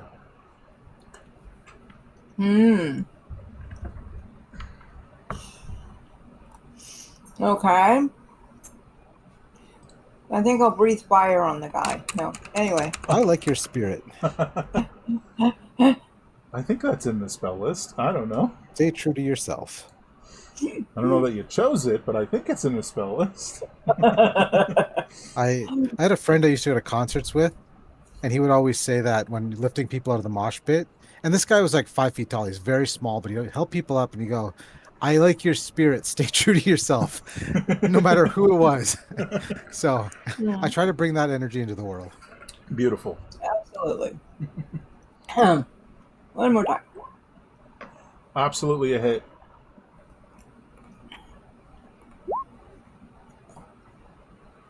All right, that'll be after damage reduction 24, and he drops. Now, as the last one drops, you guys have to make a decision. Do you want to destroy this quickly or precisely? Precisely. You know what? I think precisely is probably our best bet. I really will, in character, lean towards just blowing shit up. But I also will defer to the intelligence and verve of my cohort. Let me think. Why don't we do it this way? I will give you guys your choice of intelligence or strength. And which you choose is going to determine the DC here. I want a quick check on the captain. Whether he has like an ID or a radio or anything on him that we could grab to take with us. Yeah, I mean, if you want to cut out another implant that gives him access to the oh shit, what's the word? Different areas. To the different areas, you can. I feel like you would know enough about breaking into facilities and destroying things. You would know enough that you could just yank out the implant. The biggest issue with that sort of thing is they only last for oh so long, which I didn't mention when Mango did it. My bad. And if you do it too hastily, it can damage them. But we're not going to worry about that. So you guys now have 2 higher restricted access implants. That was the word I was looking for. Access to restricted areas was the phrase. But anyway, so choose whichever one you guys want to do to precisely destroy this. Strength or intelligence? Probably. Which do we have? And think about it. Think about it less like I'm, using my strength to for precision, and more I'm using my strength to pull out the stuff that's clearly important. You mean like all the wires? Sure. But it's up to you guys. You guys can just point to the person with the highest of these attributes. I just realized it's Mango for both of them. Yay. So, Mango, what are you doing? I'm educated. Let's see. My strength is better. So how I envision this is you're sort of just like you see like the like central like sort of wiring, like coupling that has like a whole bunch of woven wires that goes up to the actual tower itself, right? And you grab that and you're pulling it and trying to with precision and strength shut it down. Yeah. So give me a roll. Is it just straight up strength? Athletics will work as well. Oh. 28. Oh, it is done. You yank that thing, and there's like sparking wires everywhere. And as the lights brighten and dim as the power continues to fluctuate, you have disabled the communications tower. But it's been about 5 minutes. You know you're low on time to get to Ensil himself before he flees. So, next time, we will see you trying to get to Ensil and finish the job, hopefully moderately stealthily, so you don't have to fight the whole army. Yay. But come next time, we will be starting as you guys walk out of the security building. Yep. which I will, ironically, is that the right word? Interestingly, let me get you guys back to the big map. Hold on. Right here. If you zoom all the way in, this is the building you're going to be leaving. And if you follow this path to the south, from where you're standing, you can see this ladder right here that leads to what looks like Ensil's balcony. Isn't that lucky? Oh, that's so perfect. Almost like it's meant to be his emergency escape route, straight to the security room for safety. Smexy.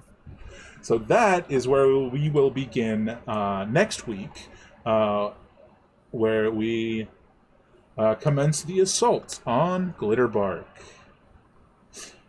So that is it for us.